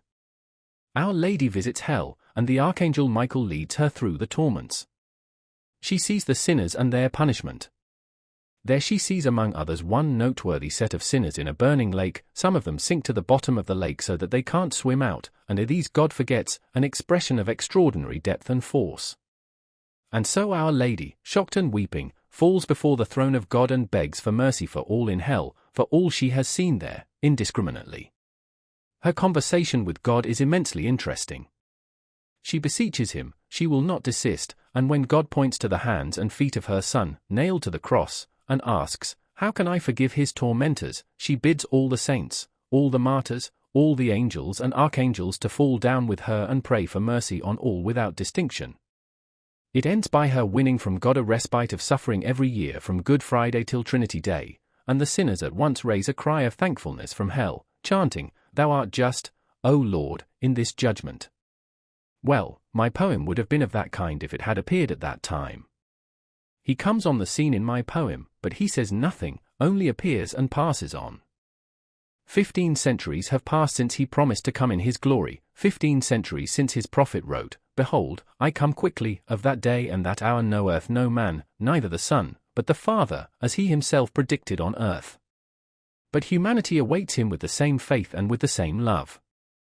Oh, with greater faith, for it is 15 centuries since man has ceased to see signs from heaven. No signs from heaven come today. To add to what the heart doth say, there was nothing left but faith in what the heart doth say. It is true there were many miracles in those days. There were saints who performed miraculous cures. Some holy people, according to their biographies, were visited by the Queen of Heaven herself. But the devil did not slumber, and doubts were already arising among men of the truth of these miracles. And just then there appeared in the north of Germany a terrible new heresy. A huge star like to a torch, that is, to a church, fell on the sources of the waters and they became bitter. These heretics began blasphemously denying miracles. But those who remained faithful were all the more ardent in their faith. The tears of humanity rose up to him as before, awaited his coming, loved him, hoped for him, yearned to suffer and die for him as before. And so many ages mankind had prayed with faith and fervor, O Lord our God, hasten thy coming, so many ages called upon him, that in his infinite mercy he deigned to come down to his servants. Before that day he had come down, he had visited some holy men, martyrs, and hermits, as is written in their lives. Among us, Tuchev, with absolute faith in the truth of his words, bore witness that, bearing the cross, in slavish dress, weary and worn, the heavenly king, our mother, Russia, came to bless, and through our land went wandering. And that certainly was so, I assure you. And behold, he deigned to appear for a moment to the people, to the tortured, suffering people, sunk in iniquity, but loving him like children. My story is laid in Spain, in Seville, in the most terrible time of the Inquisition, when fires were lighted every day to the glory of God, and in the splendid Autodafe the wicked heretics were burnt. Oh, of course, this was not the coming in which he will appear according to his promise at the end of time in all his heavenly glory, and which will be sudden as lightning flashing from east to west. No, he visited his children only for a moment, and there where the flames were crackling round the heretics. In his infinite mercy he came once more among men in that human shape in which he walked among men for 3 years 15 centuries ago. He came down to the hot pavements of the southern town in which on the day before almost 100 heretics had, ad majorem gloriam Dei, been burnt by the Cardinal, the Grand Inquisitor, in a magnificent Autodafe, in the presence of the king, the court, the knights, the cardinals, the most charming ladies of the court, and the whole population of Seville. He came softly, unobserved, and yet, strange to say, every one recognized him. That might be one of the best passages in the poem. I mean, why they recognized him. The people are irresistibly drawn to him, they surround him, they flock about him, follow him. He moves silently in their midst with a gentle smile of infinite compassion. The sun of love burns in his heart, light and power shine from his eyes, and their radiance, shed on the people, stirs their hearts with responsive love. He holds out his hands to them, blesses them, and a healing virtue comes from contact with him, even with his garments. An old man in the crowd, blind from childhood, cries out, O Lord, heal me and I shall see thee, and, as it were, scales fall from his eyes and the blind man sees him. The crowd weeps and kisses the earth under his feet. Children throw flowers before him, sing, and cry Hosanna. It is he, all repeat. It must be he, it can be no one but him. He stops at the steps of the Seville Cathedral at the moment when the weeping mourners are bringing in a little open white coffin. In it lies a child of 7, the only daughter of a prominent citizen. The dead child lies hidden in flowers. He will raise your child, the crowd shouts to the weeping mother. The priest, coming to meet the coffin, looks perplexed and frowns, but the mother of the dead child throws herself at his feet with a wail. If it is thou, raise my child, she cries, holding out her hands to him. The procession halts, the coffin is laid on the steps at his feet. He looks with compassion, and his lips once more softly pronounce, Maiden, arise, and the maiden arises. The little girl sits up in the coffin and looks round, smiling with wide, open wondering eyes, holding a bunch of white roses they had put in her hand. There are cries, sobs, confusion among the people, and at that moment the Cardinal himself, the Grand Inquisitor, passes by the cathedral. He is an old man, almost 90, tall and erect, with a withered face and sunken eyes, in which there is still a gleam of light. He is not dressed in his gorgeous cardinal's robes, as he was the day before, when he was burning the enemies of the Roman Church. At this moment he is wearing his coarse, old, monk's cassock. At a distance behind him come his gloomy assistants and slaves and the Holy Guard. He stops at the sight of the crowd and watches it from a distance. He sees everything. He sees them set the coffin down at his feet, sees the child rise up, and his face darkens. He knits his thick grey brows and his eyes gleam with a sinister fire. He holds out his finger and bids the guards take him. And such is his power, so completely are the people cowed into submission and trembling obedience to him, that the crowd immediately makes way for the guards, and in the midst of death-like silence they lay hands on him and lead him away. The crowd instantly bows down to the earth, like one man, before the old inquisitor. He blesses the people in silence and passes on. The guards lead their prisoner to the close, gloomy vaulted prison in the ancient palace of the Holy Inquisition and shut him in it. The day passes and is followed by the dark, burning, breathless night of Seville. The air is fragrant with laurel and lemon. In the pitch darkness the iron door of the prison is suddenly opened and the Grand Inquisitor himself comes in with a light in his hand. He is alone, the door is closed at once behind him. He stands in the doorway and for a minute or two gazes into his face. At last he goes up slowly, sets the light on the table and speaks. "Is it thou?" "Thou," but receiving no answer, he adds at once, "Don't answer, be silent." "What canst thou say, indeed? I know too well what thou wouldst say. And thou hast no right to add anything to what thou hadst said of old. Why, then, art thou come to hinder us? For thou hast come to hinder us, and thou knowest that. But dost thou know what will be tomorrow? I know not who thou art and care not to know whether it is thou or only a semblance of him, but tomorrow I shall condemn thee and burn thee at the stake as the worst of heretics. And the very people who have today kissed thy feet, tomorrow at the faintest sign from me will rush to heap up the embers of thy fire. Knowest thou that? Yes, maybe thou knowest it, he added with thoughtful penetration, never for a moment taking his eyes off the prisoner. I don't quite understand, Ivan. What does it mean? Alyosha, who had been listening in silence, said with a smile. Is it simply a wild fantasy, or a mistake on the part of the old man, some impossible quiproquo? Take it as the last, said Ivan, laughing, if you are so corrupted by modern realism and can't stand anything fantastic. If you like it to be a case of mistaken identity, let it be so. It is true, he went on, laughing, the old man was 90, and he might well be crazy over his set idea. He might have been struck by the appearance of the prisoner. It might, in fact, be simply his ravings, the delusion of an old man of 90, overexcited by the auto-da-fe of 100 heretics the day before. But does it matter to us after all whether it was a mistake of identity or a wild fantasy? All that matters is that the old man should speak out, should speak openly of what he has thought in silence for 90 years. And the prisoner too is silent? Does he look at him and not say a word? That's inevitable in any case, Ivan laughed again. The old man has told him he hasn't the right to add anything to what he has said of old. One may say it is the most fundamental feature of Roman Catholicism, in my opinion at least. All has been given by thee to the Pope, they say, and all, therefore, is still in the Pope's hands, and there is no need for thee to come now at all. Thou must not meddle for the time, at least. That's how they speak and write too, the Jesuits, at any rate. I have read it myself in the works of their theologians. Hast thou the right to reveal to us one of the mysteries of that world from which thou hast come? My old man asks him, and answers the question for him. No, thou hast not, that thou mayest not add to what has been said of old, and mayest not take from men the freedom which thou didst exalt when thou wast on earth. Whatsoever thou revealest anew will encroach on men's freedom of faith, for it will be manifest as a miracle, and the freedom of their faith was dearer to thee than anything in those days 1500 years ago. Didst thou not often say then, I will make you free? But now thou hast seen these freed men, the old man adds suddenly, with a pensive smile.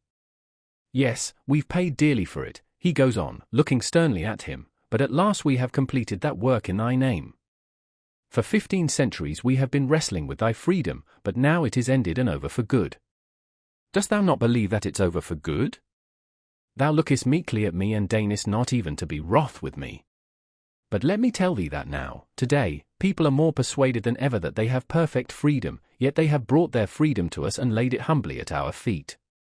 But that has been our doing. Was this what thou didst? Was this thy freedom? I don't understand again, Alyosha broke in. Is he ironical? Is he jesting?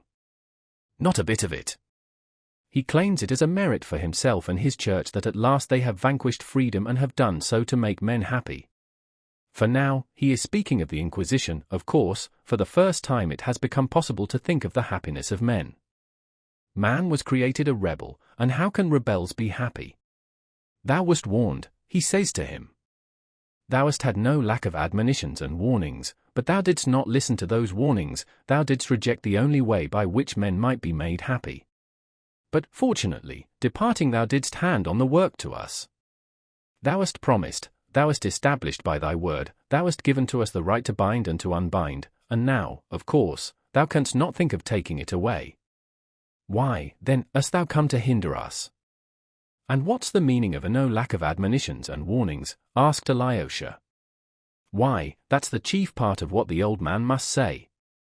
The wise and dread spirit, the spirit of self-destruction and non-existence, the old man goes on, the great spirit talked with thee in the wilderness, and we are told in the books that he tempted thee.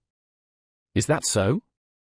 And could anything truer be said than what he revealed to thee in 3 questions and what thou didst reject, and what in the books is called the temptation? And yet if there has ever been on earth a real stupendous miracle, it took place on that day, on the day of the 3 temptations. The statement of those 3 questions was itself the miracle. If it were possible to imagine simply for the sake of argument that those 3 questions of the dread spirit had perished utterly from the books, and that we had to restore them and to invent them anew, and to do so had gathered together all the wise men of the earth, rulers, chief priests, learned men, philosophers, poets, and had set them the task to invent 3 questions, such as would not only fit the occasion, but express in 3 words, 3 human phrases, the whole future history of the world and of humanity, dost thou believe that all the wisdom of the earth united could have invented anything in depth and force equal to the 3 questions which were actually put to thee then by the wise and mighty spirit in the wilderness? From those questions alone, from the miracle of their statement, we can see that we have here to do not with the fleeting human intelligence, but with the absolute and eternal. For in those 3 questions the whole subsequent history of mankind is, as it were, brought together into one whole, and foretold, and in them are united all the unsolved historical contradictions of human nature. At the time it could not be so clear, since the future was unknown, but now that 1500 years have passed, we see that everything in those 3 questions was so justly divined and foretold, and has been so truly fulfilled, that nothing can be added to them or taken from them. Judge thyself who was right, thou or he who questioned thee then. Remember the first question, its meaning, in other words, was this: thou wouldst go into the world, and art going with empty hands, with some promise of freedom which men in their simplicity and their natural unruliness cannot even understand, which they fear and dread, for nothing has ever been more insupportable for a man and a human society than freedom. But sayest thou these stones in this parched and barren wilderness? Turn them into bread, and mankind will run after thee like a flock of sheep, grateful and obedient, though for ever trembling, lest thou withdraw thy hand and deny them thy bread. But thou wouldst not deprive man of freedom and didst reject the offer, thinking, what is that freedom worth, if obedience is bought with bread? Thou didst reply that man lives not by bread alone. But dost thou know that for the sake of that earthly bread the spirit of the earth will rise up against thee and will strive with thee and overcome thee, and all will follow him, crying, who can compare with this beast? He has given us fire from heaven. Dost thou know that the ages will pass, and humanity will proclaim by the lips of their sages that there is no crime, and therefore no sin, there is only hunger? Feed men, and then ask of them virtue, that's what they'll write on the banner, which they will raise against thee, and with which they will destroy thy temple. Where thy temple stood will rise a new building, the terrible Tower of Babel will be built again, and though, like the one of old, it will not be finished, yet thou mightest have prevented that new tower and have cut short the sufferings of men for 1,000 years, for they will come back to us after 1,000 years of agony with their tower. They will seek us again, hidden underground in the catacombs, for we shall be again persecuted and tortured. They will find us and cry to us, feed us, for those who have promised us fire from heaven haven't given it. And then we shall finish building their tower, for he finishes the building who feeds them. And we alone shall feed them in thy name, declaring falsely that it is in thy name. Oh, never, never can they feed themselves without us. No science will give them bread so long as they remain free. In the end they will lay their freedom at our feet and say to us, "Make us your slaves, but feed us." They will understand themselves, at last, that freedom and bread enough for all are inconceivable together, for never, never will they be able to share between them. They will be convinced, too, that they can never be free, for they are weak, vicious, worthless, and rebellious. Thou didst promise them the bread of heaven, but, I repeat again, can it compare with earthly bread in the eyes of the weak, ever sinful and ignoble race of man? And if for the sake of the bread of heaven thousands shall follow thee, what is to become of the millions and tens of thousands of millions of creatures who will not have the strength to forego the earthly bread for the sake of the heavenly? Or dost thou care only for the tens of thousands of the great and strong, while the millions, numerous as the sands of the sea, who are weak but love thee, must exist only for the sake of the great and strong? No, we care for the weak too. They are sinful and rebellious, but in the end they too will become obedient. They will marvel at us and look on us as gods, because we are ready to endure the freedom which they have found so dreadful and to rule over them, so awful it will seem to them to be free. But we shall tell them that we are thy servants and rule them in thy name. We shall deceive them again, for we will not let thee come to us again. That deception will be our suffering, for we shall be forced to lie. This is the significance of the first question in the wilderness, and this is what thou hast rejected for the sake of that freedom which thou hast exalted above everything. Yet in this question lies hid the great secret of this world. Choosing bread, thou wouldst have satisfied the universal and everlasting craving of humanity to find someone to worship. So long as man remains free, he strives for nothing so incessantly and so painfully as to find someone to worship. But man seeks to worship what is established beyond dispute, so that all men would agree at once to worship it. For these pitiful creatures are concerned not only to find what one or the other can worship, but to find something that all would believe in and worship. What is essential is that all may be together in it. This craving for community of worship is the chief misery of every man individually and of all humanity from the beginning of time. For the sake of common worship they've slain each other with the sword. They have set up gods and challenged one another, "Put away your gods and come and worship ours, or we will kill you and your gods." And so it will be to the end of the world. Even when gods disappear from the earth, they will fall down before idols just the same. Thou didst know, thou couldst not but have known, this fundamental secret of human nature, but thou didst reject the one infallible banner which was offered thee to make all men bow down to thee alone, the banner of earthly bread, and thou hast rejected it for the sake of freedom and the bread of heaven. Behold what thou didst further. And all again in the name of freedom. I tell thee that man is tormented by no greater anxiety than to find some one quickly to whom he can hand over that gift of freedom with which the ill-fated creature is born. But only one who can appease their conscience can take over their freedom. In bread there was offered thee an invincible banner, "Give bread, and man will worship thee, for nothing is more certain than bread." But if some one else gains possession of his conscience, then he will cast away thy bread and follow after him who has ensnared his conscience. In that thou wast right. For the secret of man's being is not only to live but to have something to live for. Without a stable conception of the object of life, man would not consent to go on living, and would rather destroy himself than remain on earth, though he had bread in abundance. That is true. But what happened? Instead of taking men's freedom from them, thou didst make it greater than ever. Didst thou forget that man prefers peace, and even death, to freedom of choice in the knowledge of good and evil? Nothing is more seductive for man than his freedom of conscience, but nothing is a greater cause of suffering. And behold, instead of giving a firm foundation for setting the conscience of man at rest forever, thou didst choose all that is exceptional, vague and enigmatic. Thou didst choose what was utterly beyond the strength of men, acting as though thou didst not love them at all, thou who didst come to give thy life for them. Instead of taking possession of men's freedom, thou didst increase it, and burdened the spiritual kingdom of mankind with its sufferings forever. Thou didst desire man's free love, that he should follow thee freely, enticed and taken captive by thee. In place of the rigid ancient law, man must hereafter with free heart decide for himself what is good and what is evil, having only thy image before him as his guide. But didst thou not know that he would at last reject even thy image and thy truth, if he is weighed down with the fearful burden of free choice? They will cry aloud at last that the truth is not in thee, for they could not have been left in greater confusion and suffering than thou hast caused, laying upon them so many cares and unanswerable problems. So that, in truth, thou didst thyself lay the foundation for the destruction of thy kingdom, and no one is more to blame for it. Yet what was offered thee?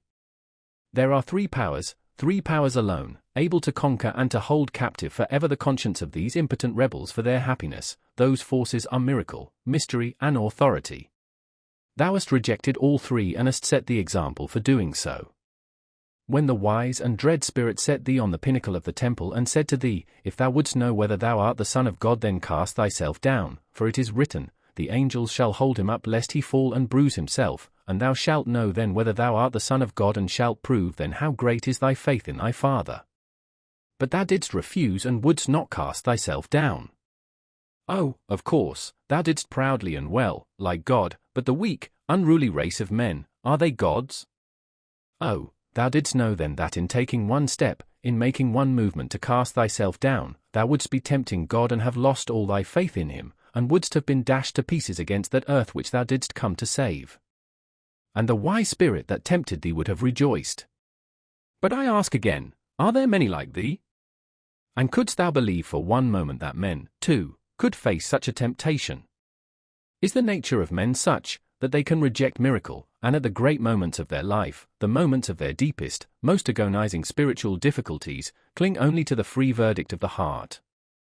Oh, thou didst know that thy deed would be recorded in books, would be handed down to remote times and the utmost ends of the earth, and thou didst hope that man, following thee, would cling to God and not ask for a miracle. But thou didst not know that when man rejects miracle he rejects God too, for man seeks not so much God as the miraculous. And as man cannot bear to be without the miraculous, he will create new miracles of his own for himself, and will worship deeds of sorcery and witchcraft, though he might be 100 times over a rebel, heretic and infidel. Thou didst not come down from the cross when they shouted to thee, mocking and reviling thee, Come down from the cross and we will believe that thou art he. Thou didst not come down, for again thou wouldst not enslave man by a miracle, and didst crave faith given freely, not based on miracle. Thou didst crave for free love and not the base raptures of the slave before the might that has overawed him forever. But thou didst think too highly of men therein, for they are slaves, of course, though rebellious by nature. Look round and judge, 15 centuries have passed, look upon them. Whom hast thou raised up to thyself? I swear, man is weaker and baser by nature than thou hast believed him. Can he do what thou didst? By showing him so much respect, thou didst, as it were, cease to feel for him, for thou didst ask far too much from him, thou who hast loved him more than thyself. Respecting him less, thou wouldst have asked less of him. That would have been more like love, for his burden would have been lighter. He is weak and vile. What though he is everywhere now rebelling against our power, and proud of his rebellion? It is the pride of a child and a schoolboy. They are little children rioting and barring out the teacher at school. But their childish delight will end, it will cost them dear. They will cast down temples and drench the earth with blood. But they will see at last, the foolish children, that, though they are rebels, they are impotent rebels, unable to keep up their own rebellion. Bathed in their foolish tears, they will recognize at last that he who created them rebels must have meant to mock at them. They will say this in despair, and their utterance will be a blasphemy which will make them more unhappy still, for man's nature cannot bear blasphemy, and in the end always avenges it on itself. And so unrest, confusion and unhappiness, that is the present lot of man after thou didst bear so much for their freedom. The great prophet tells in vision and in image, that he saw all those who took part in the first resurrection and that there were of each tribe 12,000. But if there were so many of them, they must have been not men but gods. They had borne thy cross, they had endured scores of years in the barren, hungry wilderness, living upon locusts and roots, and thou mayest indeed point with pride at those children of freedom, of free love, of free and splendid sacrifice for thy name. But remember that they were only some thousands, and what of the rest? And how are the other weak ones to blame, because they could not endure what the strong have endured? How is the weak soul to blame that it is unable to receive such terrible gifts? Canst thou have simply come to the elect and for the elect? But if so, it is a mystery and we cannot understand it. And if it is a mystery, we too have a right to preach a mystery, and to teach them that it's not the free judgment of their hearts, not love that matters, but a mystery which they must follow blindly, even against their conscience. So we have done. We have corrected thy work and have founded it upon miracle, mystery, and authority. And men rejoiced that they were again led like sheep, and that the terrible gift that had brought them such suffering was, at last, lifted from their hearts. Were we right teaching them this? Speak! Did we not love mankind, so meekly acknowledging their feebleness, lovingly lightening their burden, and permitting their weak nature even sin with our sanction? Why hast thou come now to hinder us? And why dost thou look silently and searchingly at me with thy mild eyes? Be angry. I don't want thy love, for I love thee not. And what use is it for me to hide anything from thee? Don't I know to whom I am speaking? All that I can say is known to thee already. And is it for me to conceal from thee our mystery? Perhaps it is thy will to hear it from my lips. Listen, then. We are not working with thee, but with him, that is our mystery. It's long, 8 centuries, since we have been on his side and not on thine. Just 8 centuries ago, we took from him what thou didst reject with scorn, that last gift he offered thee, showing thee all the kingdoms of the earth. We took from him Rome and the sword of Caesar, and proclaimed ourselves sole rulers of the earth, though hitherto we have not been able to complete our work. But whose fault is that? Oh, the work is only beginning, but it has begun. It has long to await completion, and the earth has yet much to suffer, but we shall triumph and shall be Caesars, and then we shall plan the universal happiness of man. But thou mightest have taken even then the sword of Caesar. Why didst thou reject that last gift? Hadst thou accepted that last counsel of the mighty Spirit, thou wouldst have accomplished all that man seeks on earth, that is, some one to worship, some one to keep his conscience, and some means of uniting all in one unanimous and harmonious ant heap, for the craving for universal unity is the third and last anguish of men. Mankind as a whole has always striven to organize a universal state. There have been many great nations with great histories, but the more highly they were developed the more unhappy they were, for they felt more acutely than other people the craving for worldwide union. The great conquerors, Timurs and Genghis Khans, whirled like hurricanes over the face of the earth striving to subdue its people, and they too were but the unconscious expression of the same craving for universal unity. Hadst thou taken the world and Caesar's purple, thou wouldst have founded the universal state and have given universal peace. For who can rule men if not he who holds their conscience and their bread in his hands? We have taken the sword of Caesar, and in taking it, of course, have rejected thee and followed him. Oh, ages are yet to come of the confusion of free thought, of their science and cannibalism. For having begun to build their Tower of Babel without us, they will end, of course, with cannibalism. But then the beast will crawl to us and lick our feet and spatter them with tears of blood. And we shall sit upon the beast and raise the cup, and on it will be written, Mystery. But then, and only then, the reign of peace and happiness will come for men. Thou art proud of thine elect, but thou hast only the elect, while we give rest to all. And besides, how many of those elect, those mighty ones who could become elect, have grown weary waiting for thee, and have transferred and will transfer the powers of their spirit and the warmth of their heart to the other camp, and end by raising their free banner against thee. Thou didst thyself lift up that banner. But with us all will be happy and will no more rebel nor destroy one another as under thy freedom. Oh, we shall persuade them that they will only become free when they renounce their freedom to us and submit to us. And shall we be right or shall we be lying? They will be convinced that we are right, for they will remember the horrors of slavery and confusion to which thy freedom brought them. Freedom, free thought and science, will lead them into such straits and will bring them face to face with such marvels and insoluble mysteries, that some of them, the fierce and rebellious, will destroy themselves, others, rebellious but weak, will destroy one another, while the rest, weak and unhappy, will crawl fawning to our feet and whine to us, Yes, you were right, you alone possess his mystery, and we come back to you, save us from ourselves. Receiving bread from us, they will see clearly that we take the bread made by their hands from them, to give it to them, without any miracle. They will see that we do not change the stones to bread, but in truth they will be more thankful for taking it from our hands than for the bread itself. For they will remember only too well that in old days, without our help, even the bread they made turned to stones in their hands, while since they have come back to us, the very stones have turned to bread in their hands. Too well will they know the value of complete submission. And until men know that, they will be unhappy. Who is most to blame for their not knowing it? Speak. Who scattered the flock and sent it astray on unknown paths? But the flock will come together again and will submit once more, and then it will be once for all. Then we shall give them the quiet, humble happiness of weak creatures such as they are by nature. Oh, we shall persuade them at last not to be proud, for thou didst lift them up and thereby taught them to be proud. We shall show them that they are weak, that they are only pitiful children, but that childlike happiness is the sweetest of all. They will become timid and will look to us and huddle close to us in fear, as chicks to the hen.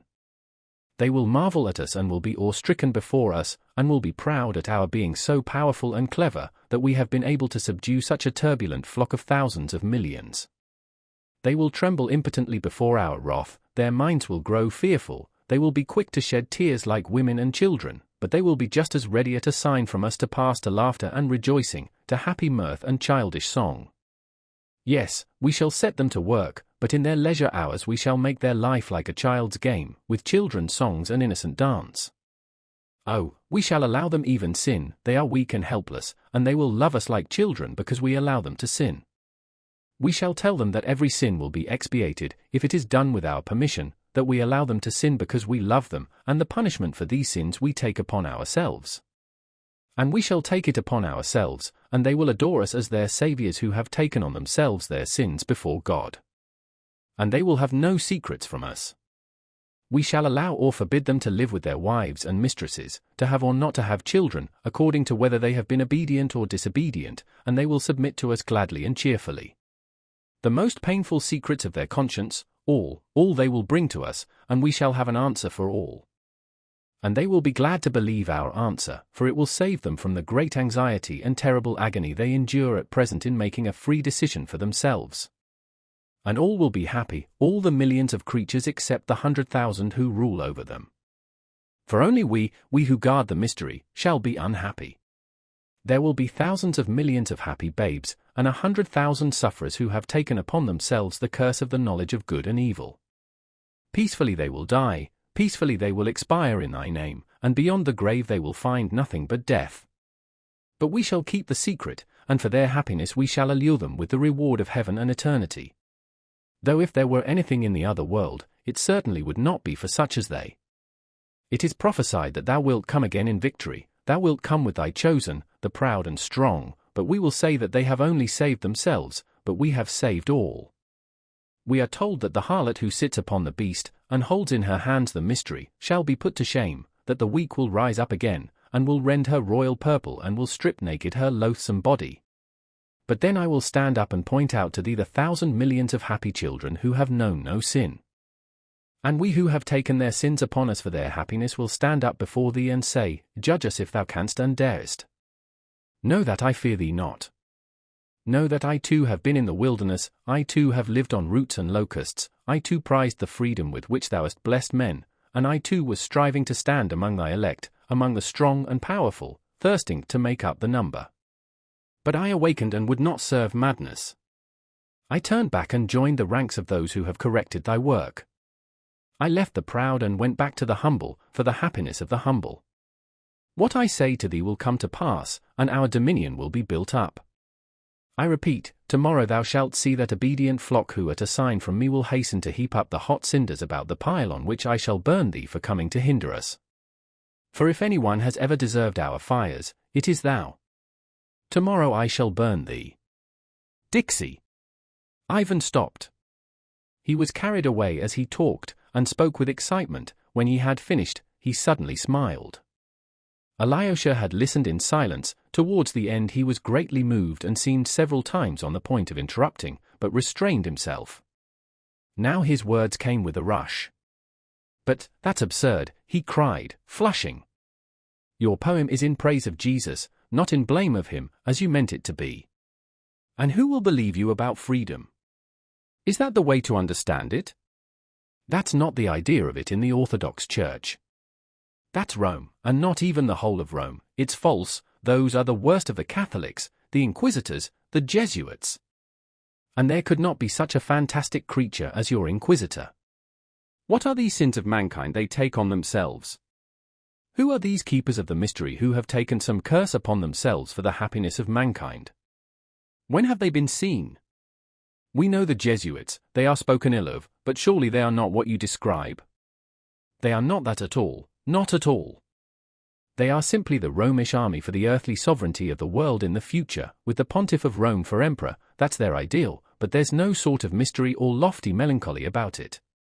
It's simple lust of power, of filthy earthly gain, of domination, something like a universal serfdom with them as masters. That's all they stand for. They don't even believe in God, perhaps. Your suffering inquisitor is a mere fantasy. Stay, laughed Ivan, how hot you are. A fantasy, you say? Let it be so. Of course it's a fantasy. But allow me to say, do you really think that the Roman Catholic movement of the last centuries is actually nothing but the lust of power, of filthy earthly gain? Is that Father Pace's teaching? No, on the contrary, Father Pacey did once say something rather the same as you. But of course it's not the same, not a bit the same, Alyosha hastily corrected himself.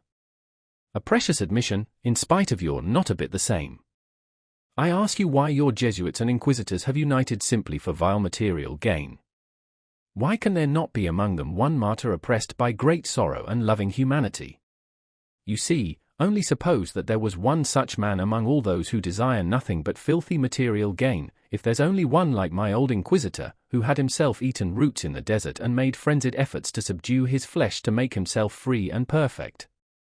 But yet all his life he loved humanity, and suddenly his eyes were opened, and he saw that it is no great moral blessedness to attain perfection and freedom, if at the same time one gains the conviction that millions of God's creatures have been created as a mockery, that they will never be capable of using their freedom, that these poor rebels can never turn into giants to complete the tower, that it was not for such geese that the great idealist dreamt his dream of harmony. Seeing all that, he turned back and joined the clever people. Surely that could have happened. Joined whom? What clever people? Cried Alyosha, completely carried away. They have no such great cleverness and no mysteries and secrets. Perhaps nothing but atheism, that's all their secret. Your Inquisitor does not believe in God, that's his secret. What if it is so? At last you have guessed it. It's perfectly true, it's true that that's the whole secret, but isn't that suffering, at least for a man like that, who has wasted his whole life in the desert and yet could not shake off his incurable love of humanity? In his old age he reached the clear conviction that nothing but the advice of the great dread spirit could build up any tolerable sort of life for the feeble, unruly, incomplete, empirical creatures created in jest. And so, convinced of this, he sees that he must follow the counsel of the wise spirit, the dread spirit of death and destruction, and therefore accept lying and deception, and lead men consciously to death and destruction, and yet deceive them all the way so that they may not notice where they are being led, that the poor blind creatures may at least on the way think themselves happy. And note, the deception is in the name of him in whose ideal the old man had so fervently believed all his life long. Is not that tragic? And if only one such stood at the head of the whole army filled with the lust of power only for the sake of filthy gain, would not one such be enough to make a tragedy? More than that, one such standing at the head is enough to create the actual leading idea of the Roman Church with all its armies and Jesuits, its highest idea. I tell you frankly that I firmly believe that there has always been such a man among those who stood at the head of the movement. Who knows, there may have been some such even among the Roman popes. Who knows, perhaps the spirit of that accursed old man who loves mankind so obstinately in his own way, is to be found even now in a whole multitude of such old men, existing not by chance but by agreement, as a secret league formed long ago for the guarding of the mystery, to guard it from the weak and the unhappy, so as to make them happy. No doubt it is so, and so it must be indeed. I fancy that even among the Masons there's something of the same mystery at the bottom, and that's why the Catholics so detest the Masons as their rivals, breaking up the unity of the idea, while it is so essential that there should be one flock and one shepherd. But from the way I defend my idea I might be an author impatient of your criticism. Enough of it. You are perhaps a Mason yourself, broke suddenly from Alyosha. You don't believe in God, he added, speaking this time very sorrowfully. He fancied besides that his brother was looking at him ironically. How does your poem end? He asked, suddenly looking down. Or was it the end?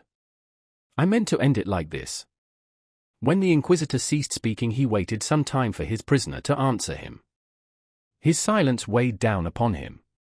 he saw that the prisoner had listened intently all the time, looking gently in his face and evidently not wishing to reply. The old man longed for him to say something, however bitter and terrible. But he suddenly approached the old man in silence and softly kissed him on his bloodless aged lips. That was all his answer. The old man shuddered. His lips moved. He went to the door, opened it, and said to him, "Go, and come no more, come not at all, never, never." And he let him out into the dark alleys of the town. The prisoner went away. And the old man. The kiss glows in his heart, but the old man adheres to his idea. "And you with him, you too," cried Alyosha, mournfully. Ivan laughed. "Why, it's all nonsense, Alyosha. It's only a senseless poem of a senseless student who could never write 2 lines of verse. Why do you take it so seriously? Surely you don't suppose I am going straight off to the Jesuits to join the men who are correcting his work? Good Lord, it's no business of mine. I told you, all I want is to live on to 30, and then dash the cup to the ground.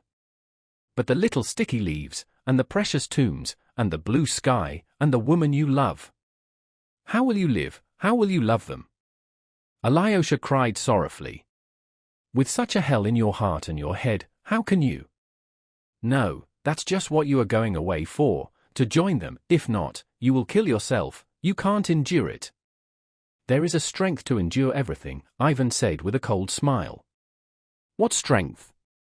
"The strength of the Karamazovs, the strength of the Karamazov baseness. To sink into debauchery, to stifle your soul with corruption, yes. Possibly even that, only perhaps till I am 30 I shall escape it, and then." "How will you escape it? By what will you escape it?" "That's impossible with your ideas." "In the Karamazov way, again." "Everything is lawful, you mean?" "Everything is lawful, is that it?" Ivan scowled, and all at once turned strangely pale. "Ah, you've caught up yesterday's phrase, which so offended Miusov, and which Dmitri pounced upon so naively, and paraphrased." He smiled queerly. "Yes, if you like, everything is lawful since the word has been said. I won't deny it. And Mitya's version isn't bad." Alyosha looked at him in silence. "I thought that going away from here I have you at least," Ivan said suddenly, with unexpected feeling, "but now I see that there is no place for me even in your heart, my dear hermit. The formula, all is lawful, I won't renounce. Will you renounce me for that? Yes." Alyosha got up, went to him and softly kissed him on the lips. "That's plagiarism," cried Ivan, highly delighted. "You stole that from my poem." "Thank you though. Get up, Alyosha, it's time we were going, both of us." They went out, but stopped when they reached the entrance of the restaurant. "Listen, Alyosha," Ivan began in a resolute voice, "if I am really able to care for the sticky little leaves I shall only love them, remembering you. It's enough for me that you are somewhere here, and I shan't lose my desire for life yet. Is that enough for you? Take it as a declaration of love if you like. And now you go to the right and I to the left. And it's enough, do you hear, enough. I mean, even if I don't go away tomorrow, I think I certainly shall go, and we meet again. Don't say a word more on these subjects. I beg that particularly. And about Dmitri too, I ask you specially, never speak to me again," he added, with sudden irritation. "It's all exhausted, it has all been said over and over again, hasn't it? And I'll make you one promise in return for it. When at 30, I want to dash the cup to the ground, wherever I may be I'll come to have one more talk with you, even though it were from America, you may be sure of that. I'll come on purpose. It will be very interesting to have a look at you, to see what you'll be by that time. It's rather a solemn promise, you see. And we really may be parting for 7 years or 10. Come, go now to your pater Seraphicus, he is dying. If he dies without you, you will be angry with me for having kept you. Goodbye, kiss me once more, that's right, now go." Ivan turned suddenly and went his way without looking back. It was just as Dmitri had left Alyosha the day before, though the parting had been very different. The strange resemblance flashed like an arrow through Alyosha's mind in the distress and dejection of that moment. He waited a little, looking after his brother. He suddenly noticed that Ivan swayed as he walked and that his right shoulder looked lower than his left. He had never noticed it before. But all at once he turned too, and almost ran to the monastery. It was nearly dark, and he felt almost frightened. Something new was growing up in him for which he could not account. The wind had risen again as on the previous evening, and the ancient pines murmured gloomily about him when he entered the hermitage copse. He almost ran. Pater Seraphicus, he got that name from somewhere. Where from? Alyosha wondered. Ivan, poor Ivan, and when shall I see you again? Here is the hermitage. Yes, yes, that he is, Pater Seraphicus, he will save me, from him and forever. Several times afterwards he wondered how he could on leaving Ivan so completely forget his brother Dmitri, though he had that morning, only a few hours before, so firmly resolved to find him and not to give up doing so, even should he be unable to return to the monastery that night. Chapter 6. For a while a very obscure one. And Ivan, on parting from Alyosha, went home to Fyodor Pavlovitch's house. But, strange to say, he was overcome by insufferable depression, which grew greater at every step he took towards the house. There was nothing strange in his being depressed. What was strange was that Ivan could not have said what was the cause of it. He had often been depressed before, and there was nothing surprising at his feeling so at such a moment, when he had broken off with everything that had brought him here, and was preparing that day to make a new start and enter upon a new, unknown future. He would again be as solitary as ever, and though he had great hopes, and too great, expectations from life, he could not have given any definite account of his hopes, his expectations, or even his desires. Yet at that moment, though the apprehension of the new and unknown certainly found place in his heart, what was worrying him was something quite different. Is it loathing for my father's house, he wondered.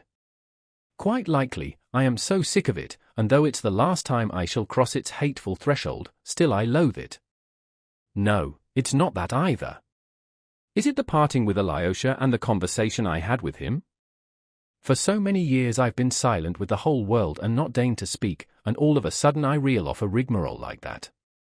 It certainly might have been the youthful vexation of youthful inexperience and vanity, vexation at having failed to express himself, especially with such a being as Alyosha, on whom his heart had certainly been reckoning.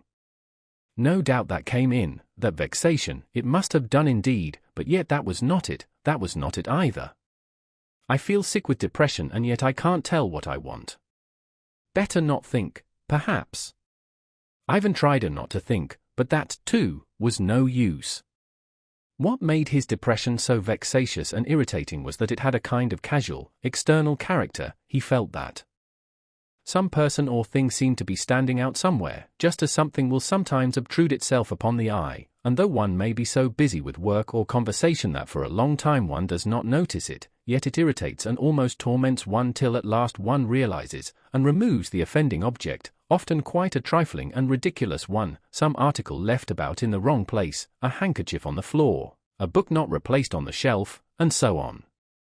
At last, feeling very cross and ill-humored, Ivan arrived home, and suddenly, about 15 paces from the garden gate, he guessed what was fretting and worrying him. On a bench in the gateway the valet Smerdyakov was sitting enjoying the coolness of the evening, and at the first glance at him Ivan knew that the valet Smerdyakov was on his mind, and that it was this man that his soul loathed. It all dawned upon him suddenly and became clear. Just before, when Alyosha had been telling him of his meeting with Smerdyakov, he had felt a sudden twinge of gloom and loathing, which had immediately stirred responsive anger in his heart. Afterwards, as he talked, Smerdyakov had been forgotten for the time, but still he had been in his mind, and as soon as Ivan parted with Alyosha and was walking home, the forgotten sensation began to obtrude itself again. Is it possible that a miserable, contemptible creature like that can worry me so much, he wondered, with insufferable irritation. It was true that Ivan had come of late to feel an intense dislike for the man, especially during the last few days. He had even begun to notice in himself a growing feeling that was almost of hatred for the creature. Perhaps this hatred was accentuated by the fact that when Ivan first came to the neighborhood he had felt quite differently. Then he had taken a marked interest in Smerdyakov, and had even thought him very original. He had encouraged him to talk to him, although he had always wondered at a certain incoherence, or rather restlessness, in his mind, and could not understand what it was that so continually and insistently worked upon the brain of the contemplative. They discussed philosophical questions and even how there could have been light on the first day when the sun, moon, and stars were only created on the fourth day, and how that was to be understood. But Ivan soon saw that, though the sun, moon, and stars might be an interesting subject, yet that it was quite secondary to Smerdyakov, and that he was looking for something altogether different. In one way and another, he began to betray a boundless vanity, and a wounded vanity, too, and that Ivan disliked. It had first given rise to his aversion. Later on, there had been trouble in the house. Grushenka had come on the scene, and there had been the scandals with his brother Dmitri. They discussed that, too. But though Smerdyakov always talked of that with great excitement, it was impossible to discover what he desired to come of it. There was, in fact, something surprising in the illogicality and incoherence of some of his desires, accidentally betrayed and always vaguely expressed. Smerdyakov was always inquiring, putting certain indirect but obviously premeditated questions, but what his object was he did not explain, and usually at the most important moment he would break off and relapse into silence or pass to another subject. But what finally irritated Ivan most and confirmed his dislike for him was the peculiar, revolting familiarity which Smerdyakov began to show more and more markedly. Not that he forgot himself and was rude, on the contrary, he always spoke very respectfully, yet he had obviously begun to consider, goodness knows why, that there was some sort of understanding between him and Ivan Fyodorovitch. He always spoke in a tone that suggested that those two had some kind of compact, some secret between them, that had at some time been expressed on both sides, only known to them and beyond the comprehension of those around them. But for a long while Ivan did not recognize the real cause of his growing dislike, and he had only lately realized what was at the root of it. With a feeling of disgust and irritation he tried to pass in at the gate without speaking or looking at Smerdyakov. But Smerdyakov rose from the bench, and from that action alone, Ivan knew instantly that he wanted particularly to talk to him. Ivan looked at him and stopped, and the fact that he did stop, instead of passing by, as he meant to the minute before, drove him to fury. With anger and repulsion he looked at Smerdyakov's emasculate, sickly face, with the little curls combed forward on his forehead. His left eye winked and he grinned as if to say, "Where are you going? You won't pass by. You see that we two clever people have something to say to each other."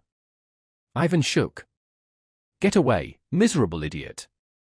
What have I to do with you?" was on the tip of his tongue, but to his profound astonishment he heard himself say, "Is my father still asleep, or has he waked?"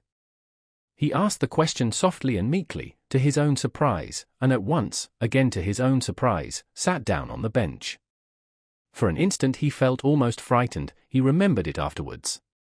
Smerdyakov stood facing him, his hands behind his back, looking at him with assurance and almost severity.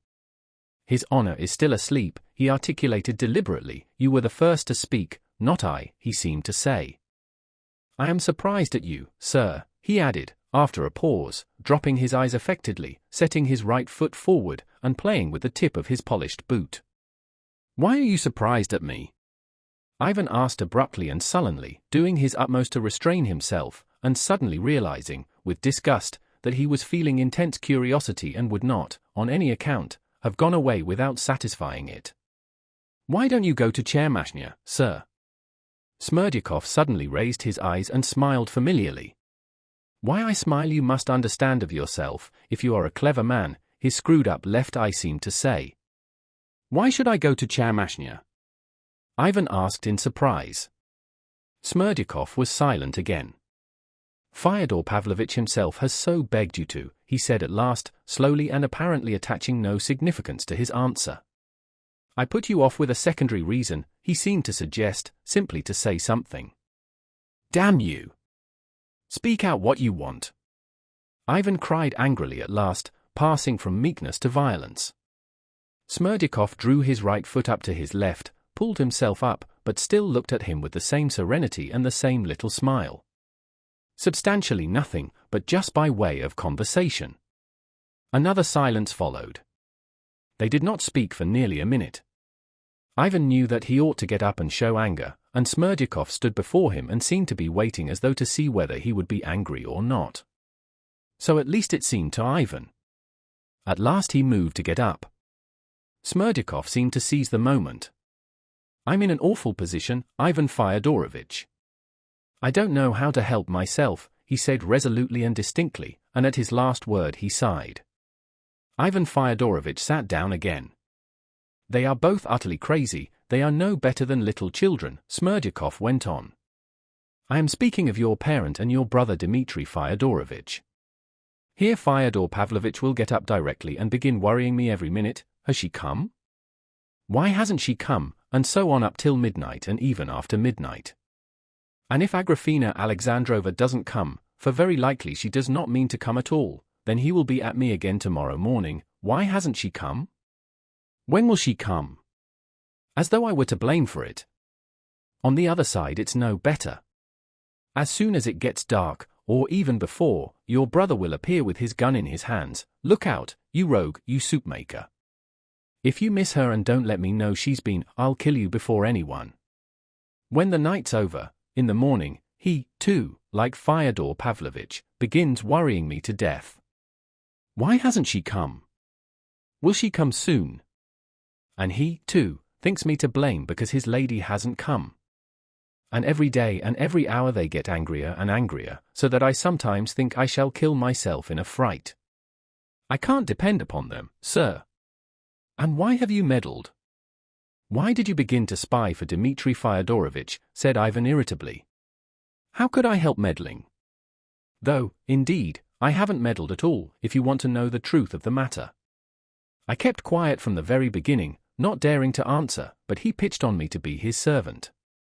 He has had only one thing to say since, I'll kill you, you scoundrel, if you miss her. I feel certain, sir, that I shall have a long fit tomorrow.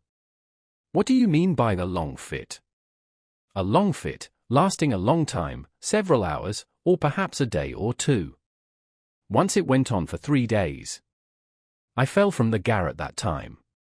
The struggling ceased and then began again, and for 3 days I couldn't come back to my senses. Fyodor Pavlovitch sent for Herzenstube, the doctor here, and he put ice on my head and tried another remedy, too. I might have died. But they say one can't tell with epilepsy when a fit is coming. What makes you say you will have one tomorrow? Ivan inquired, with a peculiar, irritable curiosity. That's just so. You can't tell beforehand. Besides, you fell from the garret then. I climb up to the garret every day. I might fall from the garret again tomorrow. And, if not, I might fall down the cellar steps. I have to go into the cellar every day, too. Ivan took a long look at him. You are talking nonsense, I see, and I don't quite understand you, he said softly, but with a sort of menace. Do you mean to pretend to be ill tomorrow for 3 days, eh?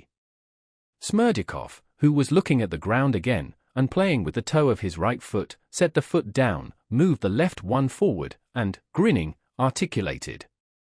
If I were able to play such a trick, that is, pretend to have a fit, and it would not be difficult for a man accustomed to them, I should have a perfect right to use such a means to save myself from death.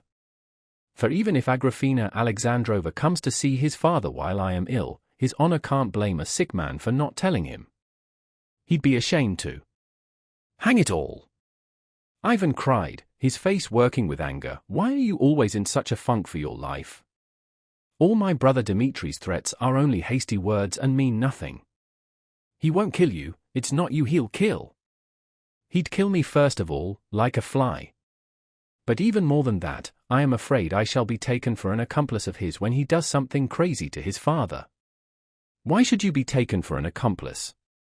They'll think I am an accomplice, because I let him know the signals as a great secret. What signals? Whom did you tell? Confound you, speak more plainly. I'm bound to admit the fact, Smerdyakov drawled with pedantic composure, that I have a secret with Fyodor Pavlovitch in this business.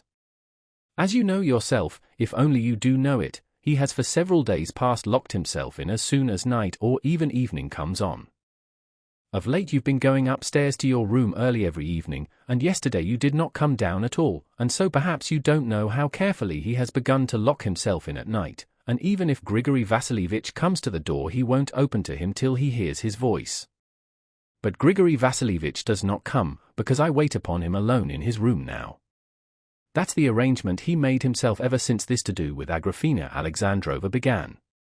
But at night, by his orders, I go away to the lodge so that I don't get to sleep till midnight, but am on the watch, getting up and walking about the yard, waiting for Agrafena Alexandrova to come. For the last few days he's been perfectly frantic expecting her. What he argues is, she is afraid of him, Dmitri Fyodorovich, Mitya, as he calls him, and so, says he, she'll come the back way, late at night, to me. You look out for her, says he, till midnight and later, and if she does come, you run up and knock at my door or at the window from the garden.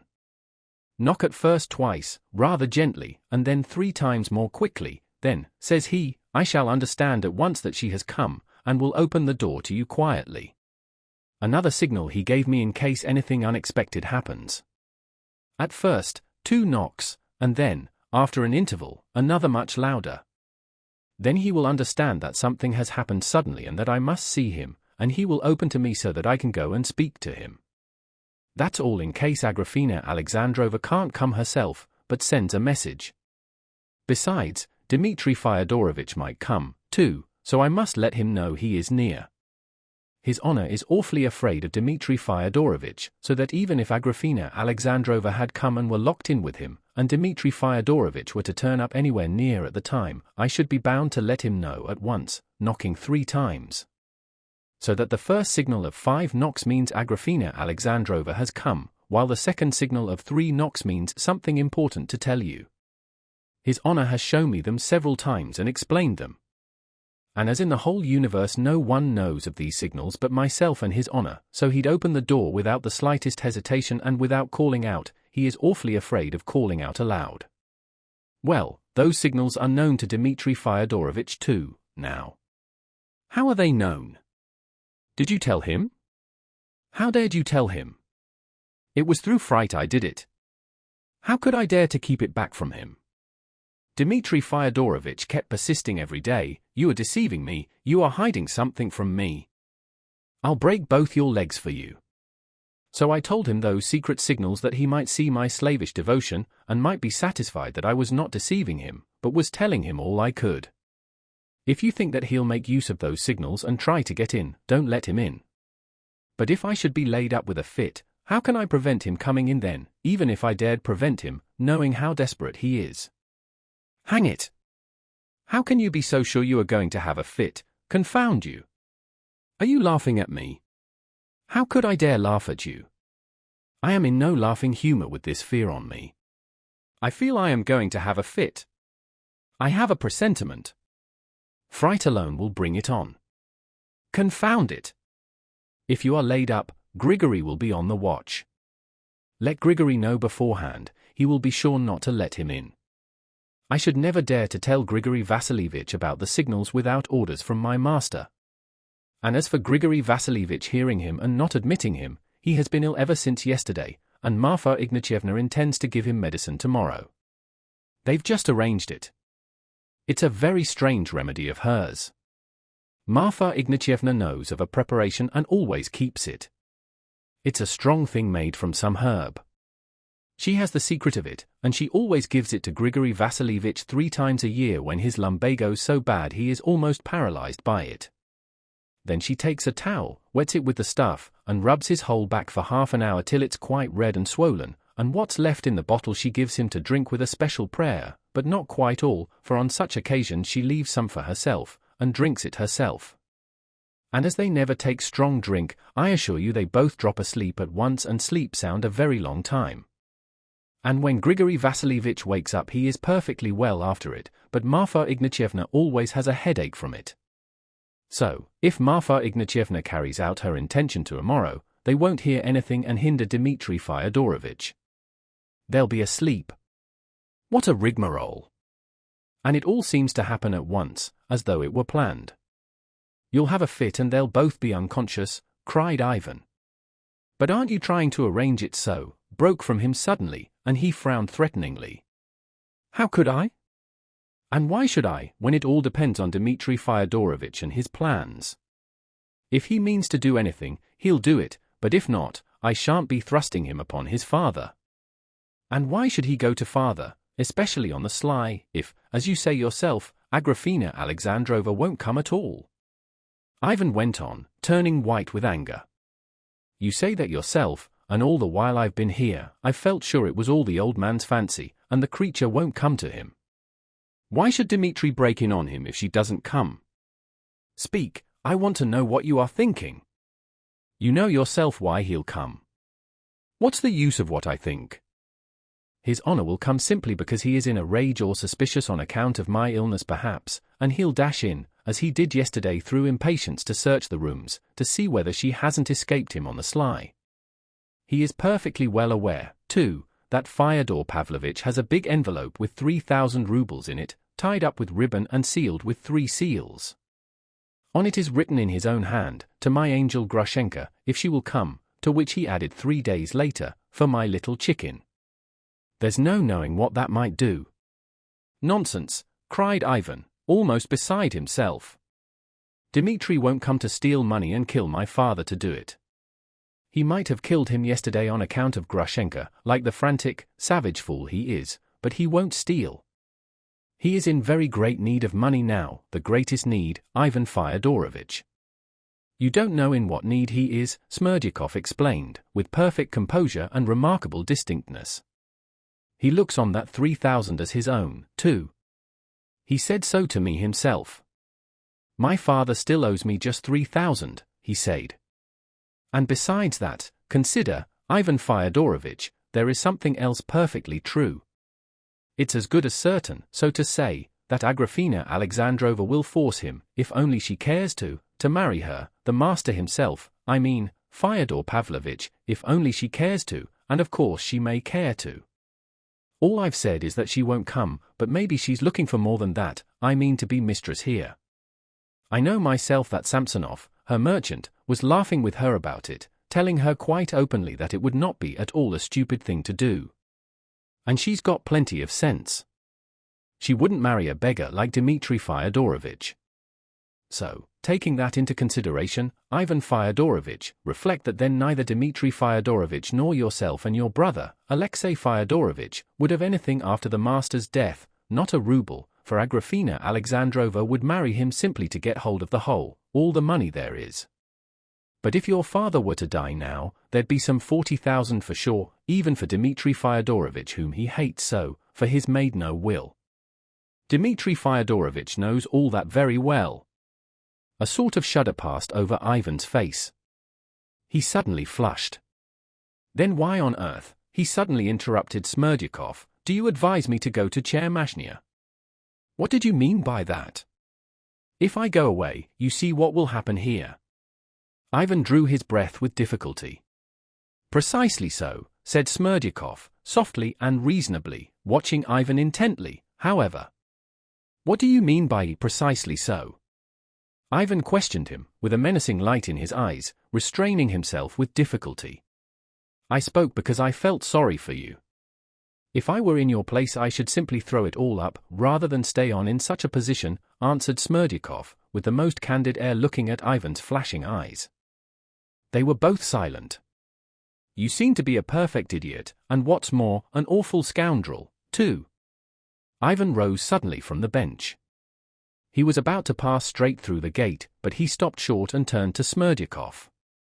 Something strange followed. Ivan, in a sudden paroxysm, bit his lip, clenched his fists, and, in another minute, would have flung himself on Smerdyakov. The latter, anyway, noticed it at the same moment, started, and shrank back. But the moment passed without mischief to Smerdyakov, and Ivan turned in silence, as it seemed in perplexity, to the gate. I am going away to Moscow tomorrow, if you care to know, early tomorrow morning. That's all, he suddenly said aloud angrily, and wondered himself afterwards what need there was to say this then to Smerdyakov. That's the best thing you can do, he responded, as though he had expected to hear it, except that you can always be telegraphed for from Moscow, if anything should happen here. Ivan stopped again, and again turned quickly to Smerdyakov. But a change had passed over him, too. All his familiarity and carelessness had completely disappeared. His face expressed attention and expectation, intent but timid and cringing. Haven't you something more to say, something to add, could be read in the intent gaze he fixed on Ivan. And couldn't I be sent for from Chermashnya, too, in case anything happened? Ivan shouted suddenly, for some unknown reason raising his voice. From Chermashnya, too, you could be sent for, Smerdyakov muttered, almost in a whisper, looking disconcerted, but gazing intently into Ivan's eyes. Only Moscow is farther and Chermashnya is nearer. Is it to save my spending money on the fare, or to save my going so far out of my way, that you insist on Chermashnya? Precisely so, muttered Smerdyakov, with a breaking voice. He looked at Ivan with a revolting smile, and again made ready to draw back. But to his astonishment Ivan broke into a laugh, and went through the gate still laughing. Anyone who had seen his face at that moment would have known that he was not laughing from lightness of heart, and he could not have explained himself what he was feeling at that instant. He moved and walked as though in a nervous frenzy. Chapter 7. It's always worthwhile speaking to a clever man. And in the same nervous frenzy, too, he spoke. Meeting Fyodor Pavlovitch in the drawing-room directly he went in, he shouted to him, waving his hands, I am going upstairs to my room, not into you. Goodbye, and passed by, trying not even to look at his father. Very possibly the old man was too hateful to him at that moment, but such an unceremonious display of hostility was a surprise even to Fyodor Pavlovitch. And the old man evidently wanted to tell him something at once and had come to meet him in the drawing-room on purpose. Receiving this amiable greeting, he stood still in silence and with an ironical air watched his son going upstairs, till he passed out of sight. What's the matter with him? He promptly asked Smerdyakov, who had followed Ivan. Angry about something. Who can tell? The valet muttered evasively. Confound him. Let him be angry then. Bring in the samovar, and get along with you. Look sharp. No news. Then followed a series of questions such as Smerdyakov had just complained of to Ivan, all relating to his expected visitor, and these questions we will omit. Half an hour later the house was locked, and the crazy old man was wandering along through the rooms in excited expectation of hearing every minute the 5 knocks agreed upon. Now and then he peered out into the darkness, seeing nothing. It was very late, but Ivan was still awake and reflecting. He sat up late that night, till 2 o'clock. But we will not give an account of his thoughts, and this is not the place to look into that soul, its turn will come. And even if one tried, it would be very hard to give an account of them, for there were no thoughts in his brain, but something very vague, and, above all, intense excitement. He felt himself that he had lost his bearings. He was fretted, too, by all sorts of strange and almost surprising desires. For instance, after midnight he suddenly had an intense irresistible inclination to go down, open the door, go to the lodge and beat Smerdyakov. But if he had been asked why, he could not have given any exact reason, except perhaps that he loathed the valet as one who had insulted him more gravely than anyone in the world. On the other hand, he was more than once that night overcome by a sort of inexplicable humiliating terror, which he felt positively paralyzed his physical powers. His head ached and he was giddy. A feeling of hatred was rankling in his heart, as though he meant to avenge himself on someone. He even hated Alyosha, recalling the conversation he had just had with him. At moments he hated himself intensely. Of Katerina Ivanovna he almost forgot to think, and wondered greatly at this afterwards, especially as he remembered perfectly that when he had protested so valiantly to Katerina Ivanovna that he would go away next day to Moscow, something had whispered in his heart, "That's nonsense, you are not going, and it won't be so easy to tear yourself away as you are boasting now." Remembering that night long afterwards, Ivan recalled with peculiar repulsion how he had suddenly got up from the sofa and had stealthily, as though he were afraid of being watched, opened the door, gone out on the staircase and listened to Fyodor Pavlovitch stirring down below, had listened a long while, some 5 minutes, with a sort of strange curiosity, holding his breath while his heart throbbed. And why he had done all this, why he was listening, he could not have said. That action all his life afterwards he called infamous, and at the bottom of his heart, he thought of it as the basest action of his life. For Fyodor Pavlovitch himself he felt no hatred at that moment, but was simply intensely curious to know how he was walking down there below and what he must be doing now. He wondered and imagined how he must be peeping out of the dark windows and stopping in the middle of the room, listening, listening for someone to knock. Ivan went out onto the stairs twice to listen like this. About 2 o'clock, when everything was quiet, and even Fyodor Pavlovitch had gone to bed, Ivan had got into bed, firmly resolved to fall asleep at once, as he felt fearfully exhausted. And he did fall asleep at once, and slept soundly without dreams, but waked early, at 7 o'clock, when it was broad daylight. Opening his eyes, he was surprised to feel himself extraordinarily vigorous. He jumped up at once and dressed quickly, then dragged out his trunk and began packing immediately. His linen had come back from the laundress the previous morning. Ivan positively smiled at the thought that everything was helping his sudden departure. And his departure certainly was sudden. Though Ivan had said the day before to Katerina Ivanovna, Alyosha, and Smerdyakov that he was leaving next day, yet he remembered that he had no thought of departure when he went to bed, or, at least, had not dreamed that his first act in the morning would be to pack his trunk. At last his trunk and bag were ready. It was about 9 o'clock when Marfa Ignatyevna came in with her usual inquiry, "Where will your honor take your tea, in your own room or downstairs?" He looked almost cheerful, but there was about him, about his words and gestures, something hurried and scattered. Greeting his father affably, and even inquiring specially after his health, though he did not wait to hear his answer to the end, he announced that he was starting off in an hour to return to Moscow for good, and begged him to send for the horses.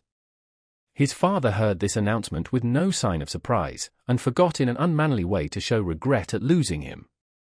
Instead of doing so, he flew into a great flutter at the recollection of some important business of his own. "What a fellow you are! Not to tell me yesterday! Never mind, we'll manage it all the same. Do me a great service, my dear boy. Go to Chermashnya on the way. It's only to turn to the left from the station at Volovya, only another 12 versts and you come to Chermashnya." "I'm sorry, I can't. It's 80 versts to the railway and the train starts for Moscow at 7 o'clock tonight. I can only just catch it." "You'll catch it tomorrow or the day after, but today turn off to Chermashnya. It won't put you out much to humor your father. If I hadn't had something to keep me here, I would have run over myself long ago, for I've some business there in a hurry.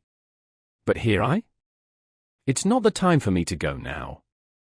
You see, I've 2 pieces of copse land there. The Maslovs, an old merchant and his son, will give 8,000 for the timber. But last year I just missed a purchaser who would have given 12. There's no getting anyone about here to buy it. The Maslovs have it all their own way. One has to take what they'll give, for no one here dare bid against them. The priest at Ilyinsko wrote to me last Thursday that a merchant called Gorstkin, a man I know, had turned up. What makes him valuable is that he is not from these parts, so he is not afraid of the Maslovs. He says he will give me 11,000 for the copse. Do you hear? But he'll only be here, the priest writes, for a week altogether, so you must go at once and make a bargain with him. Well, you write to the priest, he'll make the bargain. He can't do it. He has no eye for business. He is a perfect treasure. I'd give him 20,000 to take care of for me without a receipt, but he has no eye for business. He is a perfect child, a crow could deceive him. And yet he is a learned man, would you believe it? This Gorstkin looks like a peasant, he wears a blue kaftan, but he is a regular rogue. That's the common complaint. He is a liar. Sometimes he tells such lies that you wonder why he is doing it. He told me the year before last that his wife was dead and that he had married another, and would you believe it, there was not a word of truth in it. His wife has never died at all, she is alive to this day and gives him a beating twice a week. So what you have to find out is whether he is lying or speaking the truth when he says he wants to buy it and would give 11,000. I shall be no use in such a business. I have no eye either. Stay, wait a bit. You will be of use, for I will tell you the signs by which you can judge about Gorstkin. I've done business with him a long time. You see, you must watch his beard, he has a nasty, thin, red beard. If his beard shakes when he talks and he gets cross, it's all right, he is saying what he means, he wants to do business. But if he strokes his beard with his left hand and grins, he is trying to cheat you. Don't watch his eyes, you won't find out anything from his eyes, he is a deep one, a rogue, but watch his beard. I'll give you a note and you show it to him. He's called Gorstkin, though his real name is Lyagavy, but don't call him so, he will be offended. If you come to an understanding with him, and see it's all right, right here at once. You need only write, he's not lying. Stand out for 11,000, 1,000 you can knock off, but not more. Just think. There's a difference between 8,000 and 11,000. It's as good as picking up 3,000, it's not so easy to find a purchaser, and I'm in desperate need of money. Only let me know it's serious, and I'll run over and fix it up. I'll snatch the time somehow. But what's the good of my galloping over, if it's all a notion of the priest's? Come, will you go? Oh, I can't spare the time. You must excuse me. Come, you might oblige your father. I shan't forget it. You've no heart, any of you, that's what it is? What's a day or two to you? Where are you going now? To Venice. Your Venice will keep another 2 days. I would have sent Alyosha, but what use is Alyosha in a thing like that? I send you just because you are a clever fellow. Do you suppose I don't see that? You know nothing about timber, but you've got an eye. All that is wanted is to see whether the man is in earnest. I tell you, watch his beard, if his beard shakes you know he is in earnest. You force me to go to that damned Chermashnya yourself, then, he cried Ivan, with a malignant smile. Fyodor Pavlovitch did not catch, or would not catch, the malignancy, but he caught the smile. Then you'll go? I'll scribble the note for you at once. I don't know whether I shall go. I don't know. I'll decide on the way. Nonsense. Decide at once. My dear fellow, decide. If you settle the matter, write me a line, give it to the priest and he'll send it on to me at once. And I won't delay you more than that. You can go to Venice. The priest will give you horses back to Volovia station. The old man was quite delighted. He wrote the note and sent for the horses. A light lunch was brought in, with brandy. When Fyodor Pavlovitch was pleased, he usually became expansive, but today he seemed to restrain himself. Of Dmitri, for instance, he did not say a word. He was quite unmoved by the parting, and seemed, in fact, at a loss for something to say. Ivan noticed this particularly. He must be bored with me, he thought. Only when accompanying his son out onto the steps, the old man began to fuss about. He would have kissed him, but Ivan made haste to hold out his hand, obviously avoiding the kiss. His father saw it at once, and instantly pulled himself up. Well, good luck to you, he repeated from the steps. You'll come again some time or other. Mind you do come. I shall always be glad to see you. Well, Christ be with you. Ivan got into the carriage. Goodbye, Ivan. Don't be too hard on me, the father called for the last time. The whole household came out to take leave, Smerdyakov, Marfa and Grigory. Ivan gave them 10 rubles each. When he had seated himself in the carriage, Smerdyakov jumped up to arrange the rug. You see, I am going to Chermashnya, broke suddenly from Ivan. Again, as the day before, the words seemed to drop of themselves, and he laughed, too, a peculiar, nervous laugh. He remembered it long after. It's a true saying then, that it's always worthwhile speaking to a clever man, answered Smerdyakov firmly, looking significantly at Ivan. The carriage rolled away. Nothing was clear in Ivan's soul, but he looked eagerly around him at the fields, at the hills, at the trees, at a flock of geese flying high overhead in the bright sky. And all of a sudden he felt very happy. He tried to talk to the driver, and he felt intensely interested in an answer the peasant made him, but a minute later he realized that he was not catching anything, and that he had not really even taken in the peasant's answer. He was silent, and it was pleasant even so. The air was fresh, pure and cool, the sky bright.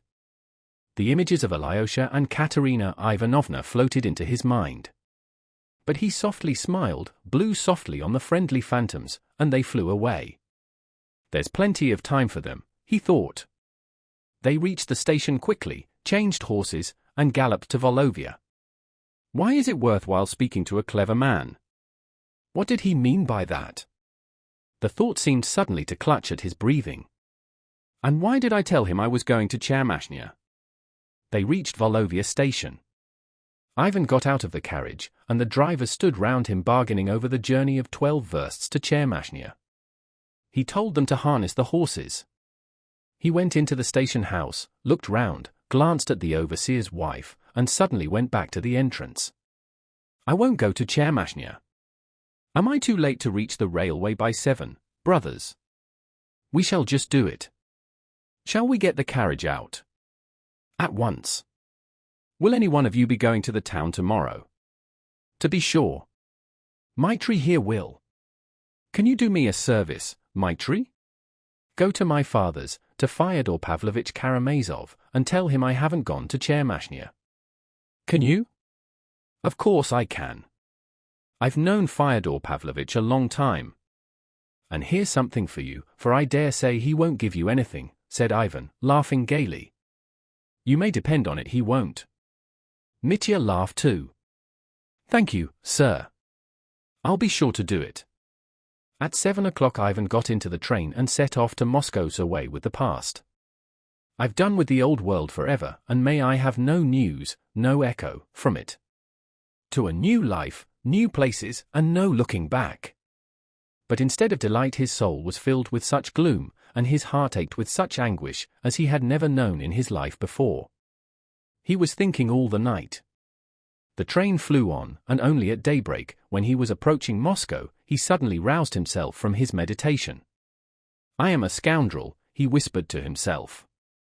Fyodor Pavlovich remained well satisfied at having seen his son off. For 2 hours afterwards he felt almost happy, and sat drinking brandy.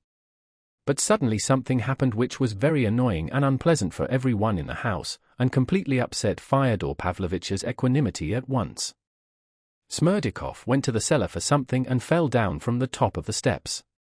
Fortunately, Marfa Ignatyevna was in the yard and heard him in time. She did not see the fall, but heard his scream, the strange, peculiar scream, long familiar to her, the scream of the epileptic falling in a fit. They could not tell whether the fit had come on him at the moment he was descending the steps, so that he must have fallen unconscious, or whether it was the fall and the shock that had caused the fit in Smerdjakov, who was known to be liable to them. They found him at the bottom of the cellar steps, writhing in convulsions and foaming at the mouth. It was thought at first that he must have broken something, an arm or a leg, and hurt himself, but God had preserved him, as Marfa Ignatyevna expressed it, nothing of the kind had happened. But it was difficult to get him out of the cellar. They asked the neighbors to help and managed it somehow. Fyodor Pavlovich himself was present at the whole ceremony.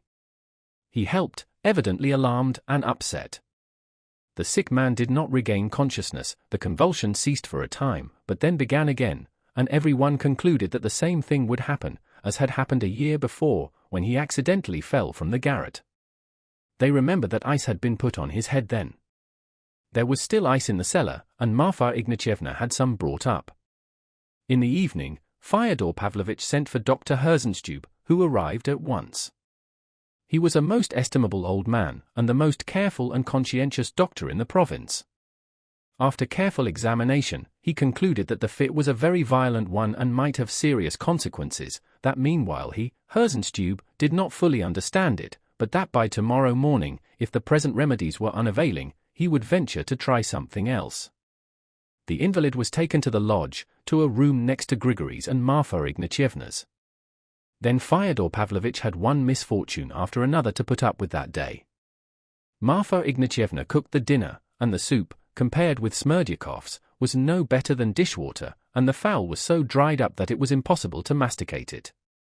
To her master's bitter, though deserved, reproaches, Marfa Ignatyevna replied that the fowl was a very old one to begin with, and that she had never been trained as a cook. In the evening there was another trouble in store for Fyodor Pavlovich. He was informed that Grigory, who had not been well for the last 3 days, was completely laid up by his lumbago. Fyodor Pavlovich finished his tea as early as possible and locked himself up alone in the house. He was in terrible excitement and suspense. That evening he reckoned on Grushenka's coming almost as a certainty. He had received from Smerdyakov that morning an assurance that she had promised to come without fail. The incorrigible old man's heart throbbed with excitement. He paced up and down his empty rooms listening. He had to be on the alert. Dmitri might be on the watch for her somewhere, and when she knocked on the window, Smerdyakov had informed him 2 days before that he had told her where and how to knock. The door must be opened at once. She must not be a second in the passage, for fear, which God forbid, that she should be frightened and run away. Fyodor Pavlovitch had much to think of, but never had his heart been steeped in such voluptuous hopes. This time he could say almost certainly that she would come. Book 6. The Russian Monk. Chapter 1. Father Zosima and his visitors. When with an anxious and aching heart Alyosha went into his elder's cell, he stood still almost astonished. Instead of a sick man at his last gasp, perhaps unconscious, as he had feared to find him, he saw him sitting up in his chair and, though weak and exhausted, his face was bright and cheerful. He was surrounded by visitors and engaged in a quiet and joyful conversation. But he had only got up from his bed a quarter of an hour before Alyosha's arrival. His visitors had gathered together in his cell earlier, waiting for him to wake, having received a most confident assurance from Father Pacey that the teacher would get up, and as he had himself promised in the morning, converse once more with those dear to his heart. This promise and indeed every word of the dying elder Father Pacey put implicit trust in. If he had seen him unconscious, if he had seen him breathe his last, and yet had his promise that he would rise up and say good-bye to him, he would not have believed perhaps even in death, but would still have expected the dead man to recover and fulfill his promise. In the morning as he lay down to sleep, Father Zosima had told him positively, "I shall not die without the delight of another conversation with you, beloved of my heart. I shall look once more on your dear face and pour out my heart to you once again." The monks, who had gathered for this probably last conversation with Father Zosima, had all been his devoted friends for many years. There were 4 of them, Father Iosif and Father Pacey, Father Mikhail, the warden of the hermitage, a man not very old and far from being learned. He was of humble origin, of strong will and steadfast faith, of austere appearance, but of deep tenderness, though he obviously concealed it as though he were almost ashamed of it. The 4th, Father Anfim, was a very old and humble little monk of the poorest peasant class. He was almost illiterate and very quiet, scarcely speaking to anyone. He was the humblest of the humble, and looked as though he had been frightened by something great and awful beyond the scope of his intelligence. Father Zosima had a great affection for this timorous man, and always treated him with marked respect, though perhaps there was no one he had known to whom he had said less, in spite of the fact that he had spent years wandering about Holy Russia with him. That was very long ago, 40 years before, when Father Zosima first began his life as a monk in a poor and little monastery at Kostroma, and when, shortly after, he had accompanied Father Anfim on his pilgrimage to collect alms for their poor monastery. The whole party were in the bedroom which, as we mentioned before, was very small, so that there was scarcely room for the 4 of them, in addition to Porphyry, the novice, who stood to sit round Father Zosima on chairs brought from the sitting-room. It was already beginning to get dark. The room was lighted up by the lamps and the candles before the icons. Seeing Alyosha standing embarrassed in the doorway, Father Zosima smiled at him joyfully and held out his hand. "Welcome, my quiet one, welcome, my dear, here you are too. I knew you would come." Alyosha went up to him, bowed down before him to the ground and wept. Something surged up from his heart, his soul was quivering, he wanted to sob. "Come, don't weep over me yet," Father Zosima smiled, laying his right hand on his head. "You see I am sitting up talking, maybe I shall live another 20 years yet, as that dear good woman from Vyshegorye, with her little Lizaveta in her arms, wished me yesterday. God bless the mother and the little girl Lizaveta." He crossed himself. "Porphyry, did you take her offering where I told you?" He meant the 60 kopecks brought him the day before by the good-humored woman to be given to someone poorer than me. Such offerings, always of money gained by personal toil, are made by way of penance voluntarily undertaken. The elder had sent Porphyry the evening before to a widow, whose house had been burnt down lately, and who after the fire had gone with her children begging alms. Porphyry hastened to reply that he had given the money, as he had been instructed, from an unknown benefactress. "Get up, my dear boy," the elder went on to Alyosha. "Let me look at you. Have you been home and seen your brother?" It seemed strange to Alyosha that he asked so confidently and precisely about one of his brothers only, but which one? Then perhaps he had sent him out both yesterday and today for the sake of that brother. I have seen one of my brothers, answered Alyosha. I mean the elder one, to whom I bowed down. I only saw him yesterday and could not find him today, said Alyosha. Make haste to find him, go again tomorrow and make haste, leave everything and make haste. Perhaps you may still have time to prevent something terrible. I bowed down yesterday to the great suffering in store for him. He was suddenly silent and seemed to be pondering. The words were strange.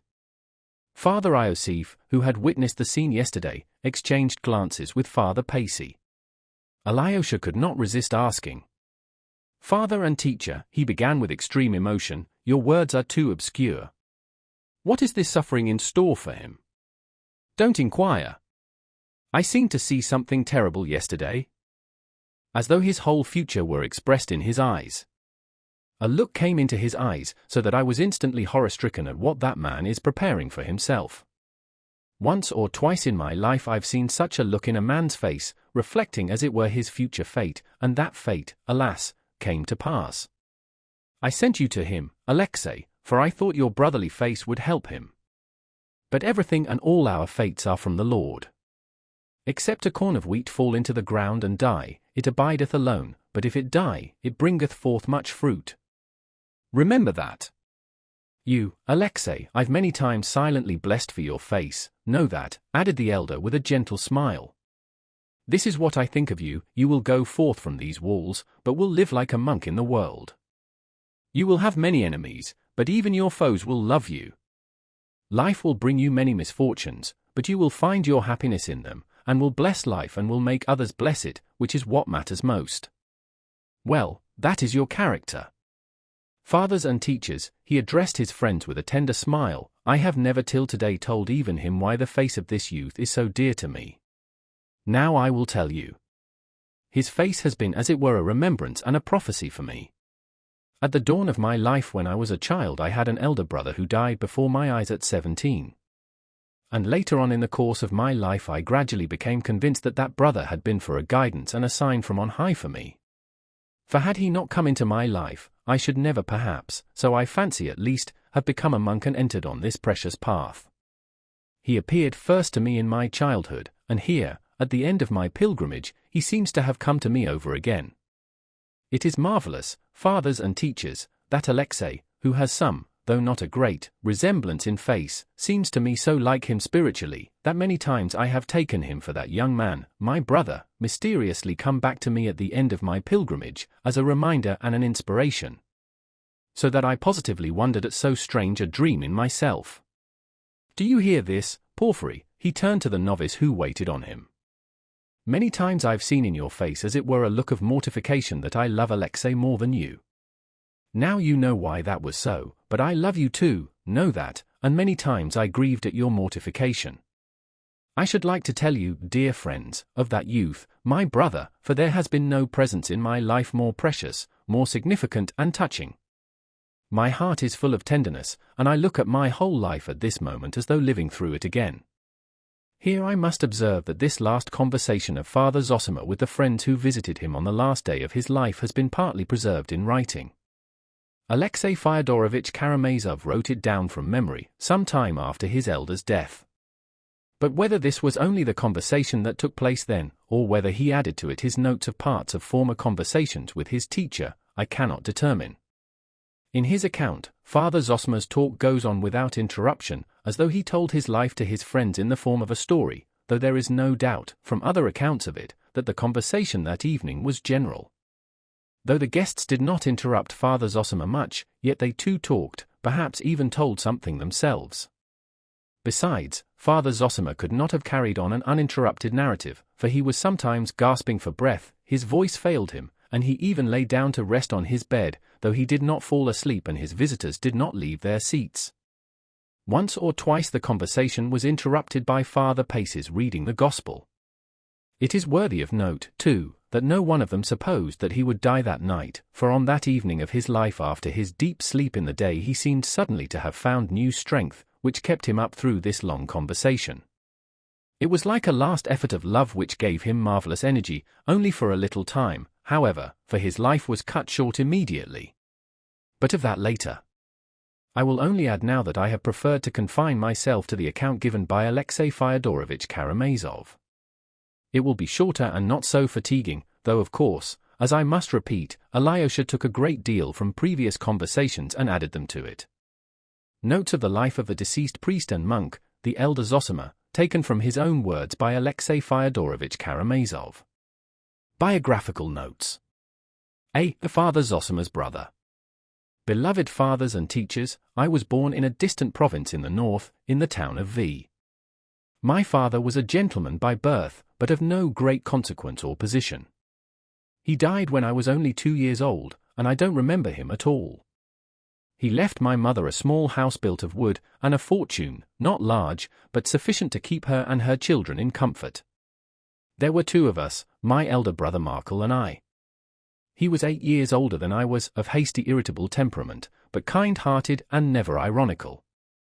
He was remarkably silent, especially at home with me, his mother, and the servants. He did well at school, but did not get on with his schoolfellows, though he never quarrelled, at least so my mother has told me.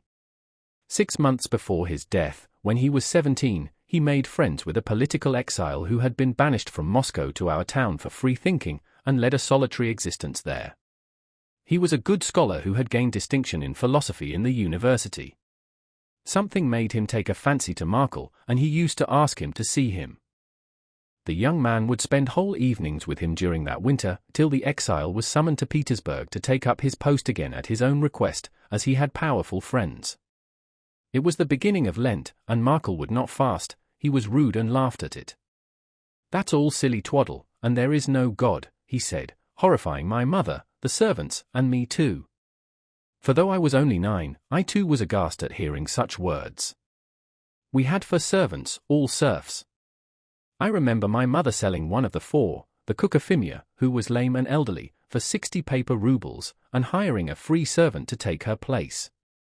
In the 6th week in Lent, my brother, who was never strong and had a tendency to consumption, was taken ill. He was tall but thin and delicate-looking, and of very pleasing countenance. I suppose he caught cold, anyway the doctor, who came, soon whispered to my mother that it was galloping consumption, that he would not live through the spring. My mother began weeping, and, careful not to alarm my brother, she entreated him to go to church, to confess and take the sacrament, as he was still able to move about. This made him angry, and he said something profane about the church. He grew thoughtful, however, he guessed at once that he was seriously ill, and that was why his mother was begging him to confess and take the sacrament. He had been aware, indeed, for a long time past, that he was far from well, and had a year before coolly observed at dinner to our mother and me, "My life won't be long among you, I may not live another year," which seemed now like a prophecy. 3 days passed and Holy Week had come. And on Tuesday morning my brother began going to church. "I am doing this simply for your sake, mother, to please and comfort you," he said. My mother wept with joy and grief. His end must be near, she thought, if there's such a change in him. But he was not able to go to church long, he took to his bed, so he had to confess and take the sacrament at home. It was a late Easter, and the days were bright, fine, and full of fragrance. I remember he used to cough all night and sleep badly, but in the morning he dressed and tried to sit up in an armchair. That's how I remember him sitting, sweet and gentle, smiling, his face bright and joyous, in spite of his illness.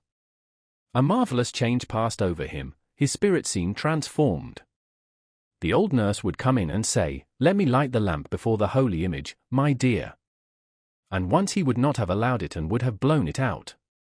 Light it, dear, I was a wretch to have prevented you doing it. You are praying when you light the lamp, and I am praying when I rejoice seeing you. So we are praying to the same God. Those words seemed strange to us, and mother would go to her room and weep, but when she went into him she wiped her eyes and looked cheerful. "Mother, don't weep, darling," he would say, "I've long to live yet, long to rejoice with you, and life is glad and joyful." Ah, dear boy, how can you talk of joy when you lie feverish at night, coughing as though you would tear yourself to pieces? "Don't cry, mother," he would answer, "life is paradise, and we are all in paradise, but we won't see it. If we would, we should have heaven on earth the next day. Everyone wondered at his words. He spoke so strangely and positively, we were all touched and wept. Friends came to see us. Dear ones, he would say to them, what have I done that you should love me so? How can you love anyone like me? And how was it I did not know, I did not appreciate it before? When the servants came in to him, he would say continually, dear, kind people, why are you doing so much for me? Do I deserve to be waited on? If it were God's will for me to live, I would wait on you, for all men should wait on one another. Mother shook her head as she listened. My darling, it's your illness makes you talk like that. Mother, darling, he would say, there must be servants and masters, but if so I will be the servant of my servants, the same as they are to me. And another thing, Mother, every one of us has sinned against all men, and I more than any. Mother positively smiled at that, smiled through her tears. Why, how could you have sinned against all men, more than all? Robbers and murderers have done that, but what sin have you committed yet, that you hold yourself more guilty than all? Mother, little heart of mine, he said, he had begun using such strange caressing words at that time, little heart of mine, my joy, believe me, every one is really responsible to all men and for everything. I don't know how to explain it to you, but I feel it is so, painfully even. And how is it we went on then living, getting angry and not knowing? So he would get up every day, more and more sweet and joyous and full of love. When the doctor, an old German called Eisenschmidt, came. Well, doctor, have I another day in this world? He would ask, joking. You'll live many days yet, the doctor would answer, and months and years too. Months and years, he would exclaim. Why reckon the days? One day is enough for a man to know all happiness. My dear ones, why do we quarrel, try to outshine each other and keep grudges against each other? Let's go straight into the garden, walk and play there, love, appreciate, and kiss each other, and glorify life. Your son cannot last long, the doctor told my mother, as she accompanied him to the door. The disease is affecting his brain. The windows of his room looked out into the garden, and our garden was a shady one, with old trees in it which were coming into bud. The first birds of spring were flitting in the branches, chirruping and singing at the windows. And looking at them and admiring them, he began suddenly begging their forgiveness too. Birds of heaven, happy birds, forgive me, for I have sinned against you too. None of us could understand that at the time, but he shed tears of joy. Yes, he said, there was such a glory of God all about me, birds, trees, meadows, sky, only I lived in shame and dishonored it all and did not notice the beauty and glory.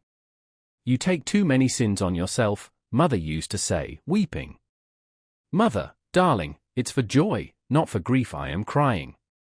Though I can't explain it to you, I like to humble myself before them, for I don't know how to love them enough. If I have sinned against every one, yet all forgive me, too, and that's heaven. Am I not in heaven now? And there was a great deal more I don't remember. I remember I went once into his room when there was no one else there.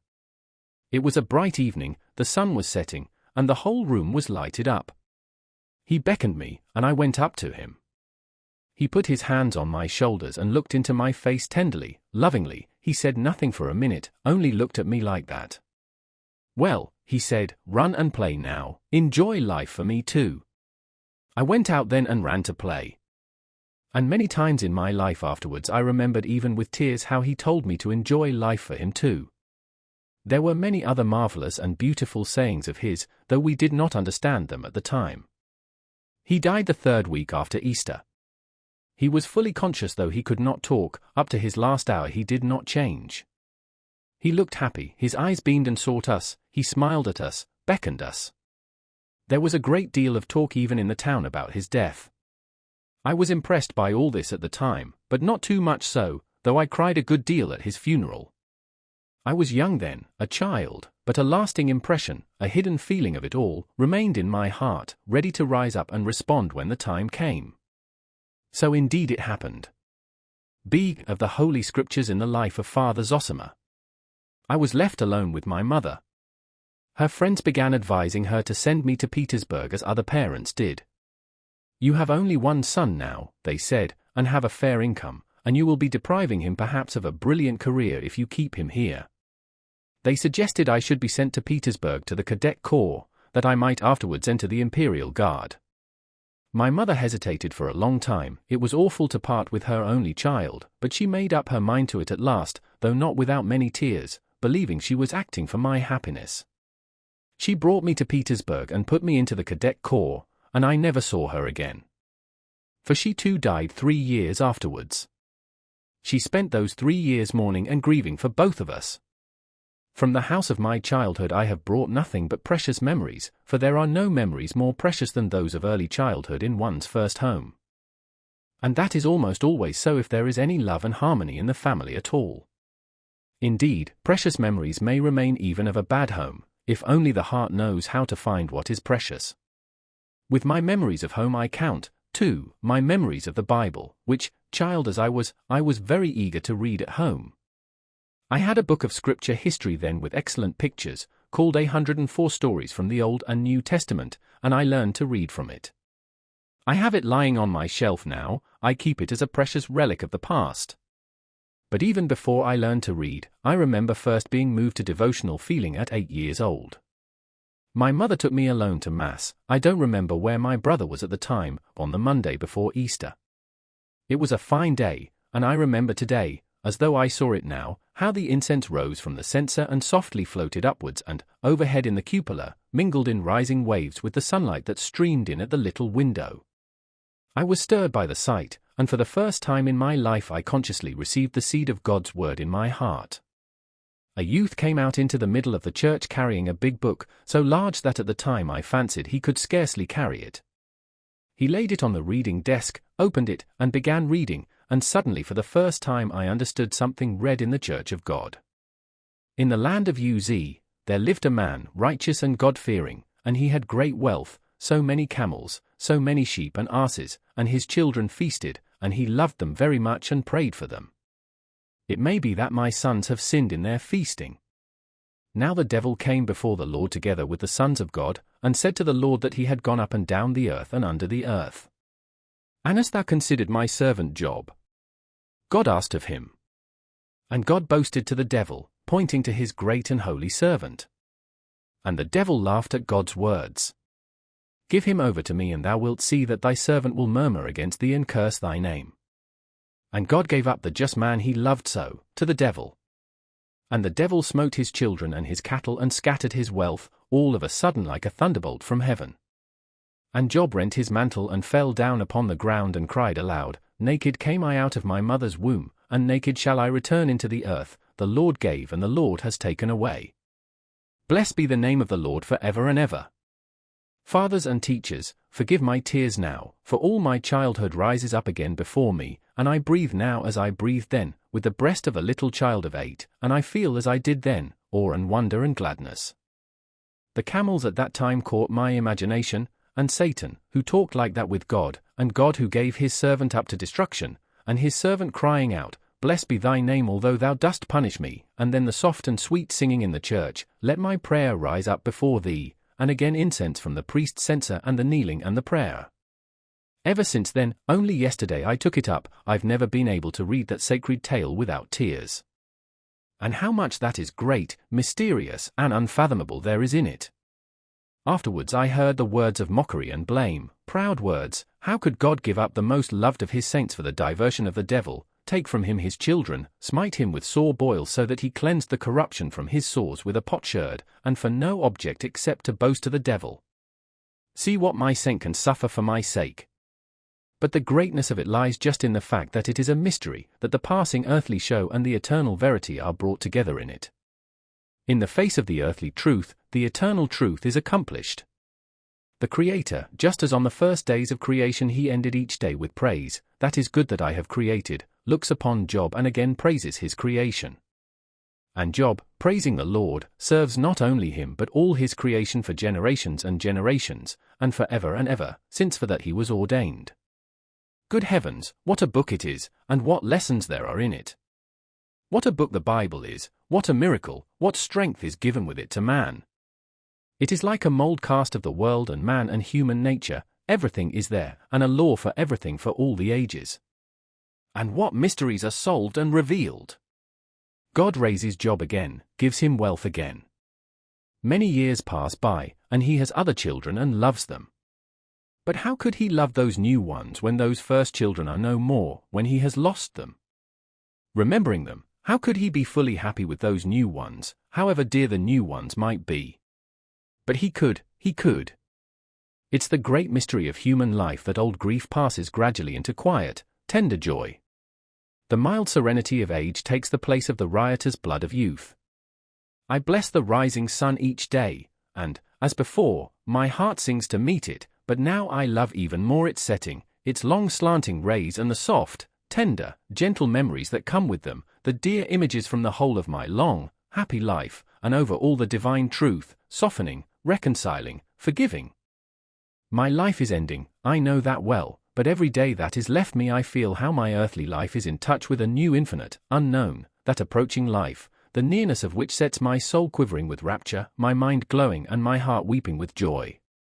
Friends and teachers, I have heard more than once, and of late one may hear it more often, that the priests, and above all the village priests, are complaining on all sides of their miserable income and their humiliating lot. They plainly state, even in print, I've read it myself, that they are unable to teach the scriptures to the people because of the smallness of their means, and if Lutherans and heretics come and lead the flock astray, they let them lead them astray because they have so little to live upon. May the Lord increase the sustenance that is so precious to them, for their complaint is just, too. But of a truth I say, if anyone is to blame in the matter, half the fault is ours.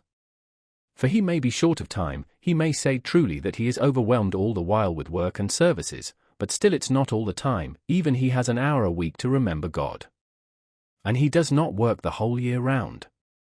Let him gather round him once a week, some hour in the evening, if only the children at first, the fathers will hear of it and they too will begin to come.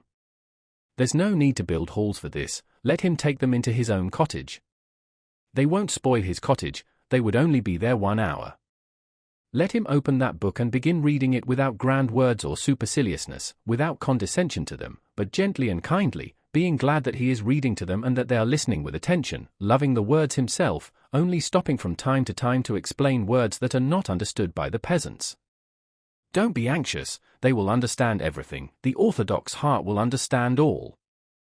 Let him read them about Abraham and Sarah, about Isaac and Rebekah, of how Jacob went to Laban and wrestled with the Lord in his dream and said, "This place is holy," and he will impress the devout mind of the peasant. Let him read, especially to the children, how the brothers sold Joseph, the tender boy, the dreamer and prophet, into bondage, and told their father that a wild beast had devoured him, and showed him his blood-stained clothes. Let him read them how the brothers afterwards journeyed into Egypt for corn, and Joseph, already a great ruler, unrecognized by them, tormented them, accused them, kept his brother Benjamin, and all through love, I love you, and loving you I torment you.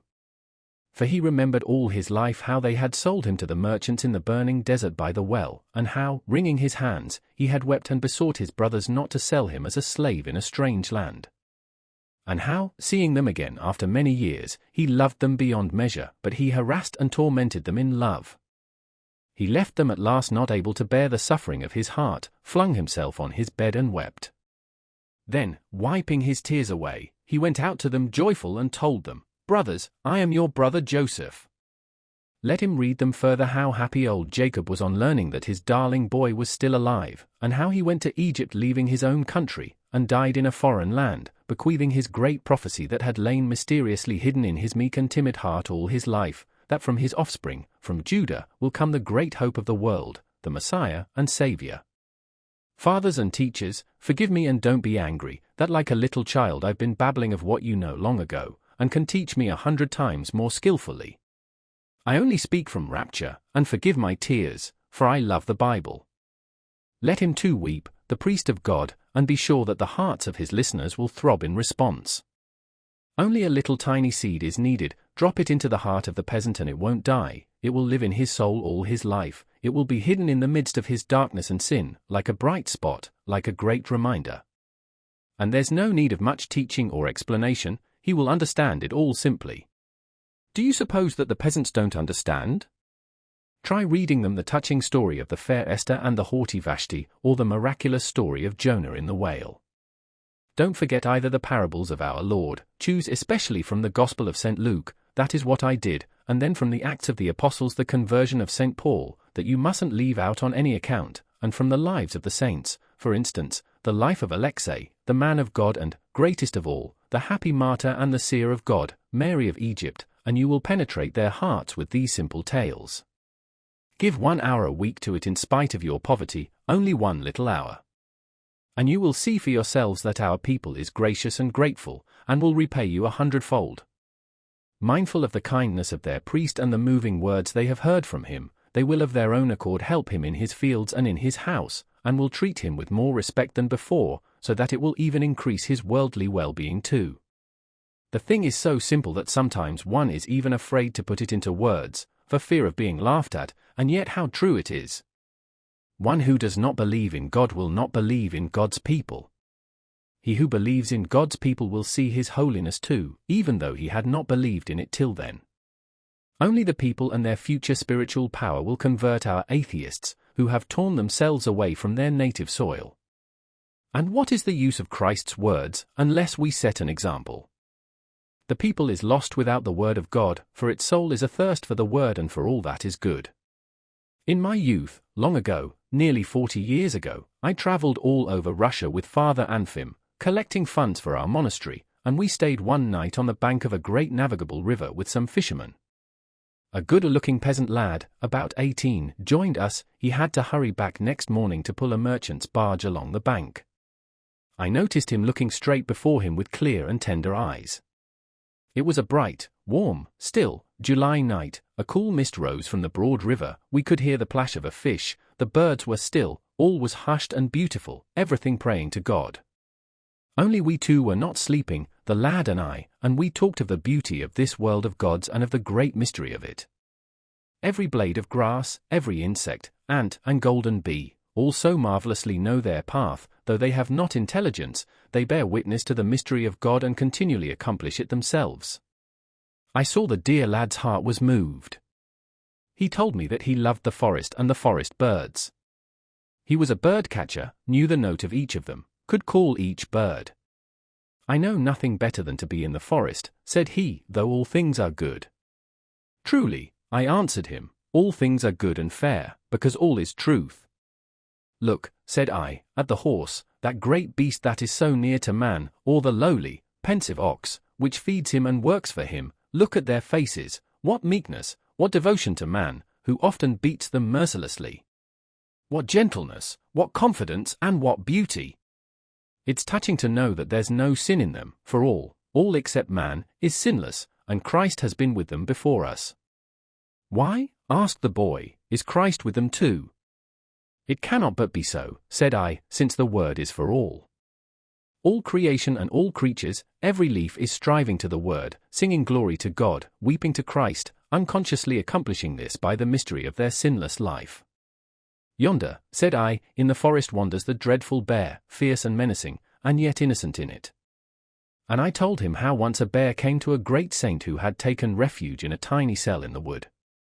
And the great saint pitied him, went up to him without fear and gave him a piece of bread. Go along, said he, Christ be with you, and the savage beast walked away meekly and obediently, doing no harm. And the lad was delighted that the bear had walked away without hurting the saint, and that Christ was with him too. Ah, said he, how good that is, how good and beautiful is all God's work. He sat musing softly and sweetly. I saw he understood. And he slept beside me a light and sinless sleep. May God bless youth. And I prayed for him as I went to sleep. Lord, send peace and light to thy people. Chapter 2. The Duel. See Recollections of Father Zosima's youth before he became a monk. The Duel. I spent a long time, almost 8 years, in the military cadet school at Petersburg, and in the novelty of my surroundings there, many of my childish impressions grew dimmer, though I forgot nothing. I picked up so many new habits and opinions that I was transformed into a cruel, absurd, almost savage creature. A surface polish of courtesy and society manners I did acquire together with the French language. But we all, myself included, looked upon the soldiers in our service as cattle. I was perhaps worse than the rest in that respect, for I was so much more impressionable than my companions. By the time we left the school as officers, we were ready to lay down our lives for the honor of the regiment, but no one of us had any knowledge of the real meaning of honor, and if anyone had known it, he would have been the first to ridicule it. Drunkenness, debauchery, and devilry were what we almost prided ourselves on. I don't say that we were bad by nature, all these young men were good fellows, but they behaved badly, and I worst of all.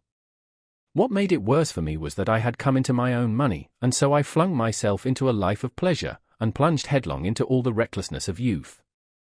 I was fond of reading, yet strange to say, the Bible was the one book I never opened at that time, though I always carried it about with me, and I was never separated from it. In very truth I was keeping that book for the day and the hour, for the month and the year, though I knew it not.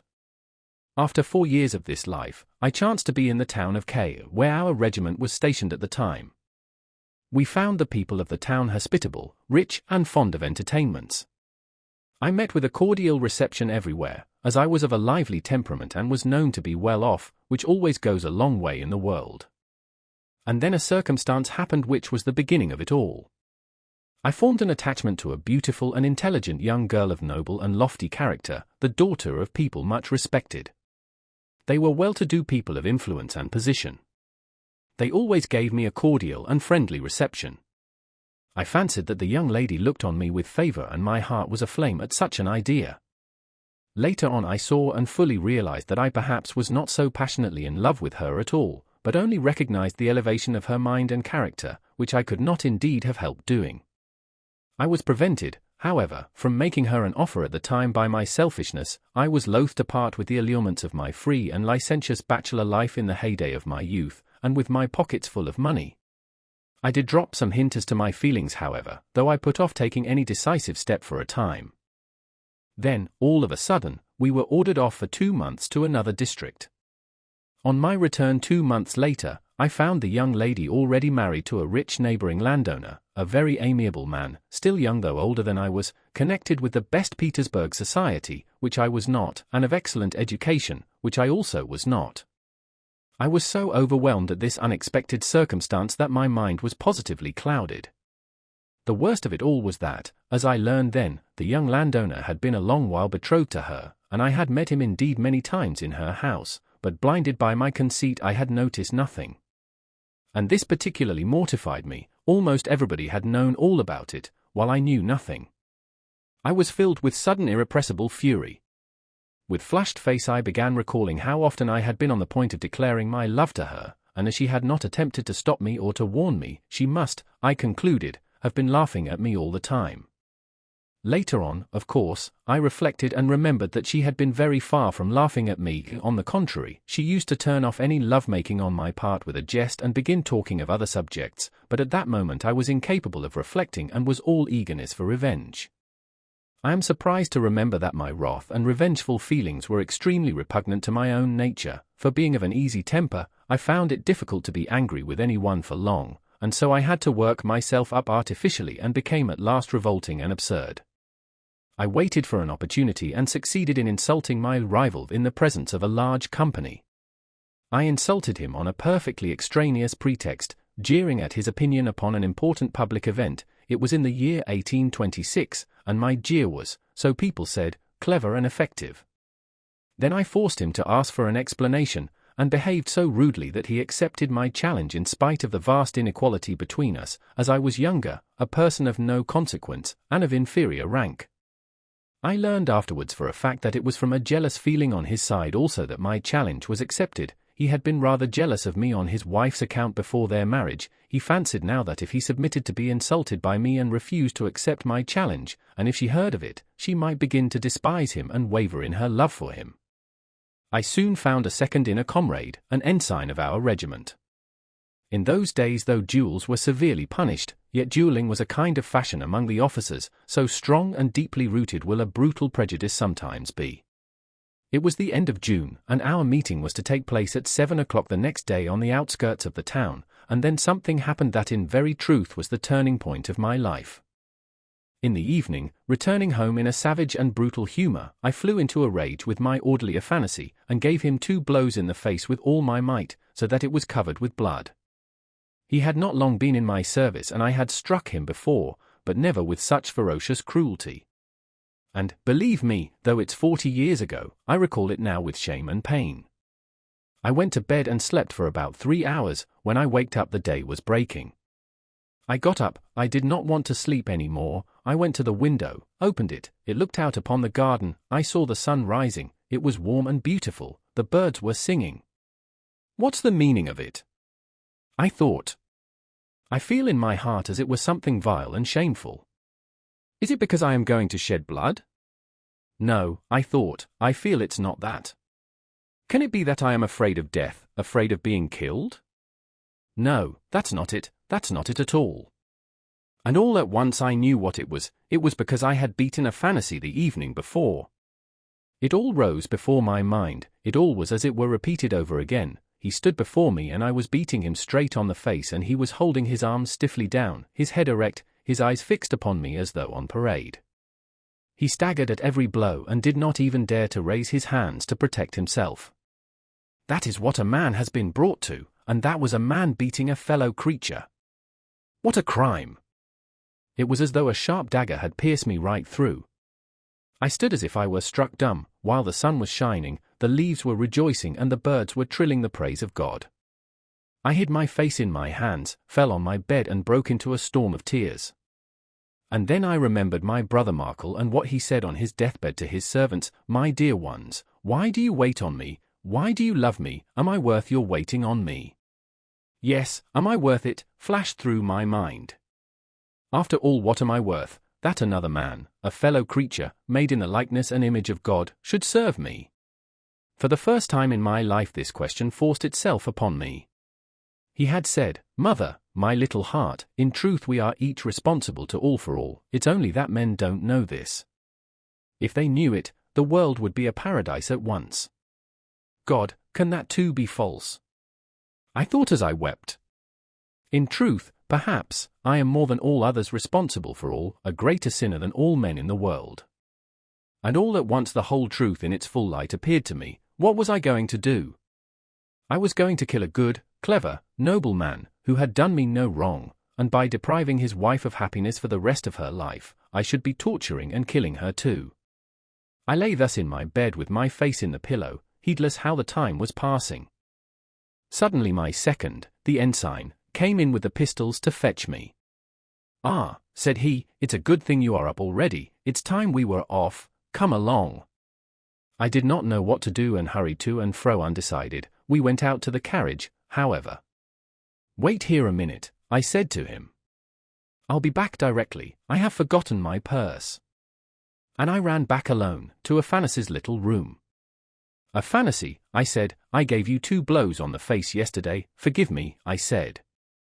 He started as though he were frightened, and looked at me, and I saw that it was not enough, and on the spot, in my full officer's uniform, I dropped at his feet and bowed my head to the ground. "Forgive me," I said. Then he was completely aghast. "Your Honor, sir, what are you doing? Am I worth it?" And he burst out crying as I had done before, hid this face in his hands, turned to the window and shook all over with his sobs.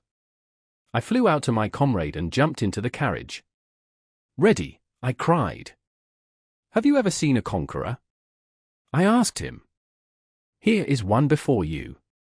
I was in ecstasy, laughing and talking all the way, I don't remember what about. He looked at me. "Well, brother, you are a plucky fellow, you'll keep up the honor of the uniform, I can see." So we reached the place and found them there, waiting us. We were placed 12 paces apart, he had the first shot. I stood gaily, looking him full in the face, I did not twitch an eyelash, I looked lovingly at him, for I knew what I would do. His shot just grazed my cheek and ear. "Thank God," I cried, "no man has been killed," and I seized my pistol, turned back and flung it far away into the wood. "That's the place for you," I cried. I turned to my adversary. "Forgive me, young fool that I am, sir," I said, "for my unprovoked insult to you and for forcing you to fire at me. I am 10 times worse than you and more, maybe. Tell that to the person whom you hold dearest in the world." I had no sooner said this than they all 3 shouted at me. "Upon my word," cried my adversary, annoyed. If you did not want to fight, why did not you let me alone? Yesterday I was a fool, today I know better, I answered him gaily. As to yesterday, I believe you, but as for today, it is difficult to agree with your opinion, said he. Bravo, I cried, clapping my hands. I agree with you there too. I have deserved it. Will you shoot, sir, or not? No, I won't, I said. If you like, fire at me again, but it would be better for you not to fire. The seconds, especially mine, were shouting too, can you disgrace the regiment like this, facing your antagonist and begging his forgiveness? If I'd only known this. I stood facing them all, not laughing now. Gentlemen, I said, is it really so wonderful in these days to find a man who can repent of his stupidity and publicly confess his wrongdoing? But not in a duel, cried my second again. That's what's so strange, I said. For I ought to have owned my fault as soon as I got here, before he had fired a shot, before leading him into a great and deadly sin, but we have made our life so grotesque, that to act in that way would have been almost impossible, for only after I have faced his shot at the distance of 12 paces could my words have any significance for him, and if I had spoken before, he would have said, he is a coward, the sight of the pistols has frightened him. No use to listen to him. Gentlemen, I cried suddenly, speaking straight from my heart, look around you at the gifts of God, the clear sky, the pure air, the tender grass, the birds. Nature is beautiful and sinless, and we, only we, are sinful and foolish, and we don't understand that life is heaven, for we have only to understand that and it will at once be fulfilled in all its beauty. We shall embrace each other and weep. I would have said more but I could not, my voice broke with the sweetness and youthful gladness of it, and there was such bliss in my heart as I had never known before in my life. All this as rational and edifying, said my antagonist, and in any case you are an original person. You may laugh, I said to him, laughing too, but afterwards you will approve of me. Oh, I am ready to approve of you now, said he. Will you shake hands?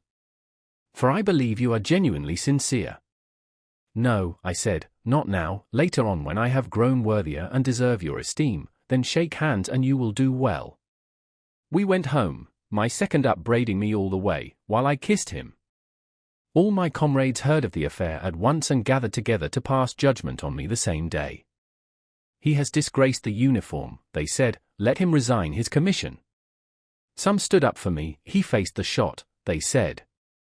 Yes, but he was afraid of his other shot and begged for forgiveness.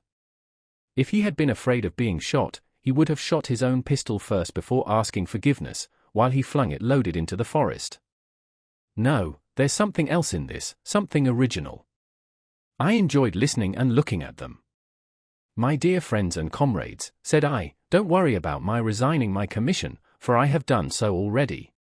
I have sent in my papers this morning and as soon as I get my discharge I shall go into a monastery. It's with that object I am leaving the regiment. When I had said this every one of them burst out laughing. You should have told us of that first, that explains everything, we can't judge a monk. They laughed and could not stop themselves, and not scornfully, but kindly and merrily. They all felt friendly to me at once, even those who had been sternest in their censure, and all the following month, before my discharge came, they could not make enough of me. Ah, you monk, they would say. And every one said something kind to me. They began trying to dissuade me, even to pity me. What are you doing to yourself? No, they would say, he is a brave fellow, he faced fire and could have fired his own pistol too, but he had a dream the night before that he should become a monk, that's why he did it. It was the same thing with the society of the town. Till then I had been kindly received, but had not been the object of special attention, and now all came to know me at once and invited me. They laughed at me, but they loved me. I may mention that although everybody talked openly of our duel, the authorities took no notice of it, because my antagonist was a near relation of our general, and as there had been no bloodshed and no serious consequences, and as I resigned my commission, they took it as a joke. And I began then to speak aloud and fearlessly, regardless of their laughter, for it was always kindly and not spiteful laughter. These conversations mostly took place in the evenings, in the company of ladies. Women particularly liked listening to me then, and they made the men listen. But how can I possibly be responsible for all? Every one would laugh in my face. Can I, for instance, be responsible for you. You may well not know it, I would answer, since the whole world has long been going on a different line, since we consider the various lies as truth and demand the same lies from others. Here I have for once in my life acted sincerely and, well, you all look upon me as a madman. Though you are friendly to me, yet, you see, you all laugh at me. But how can we help being friendly to you, said my hostess, laughing. The room was full of people. All of a sudden the young lady rose, on whose account the duel had been fought and whom only lately I had intended to be my future wife. I had not noticed her coming into the room. She got up, came to me and held out her hand. Let me tell you, she said, that I am the first not to laugh at you, but on the contrary I thank you with tears and express my respect for you for your action then. Her husband, too, came up and then they all approached me and almost kissed me. My heart was filled with joy, but my attention was especially caught by a middle-aged man who came up to me with the others. I knew him by name already, but had never made his acquaintance nor exchanged a word with him till that evening. The mysterious visitor. He had long been an official in the town, he was in a prominent position, respected by all, rich and had a reputation for benevolence. He subscribed considerable sums to the almshouse and the orphan asylum, he was very charitable, too, in secret, a fact which only became known after his death. He was a man of about 50, almost stern in appearance and not much given to conversation. He had been married about 10 years and his wife, who was still young, had borne him 3 children. Well, I was sitting alone in my room the following evening, when my door suddenly opened and this gentleman walked in. I must mention, by the way, that I was no longer living in my former quarters. As soon as I resigned my commission, I took rooms with an old lady, the widow of a government clerk. My landlady's servant waited upon me, for I had moved into her room simply because on my return from the duel I had sent a fantasy back to the regiment, as I felt ashamed to look him in the face after my last interview with him. So prone is the man of the world to be ashamed of any righteous action. I have, said my visitor, with great interest listened to you speaking in different houses the last few days, and I wanted at last to make your personal acquaintance, so as to talk to you more intimately. Can you, dear sir, grant me this favor? I can, with the greatest pleasure, and I shall look upon it as an honor. I said this, though I felt almost dismayed, so greatly was I impressed from the first moment by the appearance of this man. For though other people had listened to me with interest and attention, no one had come to me before with such a serious, stern, and concentrated expression. And now he had come to see me in my own rooms. He sat down. You are, I see, a man of great strength of character, he said, as you have dared to serve the truth, even when by doing so you risked incurring the contempt of all. Your praise is, perhaps, excessive, I replied. No. It's not excessive, he answered, believe me, such a course of action is far more difficult than you think. It is that which has impressed me, and it is only on that account that I have come to you, he continued. Tell me, please, that is if you are not annoyed by my perhaps unseemly curiosity, what were your exact sensations, if you can recall them, at the moment when you made up your mind to ask forgiveness at the duel? Do not think my question frivolous, on the contrary, I have in asking the question a secret motive of my own, which I will perhaps explain to you later on, if it is God's will that we should become more intimately acquainted. All the while he was speaking, I was looking at him straight into the face and I felt all at once a complete trust in him and great curiosity on my side also, for I felt that there was some strange secret in his soul. You ask what were my exact sensations at the moment when I asked my opponent's forgiveness, I answered, but I had better tell you from the beginning what I have not yet told anyone else. And I described all that had passed between Afanassy and me, and how I had bowed down to the ground at his feet. From that you can see for yourself, I concluded, that at the time of the duel it was easier for me, for I had made a beginning already at home, and when once I had started on that road, to go farther along it was far from being difficult, but became a source of joy and happiness. I liked the way he looked at me as he listened. All that, he said, is exceedingly interesting. I will come to see you again and again. And from that time forth he came to see me nearly every evening. And we should have become greater friends, if only he had ever talked of himself. But about himself he scarcely ever said a word, yet continually asked me about myself. In spite of that, I became very fond of him and spoke with perfect frankness to him about all my feelings, for, thought I, what need have I to know his secrets, since I can see without that he is a good man. Moreover, though he is such a serious man and my senior, he comes to see a youngster like me and treats me as his equal. And I learned a great deal that was profitable from him, for he was a man of lofty mind. That life is heaven, he said to me suddenly, that I have long been thinking about, and all at once he added, I think of nothing else indeed. He looked at me and smiled. I am more convinced of it than you are, I will tell you later why. I listened to him and thought that he evidently wanted to tell me something. Heaven, he went on, lies hidden within all of us, here it lies hidden in me now, and if I will it will be revealed to me tomorrow and for all time. I looked at him, he was speaking with great emotion and gazing mysteriously at me, as if he were questioning me. And that we are all responsible to all for all, apart from our own sins, you were quite right in thinking that, and it is wonderful how you could comprehend it in all its significance at once. And in very truth, so soon as men understand that, the kingdom of heaven will be for them not a dream, but a living reality. And when, I cried out to him bitterly, when will that come to pass? And will it ever come to pass? Is not it simply a dream of ours? What then, you don't believe it, he said. You preach it and don't believe it yourself. Believe me, this dream, as you call it, will come to pass without doubt, it will come, but not now, for every process has its law. It's a spiritual, psychological process. To transform the world, to recreate it afresh, men must turn into another path psychologically. Until you have become really, in actual fact, a brother to everyone, brotherhood will not come to pass. No sort of scientific teaching, no kind of common interest, will ever teach men to share property and privileges with equal consideration for all. Everyone will think his share too small and they will be always envying, complaining and attacking one another. You ask when it will come to pass, it will come to pass, but first we have to go through the period of isolation.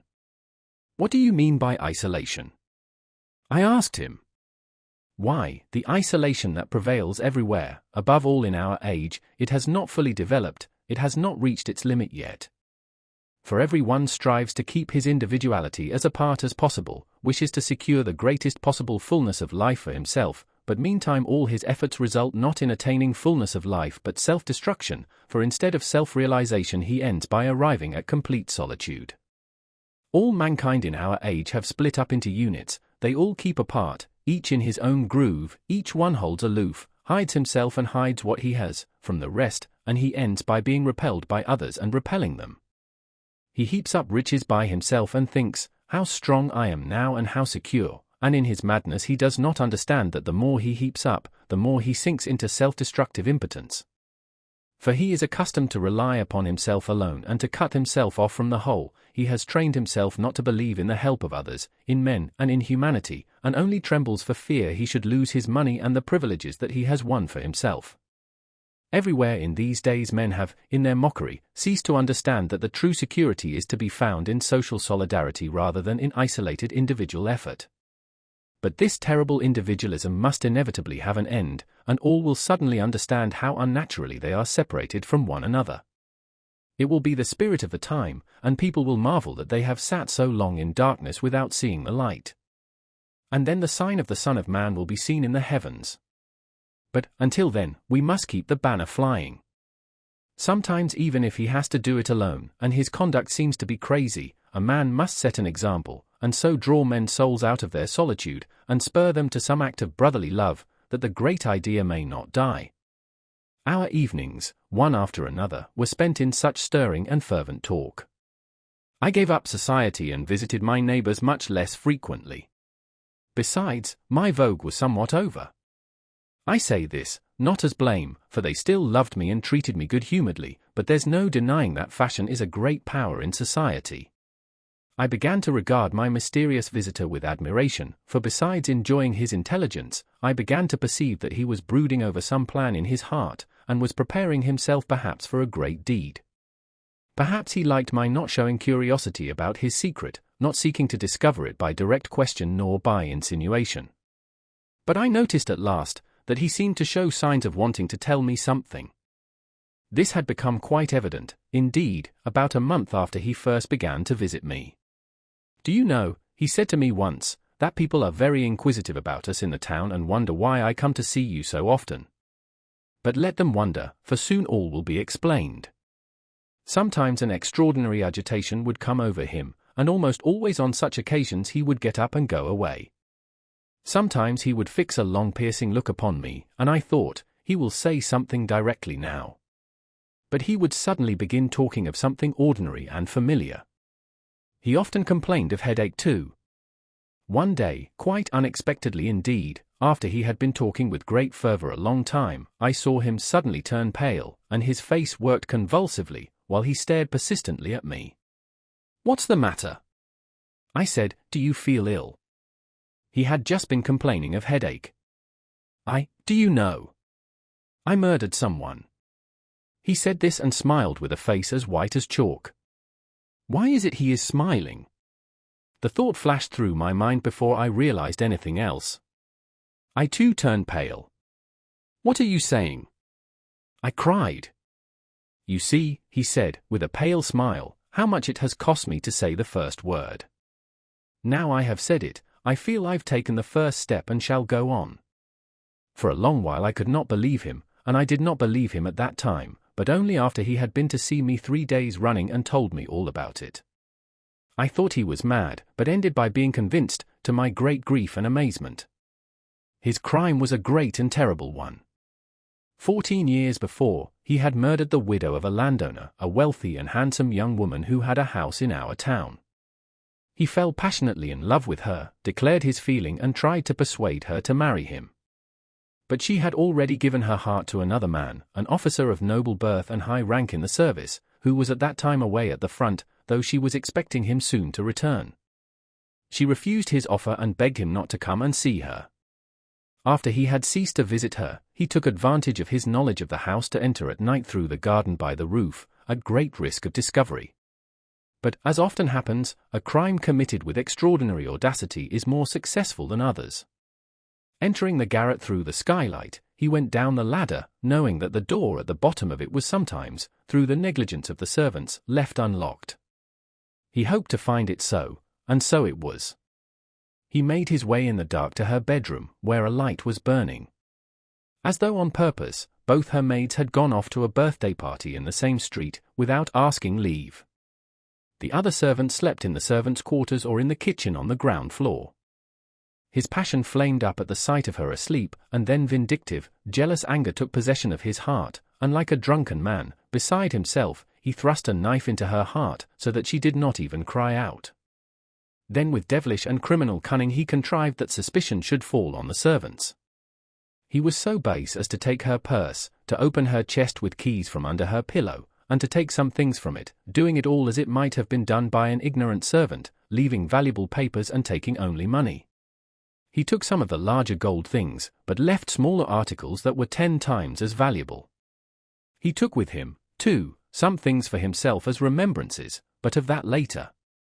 Having done this awful deed, he returned by the way he had come.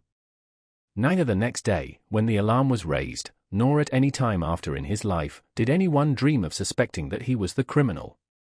No one indeed knew of his love for her, for he was always reserved and silent and had no friend to whom he would have opened his heart. He was looked upon simply as an acquaintance, and not a very intimate one, of the murdered woman, as for the previous fortnight he had not even visited her. A serf of hers called Pyotr was at once suspected, and every circumstance confirmed the suspicion. The man knew, indeed his mistress did not conceal the fact, that having to send one of her serfs as a recruit she had decided to send him, as he had no relations and his conduct was unsatisfactory. People had heard him angrily threatening to murder her when he was drunk in a tavern. 2 days before her death, he had run away, staying no one knew where in the town. The day after the murder, he was found on the road leading out of the town, dead drunk, with a knife in his pocket, and his right hand happened to be stained with blood. He declared that his nose had been bleeding, but no one believed him. The maids confessed that they had gone to a party and that the street door had been left open till they returned. And a number of similar details came to light, throwing suspicion on the innocent servant. They arrested him, and he was tried for the murder, but a week after the arrest, the prisoner fell sick of a fever and died unconscious in the hospital. There the matter ended, and the judges and the authorities and everyone in the town remained convinced that the crime had been committed by no one but the servant who had died in the hospital. And after that the punishment began. My mysterious visitor, now my friend, told me that at first he was not in the least troubled by pangs of conscience. He was miserable a long time, but not for that reason, only from regret that he had killed the woman he loved, that she was no more, that in killing her he had killed his love, while the fire of passion was still in his veins. But of the innocent blood he had shed, of the murder of a fellow creature, he scarcely thought. The thought that his victim might have become the wife of another man was insupportable to him, and so, for a long time, he was convinced in his conscience that he could not have acted otherwise. At first he was worried at the arrest of the servant, but his illness and death soon set his mind at rest, for the man's death was apparently, so he reflected at the time, not owing to his arrest or his fright, but a chill he had taken on the day he ran away, when he had lain all night dead drunk on the damp ground. The theft of the money and other things troubled him little, for he argued that the theft had not been committed for gain but to avert suspicion. The sum stolen was small, and he shortly afterwards subscribed the whole of it, and much more, towards the funds for maintaining an almshouse in the town. He did this on purpose to set his conscience at rest about the theft, and it's a remarkable fact that for a long time he really was at peace. He told me this himself. He entered then upon a career of great activity in the service, volunteered for a difficult and laborious duty, which occupied him 2 years, and being a man of strong will almost forgot the past. Whenever he recalled it, he tried not to think of it at all. He became active in philanthropy too, founded and helped to maintain many institutions in the town, did a good deal in the 2 capitals, and in both Moscow and Petersburg was elected a member of philanthropic societies. At last, however, he began brooding over the past, and the strain of it was too much for him. Then he was attracted by a fine and intelligent girl and soon after married her, hoping that marriage would dispel his lonely depression, and that by entering on a new life and scrupulously doing his duty to his wife and children, he would escape from old memories altogether. But the very opposite of what he expected happened. He began, even in the first month of his marriage, to be continually fretted by the thought, "My wife loves me, but what if she knew?" When she first told him that she would soon bear him a child, he was troubled. "I am giving life, but I have taken life. Children came. How dare I love them, teach and educate them? How can I talk to them of virtue? I have shed blood. They were splendid children, he longed to caress them, and I can't look at their innocent candid faces, I am unworthy." At last he began to be bitterly and ominously haunted by the blood of his murdered victim, by the young life he had destroyed, by the blood that cried out for vengeance. He had begun to have awful dreams. But, being a man of fortitude, he bore his suffering a long time, thinking, "I shall expiate everything by this secret agony." But that hope, too, was vain. The longer it went on, the more intense was his suffering. He was respected in society for his active benevolence, though every one was overawed by his stern and gloomy character. But the more he was respected, the more intolerable it was for him. He confessed to me that he had thoughts of killing himself. But he began to be haunted by another idea, an idea which he had at first regarded as impossible and unthinkable, though at last it got such a hold on his heart that he could not shake it off. He dreamed of rising up, going out and confessing in the face of all men that he had committed murder. For 3 years this dream had pursued him, haunting him in different forms. At last he believed with his whole heart that if he confessed his crime, he would heal his soul and would be at peace forever. But this belief filled his heart with terror, for how could he carry it out? And then came what happened at my duel. "Looking at you, I have made up my mind." I looked at him. "Is it possible," I cried, clasping my hands, "that such a trivial incident could give rise to such a resolution in you?" "My resolution has been growing for the last 3 years," he answered, "and your story only gave the last touch to it. Looking at you, I reproached myself and envied you."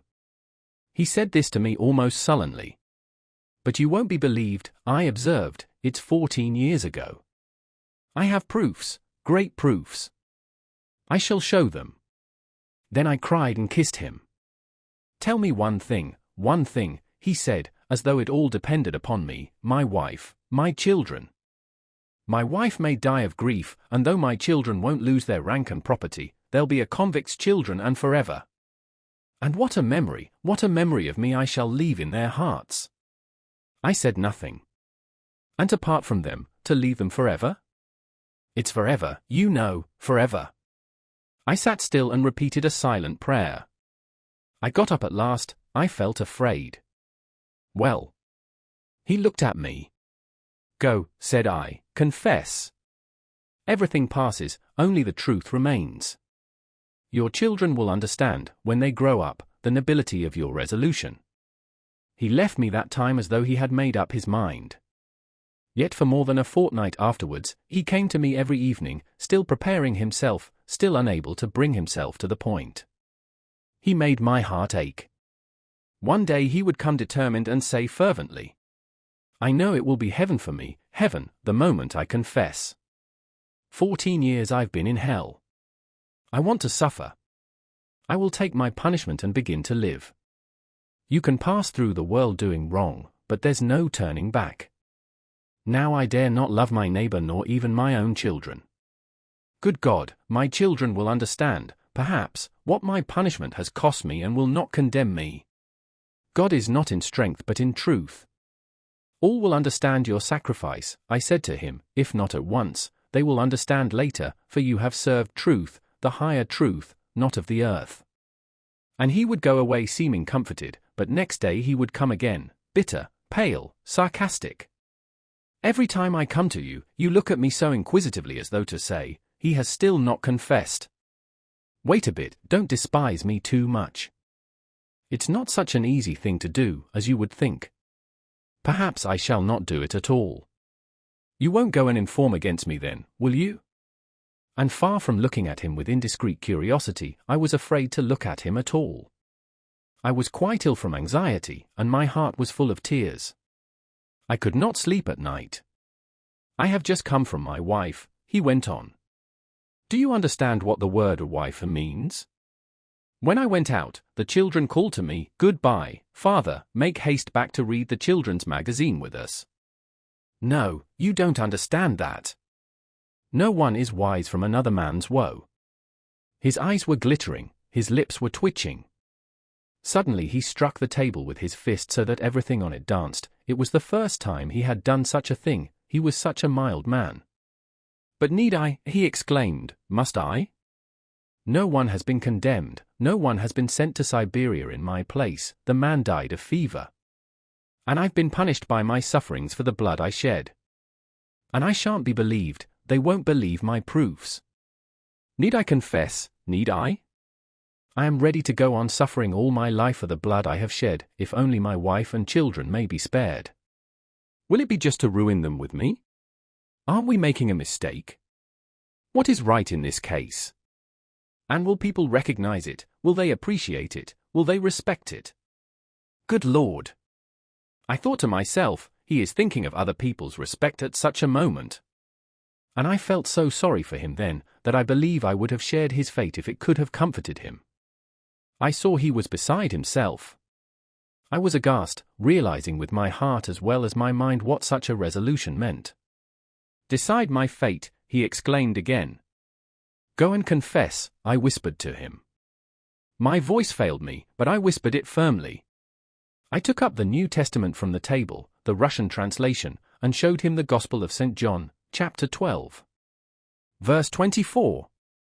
Verily, verily, I say unto you, except a corn of wheat fall into the ground and die, it abideth alone, but if it die, it bringeth forth much fruit. I had just been reading that verse when he came in. He read it. That's true, he said, but he smiled bitterly. It's terrible the things you find in those books, he said, after a pause. It's easy enough to thrust them upon one. And who wrote them? Can they have been written by men? The Holy Spirit wrote them, said I. It's easy for you to prate, he smiled again, this time almost with hatred. I took the book again, opened it in another place and showed him the Epistle to the Hebrews, chapter 10, verse 31. He read, It is a fearful thing to fall into the hands of the living God. He read it and simply flung down the book. He was trembling all over. An awful text, he said. There's no denying you've picked out fitting ones. He rose from the chair. Well, he said, goodbye, perhaps I shan't come again, we shall meet in heaven. So I have been for 14 years in the hands of the living God, that's how one must think of those 14 years. Tomorrow I will beseech those hands to let me go. I wanted to take him in my arms and kiss him, but I did not dare, his face was contorted and somber. He went away. Good God, I thought, what has he gone to face? I fell on my knees before the icon and wept for him before the Holy Mother of God, our swift defender and helper. I was half an hour praying in tears, and it was late, about midnight. Suddenly I saw the door open and he came in again. I was surprised. Where have you been? I asked him. I think, he said, I've forgotten something, my handkerchief, I think. Well, even if I've not forgotten anything, let me stay a little. He sat down. I stood over him. You sit down, too, said he. I sat down. We sat still for 2 minutes, he looked intently at me and suddenly smiled, I remembered that, then he got up, embraced me warmly and kissed me. Remember, he said, how I came to you a second time. Do you hear, remember it? And he went out. Tomorrow, I thought. And so it was. I did not know that evening that the next day was his birthday. I had not been out for the last few days, so I had no chance of hearing it from anyone. On that day he always had a great gathering, everyone in the town went to it. It was the same this time. After dinner he walked into the middle of the room, with a paper in his hand, a formal declaration to the chief of his department who was present. This declaration he read aloud to the whole assembly. It contained a full account of the crime, in every detail. I cut myself off from men as a monster. God has visited me, he said in conclusion.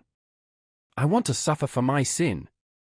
Then he brought out and laid on the table all the things he had been keeping for 14 years, that he thought would prove his crime, the jewels belonging to the murdered woman which he had stolen to divert suspicion, a cross and a locket taken from her neck with a portrait of her betrothed in the locket, her notebook and 2 letters, one from her betrothed, telling her that he would soon be with her, and her unfinished answer left on the table to be sent off next day.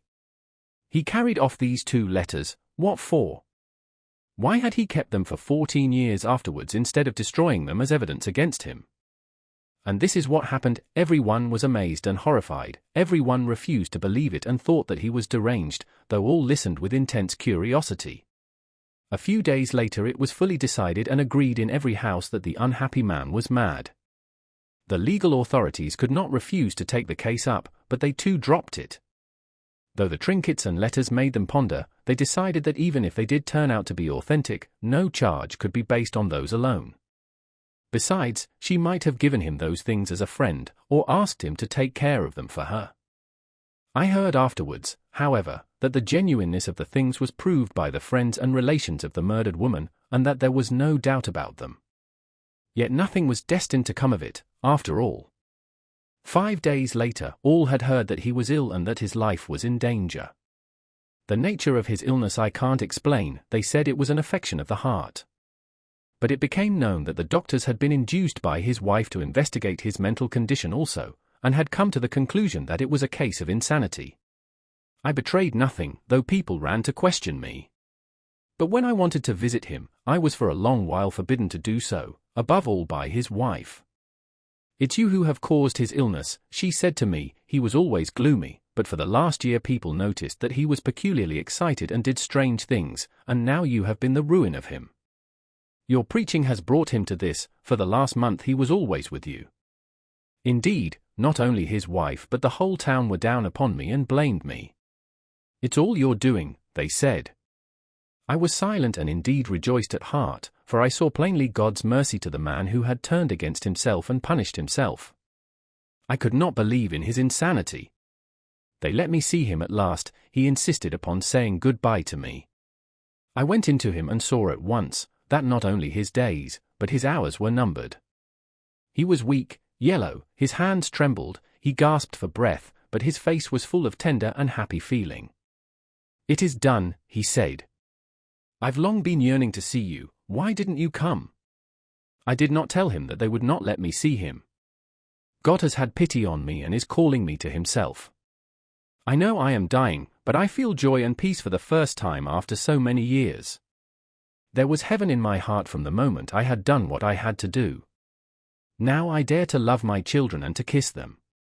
Neither my wife nor the judges, nor anyone has believed it. My children will never believe it either. I see in that God's mercy to them.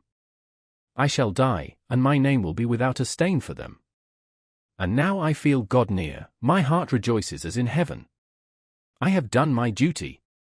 He could not speak, he gasped for breath, he pressed my hand warmly, looking fervently at me. We did not talk for long, his wife kept peeping in at us. But he had time to whisper to me.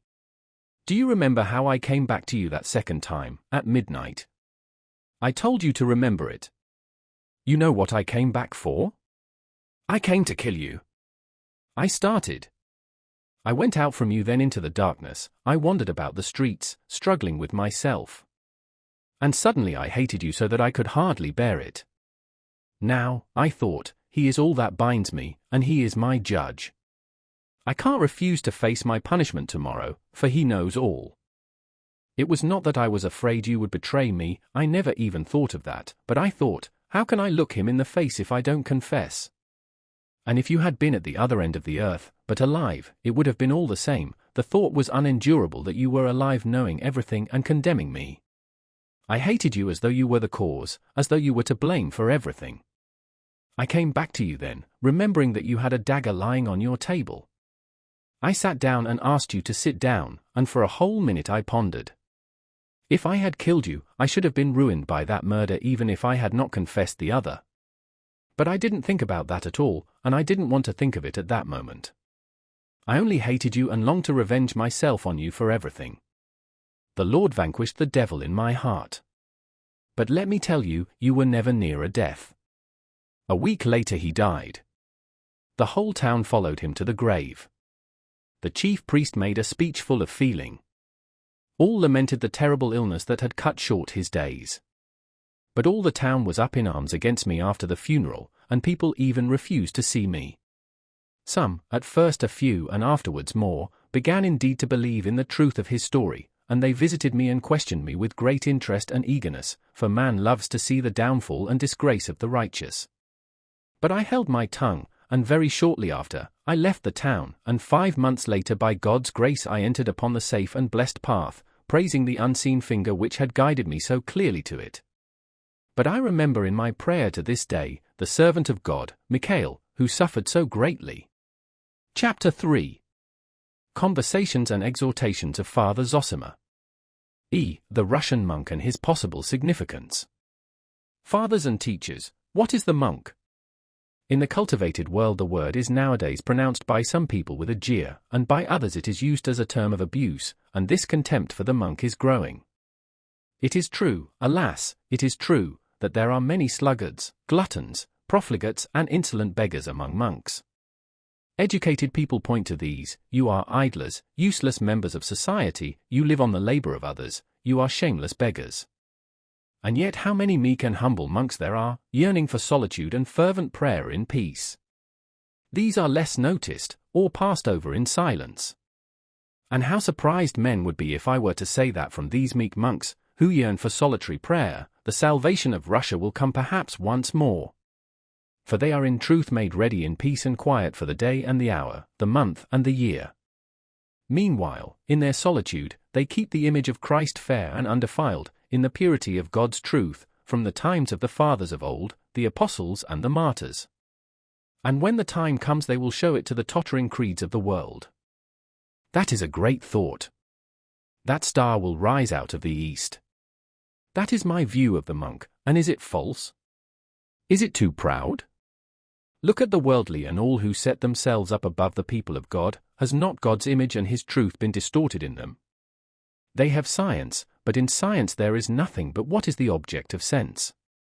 The spiritual world, the higher part of man's being, is rejected altogether, dismissed with a sort of triumph, even with hatred. The world has proclaimed the reign of freedom, especially of late, but what do we see in this freedom of theirs? Nothing but slavery and self-destruction. For the world says, "You have desires and so satisfy them, for you have the same rights as the most rich and powerful. Don't be afraid of satisfying them and even multiply your desires." That is the modern doctrine of the world. In that they see freedom. And what follows from this right of multiplication of desires? In the rich, isolation and spiritual suicide; in the poor, envy and murder, for they have been given rights, but have not been shown the means of satisfying their wants. They maintain that the world is getting more and more united, more and more bound together in brotherly community, as it overcomes distance and sets thoughts flying through the air. Alas, put no faith in such a bond of union. Interpreting freedom as the multiplication and rapid satisfaction of desires, men distort their own nature, for many senseless and foolish desires and habits and ridiculous fancies are fostered in them. They live only for mutual envy, for luxury and ostentation. To have dinners, visits, carriages, rank and slaves to wait on one is looked upon as a necessity, for which life, honor and human feeling are sacrificed, and men even commit suicide if they are unable to satisfy it. We see the same thing among those who are not rich, while the poor drown their unsatisfied need and their envy in drunkenness. But soon they will drink blood instead of wine; they are being led on to it. I ask you, is such a man free? I knew one champion of freedom who told me himself that, when he was deprived of tobacco in prison, he was so wretched at the privation that he almost went and betrayed his cause for the sake of getting tobacco again. And such a man says, "I am fighting for the cause of humanity." How can such a one fight? What is he fit for? He is capable perhaps of some action quickly over, but he cannot hold out long. And it's no wonder that instead of gaining freedom they have sunk into slavery, and instead of serving the cause of brotherly love and the union of humanity have fallen, on the contrary, into dissension and isolation, as my mysterious visitor and teacher said to me in my youth. And therefore the idea of the service of humanity, of brotherly love and the solidarity of mankind, is more and more dying out in the world, and indeed this idea is sometimes treated with derision. For how can a man shake off his habits? What can become of him if he is in such bondage to the habit of satisfying the innumerable desires he has created for himself? He is isolated, and what concern has he with the rest of humanity? They have succeeded in accumulating a greater mass of objects, but the joy in the world has grown less. The monastic way is very different. Obedience, fasting and prayer are laughed at, yet only through them lies the way to real, true freedom. I cut off my superfluous and unnecessary desires, I subdue my proud and wanton will and chastise it with obedience, and with God's help I attain freedom of spirit and with it spiritual joy. Which is most capable of conceiving a great idea and serving it, the rich man in his isolation or the man who has freed himself from the tyranny of material things and habits? The monk is reproached for his solitude. You have secluded yourself within the walls of the monastery for your own salvation, and have forgotten the brotherly service of humanity. But we shall see which will be most zealous in the cause of brotherly love. For it is not we, but they, who are in isolation, though they don't see that. Of old, leaders of the people came from among us, and why should they not again? The same meek and humble ascetics will rise up and go out to work for the great cause. The salvation of Russia comes from the people. And the Russian monk has always been on the side of the people. We are isolated only if the people are isolated. The people believe as we do, and an unbelieving reformer will never do anything in Russia, even if he is sincere in heart and a genius. Remember that. The people will meet the atheist and overcome him, and Russia will be one and orthodox. Take care of the peasant and guard his heart. Go on educating him quietly. That's your duty as monks, for the peasant has God in his heart. Of masters and servants, and of whether it is possible for them to be brothers in the spirit. Of course, I don't deny that there is sin in the peasants too. And the fire of corruption is spreading visibly, hourly, working from above downwards. The spirit of isolation is coming upon the people too. Moneyed lenders and devourers of the commune are rising up. Already the merchant grows more and more eager for rank, and strives to show himself cultured though he has not a trace of culture, and to this end meanly despises his old traditions, and is even ashamed of the faith of his fathers. He visits princes, though he is only a peasant corrupted. The peasants are rotting in drunkenness and cannot shake off the habit. And what cruelty to their wives, to their children even. All from drunkenness. I've seen in the factories children of 9 years old, frail, rickety, bent and already depraved. The stuffy workshop, the din of machinery, work all day long, the vile language and the drink, is that what a little child's heart needs? He needs sunshine, childish play, good examples all about him, and at least a little love. There must be no more of this, monks, no more torturing of children, rise up and preach that, make haste, make haste. But God will save Russia, for though the peasants are corrupted and cannot renounce their filthy sin, yet they know it is cursed by God and that they do wrong in sinning. So that our people still believe in righteousness, have faith in God and weep tears of devotion. It is different with the upper classes. They, following science, want to base justice on reason alone, but not with Christ, as before, and they have already proclaimed that there is no crime, that there is no sin. And that's consistent, for if you have no God, what is the meaning of crime?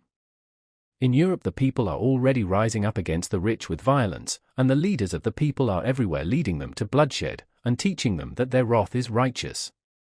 But their wrath is accursed, for it is cruel. But God will save Russia as he has saved her many times. Salvation will come from the people, from their faith and their meekness. Fathers and teachers, watch over the people's faith, and this will not be a dream. I've been struck all my life in our great people by their dignity, their true and seemly dignity. I've seen it myself, I can testify to it, I've seen it and marveled at it, I've seen it in spite of the degraded sins and poverty-stricken appearance of our peasantry. They are not servile, and even after 2 centuries of serfdom they are free in manner and bearing, yet without insolence, and not revengeful and not envious. You are rich and noble, you are clever and talented, well, be so, God bless you. I respect you, but I know that I too am a man. By the very fact that I respect you without envy I prove my dignity as a man. In truth, if they don't say this, for they don't know how to say this yet, that is how they act. I have seen it myself, I have known it myself, and, would you believe it, the poorer our Russian peasant is, the more noticeable is that serene goodness, for the rich among them are for the most part corrupted already, and much of that is due to our carelessness and indifference. But God will save his people, for Russia is great in her humility. I dream of seeing, and seem to see clearly already, our future. It will come to pass, that even the most corrupt of our rich will end by being ashamed of his riches before the poor, and the poor, seeing his humility, will understand and give way before him, will respond joyfully and kindly to his honorable shame. Believe me that it will end in that, things are moving to that. Equality is to be found only in the spiritual dignity of man, and that will only be understood among us. If we were brothers, there would be fraternity, but before that, they will never agree about the division of wealth. We preserve the image of Christ, and it will shine forth like a precious diamond to the whole world. So may it be, so may it be. Fathers and teachers, a touching incident befell me once. In my wanderings I met in the town of K my old orderly, Afanassy. It was 8 years since I had parted from him. He chanced to see me in the market-place, recognized me, ran up to me, and how delighted he was. He simply pounced on me, "Master dear, is it you? Is it really you I see?" He took me home with him. He was no longer in the army, he was married and already had 2 little children. He and his wife earned their living as costermongers in the market-place. His room was poor, but bright and clean. He made me sit down, set the samovar, sent for his wife, as though my appearance were a festival for them. He brought me his children. "Bless them, father." "Is it for me to bless them? I am only a humble monk." "I will pray for them." "And for you, Afanasy Pavlovitch, I have prayed every day since that day, for it all came from you," said I. And I explained that to him as well as I could. And what do you think? The man kept gazing at me and could not believe that I, his former master, an officer, was now before him in such a guise and position. It made him shed tears. "Why are you weeping?" said I. "Better rejoice over me, dear friend, whom I can never forget, for my path is a glad and joyful one." He did not say much, but kept sighing and shaking his head over me tenderly. "What has become of your fortune?" he asked. "I gave it to the monastery," I answered. "We live in common." After tea I began saying goodbye, and suddenly he brought out half a ruble as an offering to the monastery, and another half ruble I saw him thrusting hurriedly into my hand. "That's for you in your wanderings, it may be of use to you, father." I took his half ruble, bowed to him and his wife, and went out rejoicing. And on my way I thought, here we are both now, he at home and I on the road, sighing and shaking our heads, no doubt, and yet smiling joyfully in the gladness of our hearts, remembering how God brought about our meeting. I have never seen him again since then. I had been his master and he my servant, but now when we exchanged a loving kiss with softened hearts, there was a great human bond between us. I have thought a great deal about that, and now what I think is this: is it so inconceivable that that grand and simple-hearted unity might in due time become universal among the Russian people? I believe that it will come to pass and that the time is at hand. And of servants I will add this: in old days when I was young I was often angry with servants. The cook had served something too hot, the orderly had not brushed my clothes. But what taught me better then was a thought of my dear brother's, which I had heard from him in childhood: am I worth it, that another should serve me and be ordered about by me in his poverty and ignorance? And I wondered at the time that such simple and self-evident ideas should be so slow to occur to our minds. It is impossible that there should be no servants in the world, but act so that your servant may be freer in spirit than if he were not a servant. And why cannot I be a servant to my servant and even let him see it, and that without any pride on my part or any mistrust on his? Why should not my servant be like my own kindred, so that I may take him into my family and rejoice in doing so? Even now this can be done, but it will lead to the grand unity of men in the future, when a man will not seek servants for himself, or desire to turn his fellow creatures into servants as he does now, but on the contrary, will long with his whole heart to be the servant of all, as the gospel teaches. And can it be a dream, that in the end man will find his joy only in deeds of light and mercy, and not in cruel pleasures as now, in gluttony, fornication, ostentation, boasting and envious rivalry of one with the other? I firmly believe that it is not, and that the time is at hand. People laugh and ask, when will that time come and does it look like coming? I believe that with Christ's help we shall accomplish this great thing. And how many ideas there have been on earth in the history of man which were unthinkable 10 years before they appeared. Yet when their destined hour had come, they came forth and spread over the whole earth. So it will be with us, and our people will shine forth in the world, and all men will say, the stone which the builders rejected has become the cornerstone of the building. And we may ask the scornful themselves, if our hope is a dream, when will you build up your edifice and order things justly by your intellect alone, without Christ?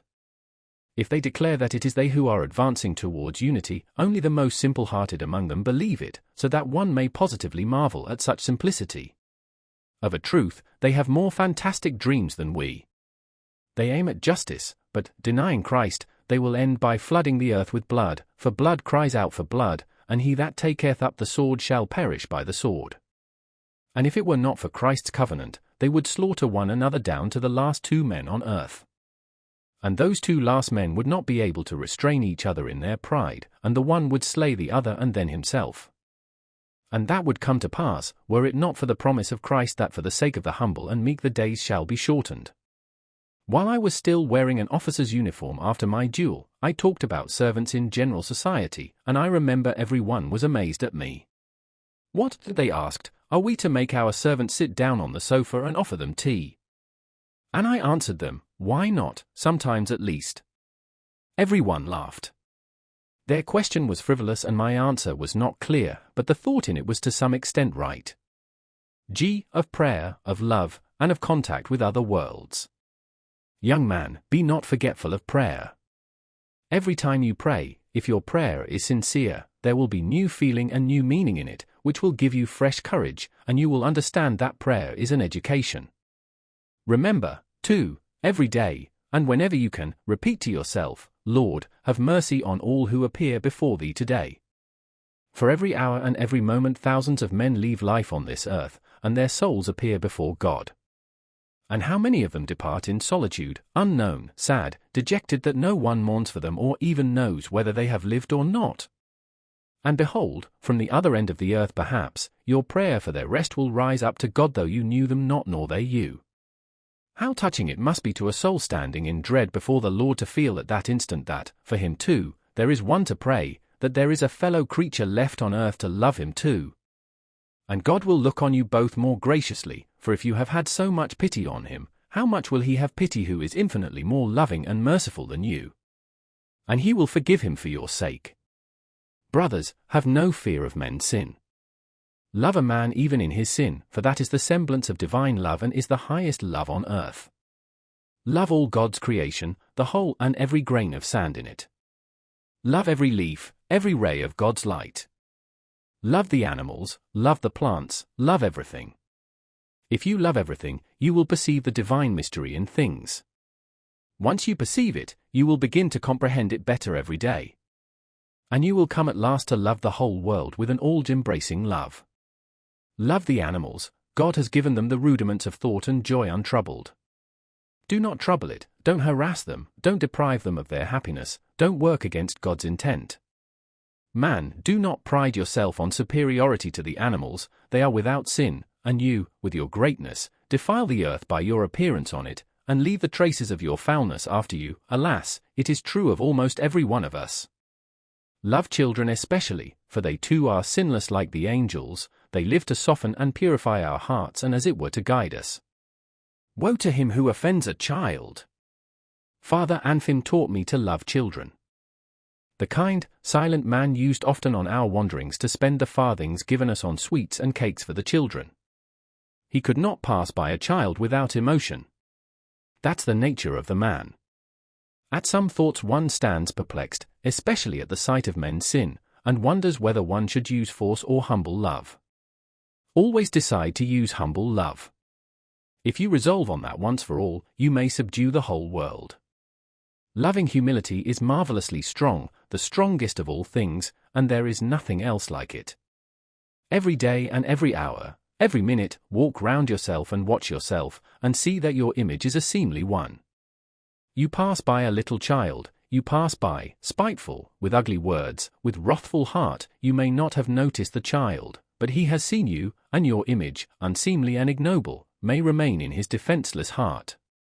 You don't know it, but you may have sown an evil seed in him and it may grow, and all because you were not careful before the child, because you did not foster in yourself a careful, actively benevolent love.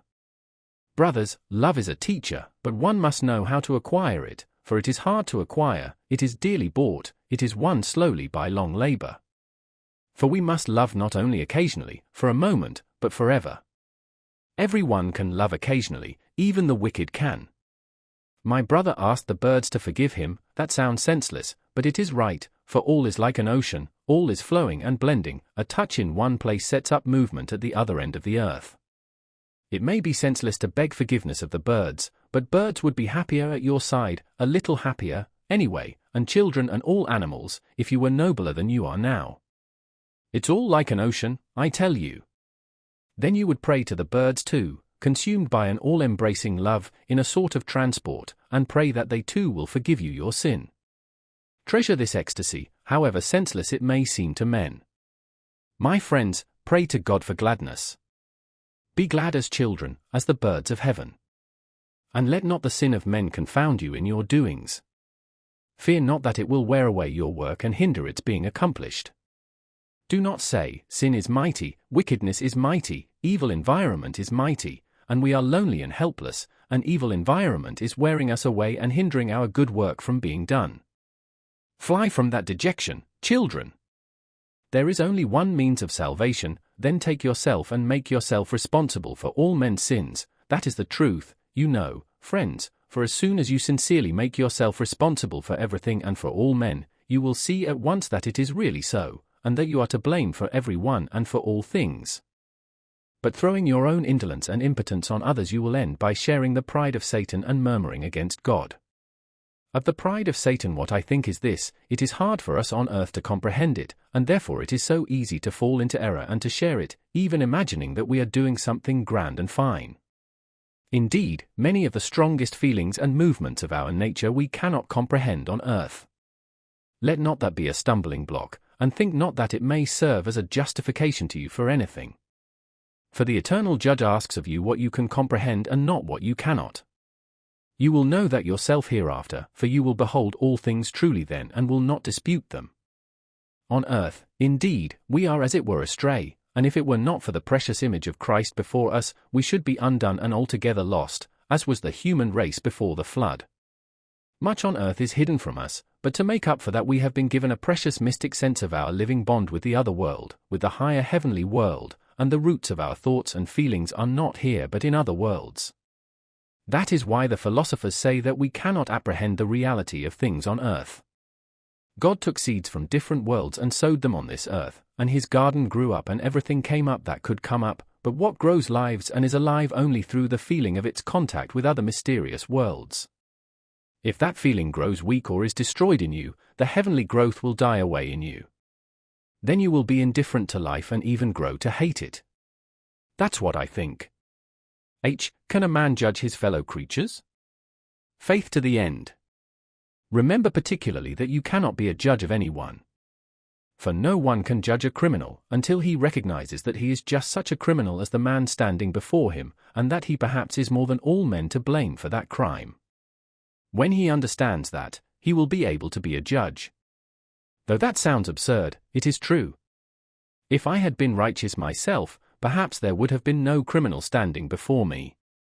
If you can take upon yourself the crime of the criminal your heart is judging, take it at once, suffer for him yourself, and let him go without reproach. And even if the law itself makes you his judge, act in the same spirit so far as possible, for he will go away and condemn himself more bitterly than you have done. If, after your kiss, he goes away untouched, mocking at you, do not let that be a stumbling block to you. It shows his time has not yet come, but it will come in due course. And if it come not, no matter, if not he, then another in his place will understand and suffer, and judge and condemn himself, and the truth will be fulfilled. Believe that, believe it without doubt, for in that lies all the hope and faith of the saints. Work without ceasing. If you remember in the night as you go to sleep, I have not done what I ought to have done, rise up at once and do it. If the people around you are spiteful and callous and will not hear you, fall down before them and beg their forgiveness, for in truth you are to blame for their not wanting to hear you. And if you cannot speak to them in their bitterness, serve them in silence and in humility, never losing hope. If all men abandon you and even drive you away by force, then when you are left alone fall on the earth and kiss it, water it with your tears and it will bring forth fruit even though no one has seen or heard you in your solitude. Believe to the end, even if all men went astray and you were left the only one faithful, bring your offering even then and praise God in your loneliness. And if two of you are gathered together, then there is a whole world, a world of living love. Embrace each other tenderly and praise God, for if only in you two his truth has been fulfilled. If you sin yourself and grieve even unto death for your sins or for your sudden sin, then rejoice for others, rejoice for the righteous man, rejoice that if you have sinned, he is righteous and has not sinned. If the evil-doing of men moves you to indignation and overwhelming distress, even to a desire for vengeance on the evildoers, shun above all things that feeling. Go at once and seek suffering for yourself, as though you were yourself guilty of that wrong. Accept that suffering and bear it and your heart will find comfort, and you will understand that you too are guilty, for you might have been a light to the evildoers, even as the one man sinless, and you were not a light to them. If you had been a light, you would have lightened the path for others too, and the evildoer might perhaps have been saved by your light from his sin. And even though your light was shining, yet you see men were not saved by it, hold firm and doubt not the power of the heavenly light. Believe that if they were not saved, they will be saved hereafter. And if they are not saved hereafter, then their sons will be saved, for your light will not die even when you are dead. The righteous man departs, but his light remains. Men are always saved after the death of the deliverer.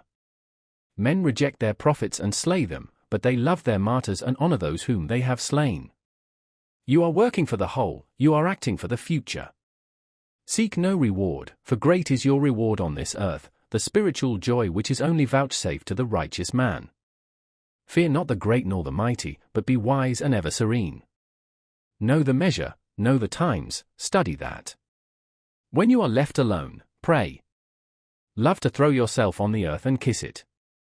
Kiss the earth and love it with an unceasing, consuming love. Love all men, love everything. Seek that rapture and ecstasy.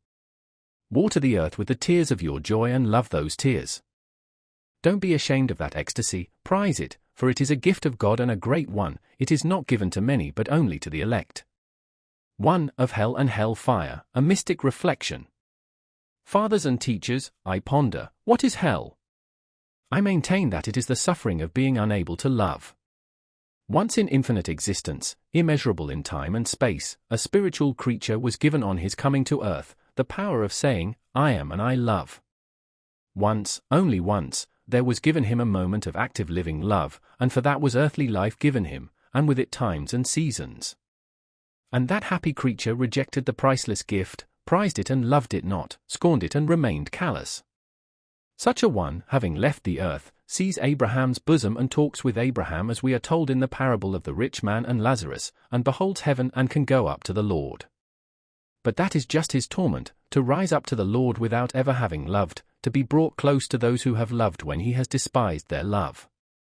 For he sees clearly and says to himself, now I have understanding, and though I now thirst to love, there will be nothing great, no sacrifice in my love, for my earthly life is over, and Abraham will not come even with a drop of living water, that is the gift of earthly active life, to cool the fiery thirst of spiritual love which burns in me now. Though I despised it on earth, there is no more life for me and will be no more time. Even though I would gladly give my life for others, it can never be, for that life is past which can be sacrificed for love, and now there is a gulf fixed between that life and this existence. They talk of hell fire in the material sense. I don't go into that mystery and I shun it. But I think if there were fire in material sense, they would be glad of it, for I imagine that in material agony, their still greater spiritual agony would be forgotten for a moment. Moreover, that spiritual agony cannot be taken from them, for that suffering is not external but within them. And if it could be taken from them, I think it would be bitterer still for the unhappy creatures. For even if the righteous in paradise forgave them, beholding their torments, and called them up to heaven in their infinite love, they would only multiply their torments, for they would arouse in them still more keenly a flaming thirst for responsive, active and grateful love which is now impossible. In the timidity of my heart I imagine, however, that the very recognition of this impossibility would serve at last to console them. For accepting the love of the righteous together with the impossibility of repaying it, by this submissiveness and the effect of this humility, they will attain at last, as it were, to a certain semblance of that active love which they scorned in life, to something like its outward expression. I am sorry, friends and brothers, that I cannot express this clearly. But woe to those who have slain themselves on earth, woe to the suicides. I believe that there can be none more miserable than they. They tell us that it is a sin to pray for them, and outwardly the Church, as it were, renounces them, but in my secret heart I believe that we may pray even for them. Love can never be an offense to Christ. For such as those I have prayed inwardly all my life, I confess it, fathers and teachers, and even now I pray for them every day. Oh, there are some who remain proud and fierce even in hell, in spite of their certain knowledge and contemplation of the absolute truth. There are some fearful ones who have given themselves over to Satan and his proud spirit entirely. For such, hell is voluntary and ever-consuming, they are tortured by their own choice. For they have cursed themselves, cursing God and life. They live upon their vindictive pride like a starving man in the desert sucking blood out of his own body. But they are never satisfied, and they refuse forgiveness, they curse God who calls them. They cannot behold the living God without hatred, and they cry out that the God of life should be annihilated, that God should destroy himself and his own creation. And they will burn in the fire of their own wrath forever and yearn for death and annihilation. But they will not attain to death. Here Alexei Fyodorovich Karamazov's manuscript ends. I repeat, it is incomplete and fragmentary. Biographical details, for instance, cover only Father Zosima's earliest youth. Of his teaching and opinions we find brought together sayings evidently uttered on very different occasions. His utterances during the last few hours have not been kept separate from the rest, but their general character can be gathered from what we have in Alexei Fyodorovich's manuscript. The elder's death came in the end quite unexpectedly. For although those who were gathered about him that last evening realized that his death was approaching, yet it was difficult to imagine that it would come so suddenly. On the contrary, his friends, as I observed already, seeing him that night apparently so cheerful and talkative, were convinced that there was at least a temporary change for the better in his condition. Even 5 minutes before his death, they said afterwards wonderingly, it was impossible to foresee it. He seemed suddenly to feel an acute pain in his chest. He turned pale and pressed his hands to his heart. All rose from their seats and hastened to him. But though suffering, he still looked at them with a smile, sank slowly from his chair onto his knees, then bowed his face to the ground, stretched out his arms and as though in joyful ecstasy, praying and kissing the ground, quietly and joyfully gave up his soul to God. The news of his death spread at once through the hermitage and reached the monastery. The nearest friends of the deceased and those whose duty it was from their position began to lay out the corpse according to the ancient ritual, and all the monks gathered together in the church. And before dawn the news of the death reached the town. By the morning all the town was talking of the event, and crowds were flocking from the town to the monastery. But this subject will be treated in the next book. I will only add here that before a day had passed something happened so unexpected, so strange, upsetting, and bewildering in its effect on the monks and the townspeople, that after all these years, that day of general suspense is still vividly remembered in the town.